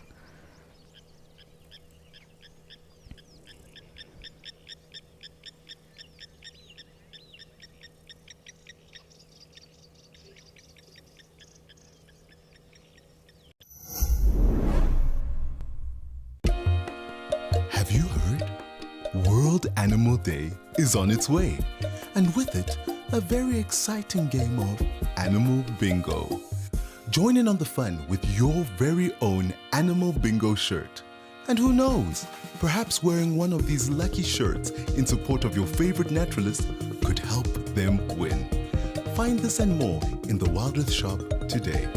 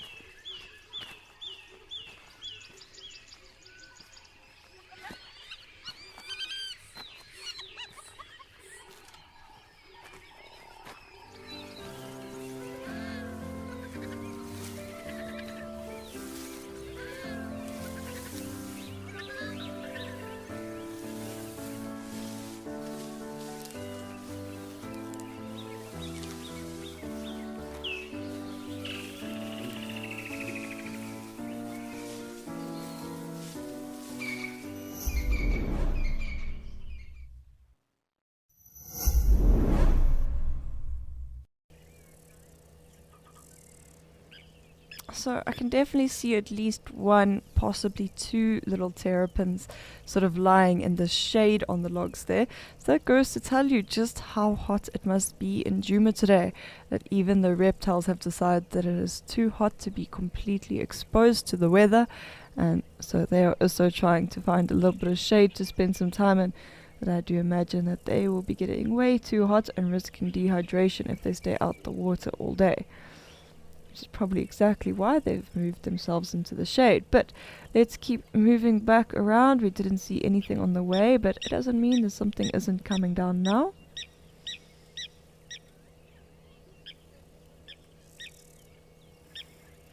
Hi Samuel, absolutely, it definitely does look like a very, very hot day out there. And I see something swimming, and I do believe it's going to be one of the water monitors, so I'm just going to take us in a bit more and see if we can keep up with it as he swims, and we'll maybe we get a good visual on exactly how these beautiful reptiles do swim. So I'm going to have to go a little bit closer, and you can sort of see that perfect sort of serpentine movement that we would expect from them. And of course swimming quite quickly, not too slow. It may not look like it because we are very close to him, but he is swimming quite fast indeed.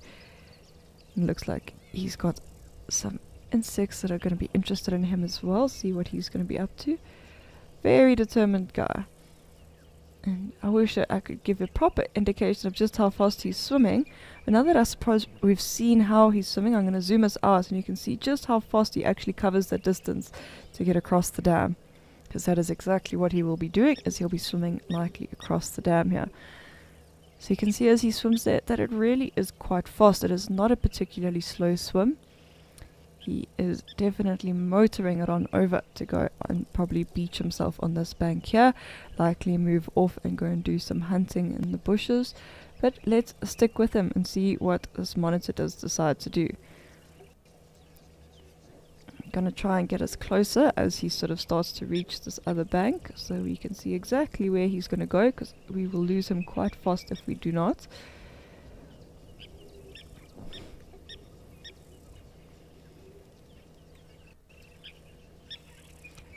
Hi Linda, I'm so happy that I could give you your first sighting of a swimming monitor. Definitely is one of those cool things to see. It's one thing to know the animal does it, a completely different thing to witness it with your own eyes. So I'm really, really glad that you got to share this special moment and you got to see it. You can see him sniffing everything, getting an idea of what is happening, who's been around, what scent trails are here.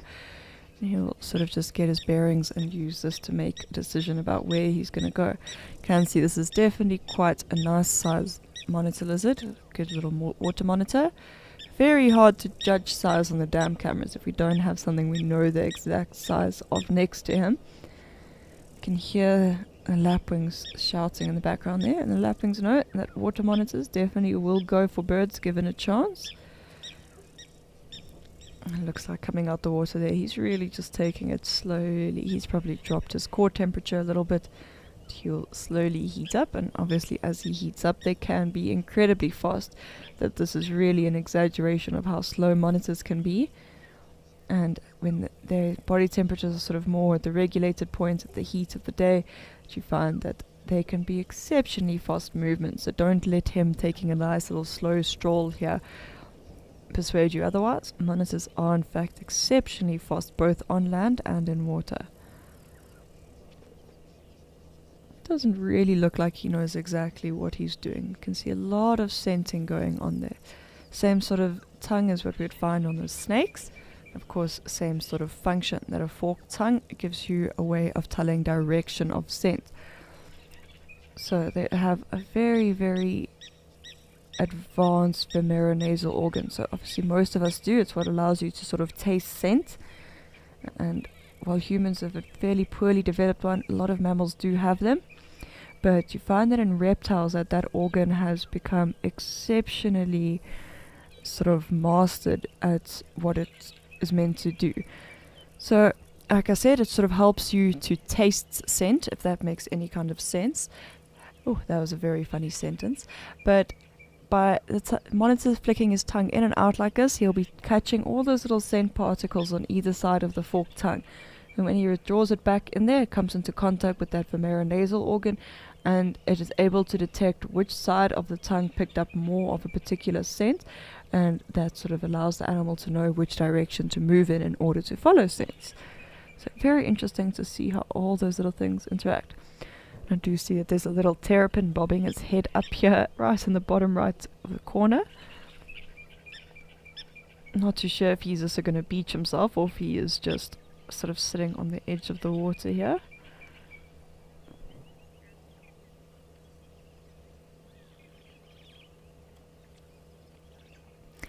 Anthony, not too often. In my experience, that while I've been out in the bush quite a bit in my life, I've only ever really seen snakes actively swimming maybe 3, maybe 4 times that I can actively remember. But I'll ask some of the other naturalists, see if they've had different experiences. And it's not that snakes can't swim or won't swim, it's just that it's not necessarily their preferred way of motion. That a lot of snakes only really have power when they're out the water and they can sort of lunge at things. Where in the water without a solid surface, they are quite vulnerable to if something were to take them, and they're obviously quite exposed. So I wouldn't say that it is too common, and of course certain snakes are a lot more prone to like water. So for instance, you couldn't use that assumption of our snakes don't really like it and then go and talk about some of the water snakes, because obviously they are going to be very reliant on water, or the sea snakes who pretty much live their whole life out at sea. So it is sort of subjective, but I've only ever seen snakes swimming a handful of times in my life.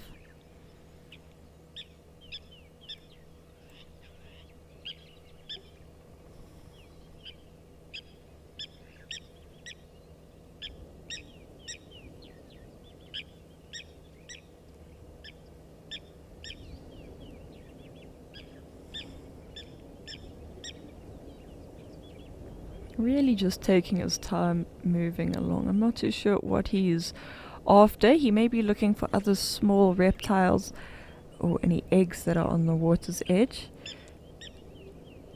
But he does seem to sort of be on the prowl, so as long as we can sort of keep track of him, I'm going to try and stick with him, probably for the remainder of Escape to Nature if he allows it, because it could be quite interesting to see what he gets up to. And this is of course quite a different perspective. So often we just get to see the lazy little water monitors who are not too actively busy with anything. But seeing this guy out and about, and we know it's nice and warm, it may yet turn into something quite fascinating if we watch him for long enough.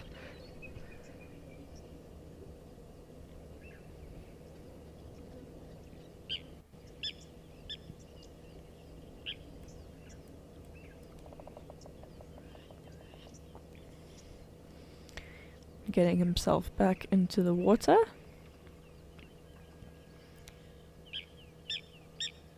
And you often find that it's quite easy for them to sort of move in water, that obviously water adds a little bit of buoyancy to their bodies. So they do have exceptionally heavy bodies, and while they are perfectly capable of walking quite a while, of course if you can take a bit of a shortcut, make your life a little bit easier, that is always going to be the preferred mode of transport.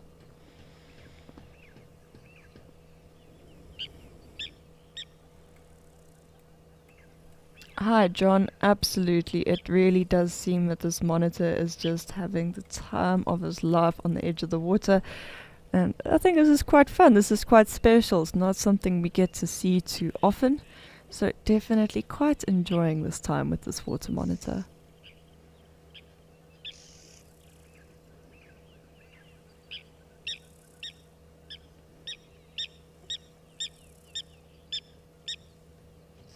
Something's definitely got those lapwings quite worked up. They don't sound particularly happy there.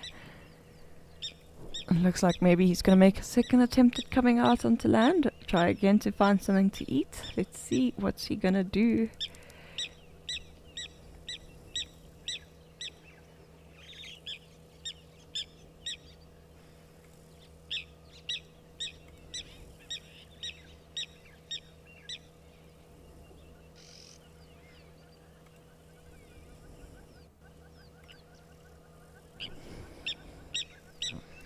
Getting all the scent that he can possibly pick up, but obviously not too impressed. Back to the water, go try another spot. Maybe. Looks like he's just going to keep sort of moving around the edge here until he finds something that he's interested in. But definitely go back into the water first, or using the water as a bit of a highway for himself.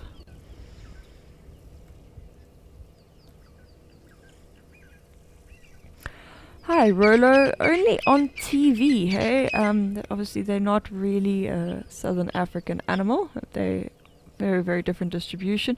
But definitely one of the animals I would love to see sometime. That, of course, they've got quite the reputation. But I think that they're actually truly phenomenal in terms of one of these large monitor lizards. That they've got quite an interesting sort of life history in the way that they go about things. And I do find them fascinating. The amazing sense of smell that they have, the sort of venomous quality of their saliva.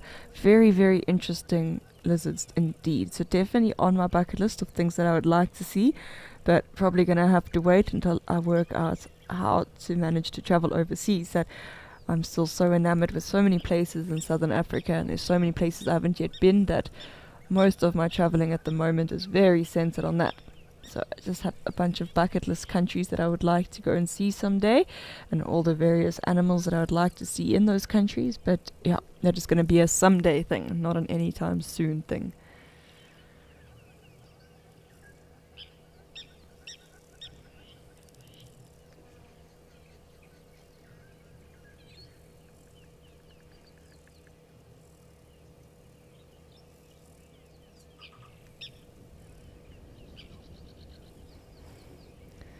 Looks like he's just using a little bit of the greenery there to support himself, keep the head out the water, submerge the rest of himself. I'm sure that it is very, very nice and cool for him like this. And of course, just like quite a few of our other reptiles, they're also going to get a fair amount of water absorbed by sitting in the water like this. That is the predominant way that reptiles sort of hydrate themselves, rather than drinking in the traditional sense of the word. They will soak themselves in water, and they will absorb water through their cloaca. So very interesting to look at reptiles. Very different sort of physiology and anatomy and way of working, but quite fascinating nonetheless to see all of those adaptations, especially considering that reptiles are one of the oldest sort of groups of animals. If you have to look at the evolutionary history, that reptiles have been around for quite a long time, which means they've had longer than most mammals and birds to sort of perfect their adaptations. That significantly younger when you look at the birds and mammals, that their evolutionary history didn't start too long ago. But reptiles were amongst some of the first land or terrestrial animals around. And I do find it quite interesting to actually learn a little bit more about them as a result, to see just how much they've sort of specialized in their time on the land.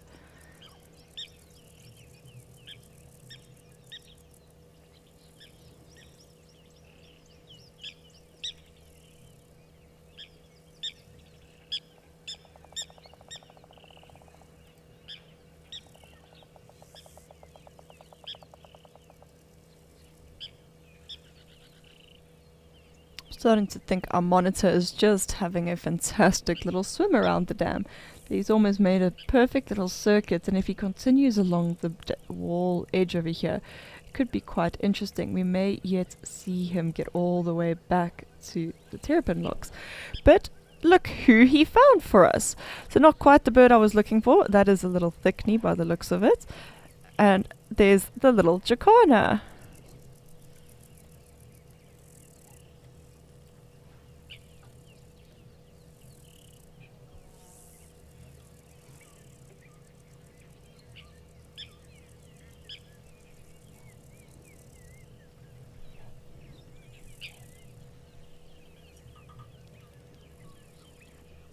So I lied a little bit there. I said that I thought it was a thickney, but then as he turned his body, I can see that that's very much not a thickney, but it does look like this monitor's definitely annoyed the jacana. The jacana's left the water, and he's sort of sitting more on the bank.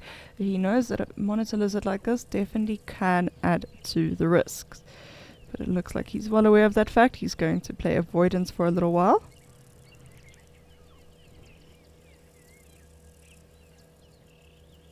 Quite interested to see what might happen here with all of these birds and this monitor, if there's something interesting might unfold.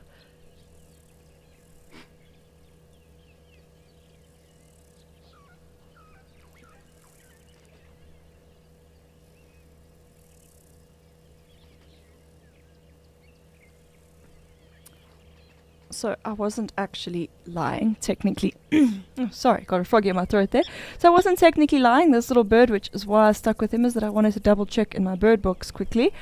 And I said thickney, which was technically true. To be fair, when I said thickney, I had initially thought it might be a spotted thickney, but looking a little bit closer, I do see it is in fact a water thickney. So is a thickney just not the thickney I thought it was? But while I was trying to work that out, I see our monitor has kept moving on. So I'm going to see if we can re-find the monitor or if we can catch the Jacana, because the two are likely to still be fairly close.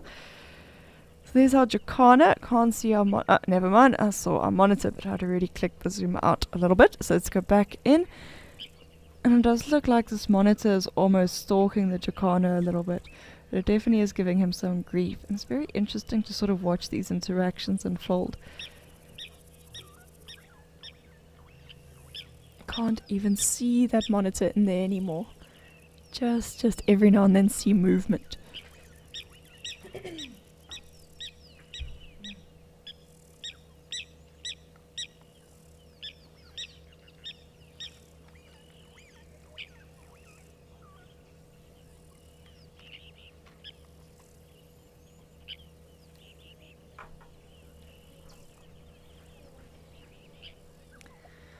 Monitor is the master of patience. You can see him sitting perfectly still there, waiting for this Jacana to not be paying attention.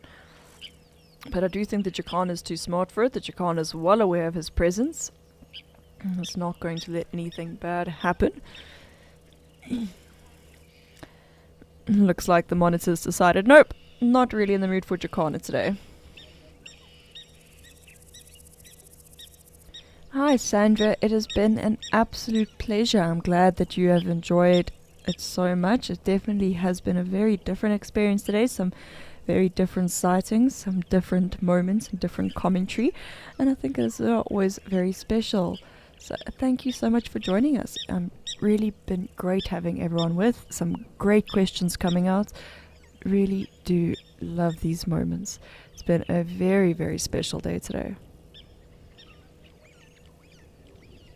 So the monitor's given up on the Jacana, but it doesn't look like he's necessarily given up completely, that he's still interested in something. You can see that sort of very still movement, him watching things around him. So I wonder if there are more birds on the banks for us.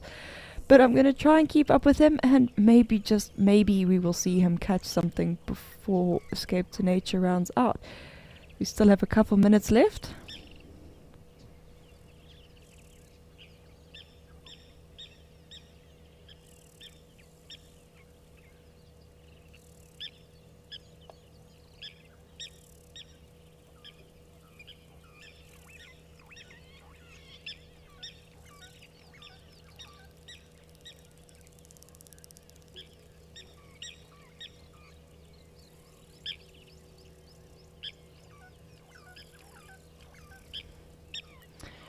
Definitely seems to be enjoying using whatever amount of water as a much easier travel path.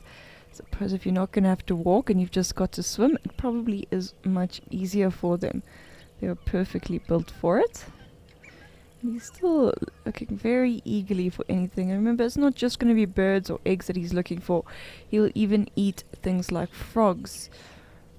And even little crabs or little fish, anything really that he can fit into his mouth, he will eat quite happily.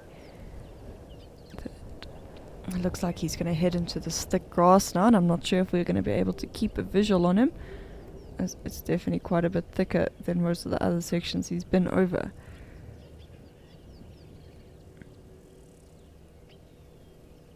So, no, it looks like I'm not going to be able to find him in here again. So I'm going to try and get us back across to the Jacana to round out the show on a pretty bird instead of a little bit of greenness. I think that would be much more preferred.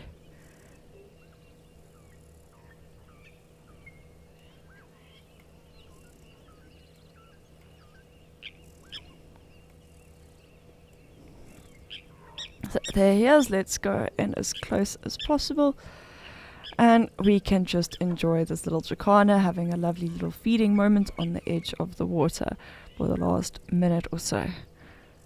And he looks like he's got a real little hop in his skip hop in his step at the moment. It seems to be quite almost excited, like looking up down like he's kind of got hiccups. But that is not likely to be the case. I've never seen a bird get hiccups. But it does look like what he's doing with his head going up, down, like he's very overexcited about something. He can't possibly be still anymore. I see there's another swimming something there, so I don't know if that's a smaller monitor that's swimming along the bottom, but it is slowly moving off. But we have reached that time of day that we need to say goodbye and farewell. That it has been an absolute pleasure having you all along with us and an absolutely fantastic experience. So until tomorrow, this is me saying goodbye and farewell.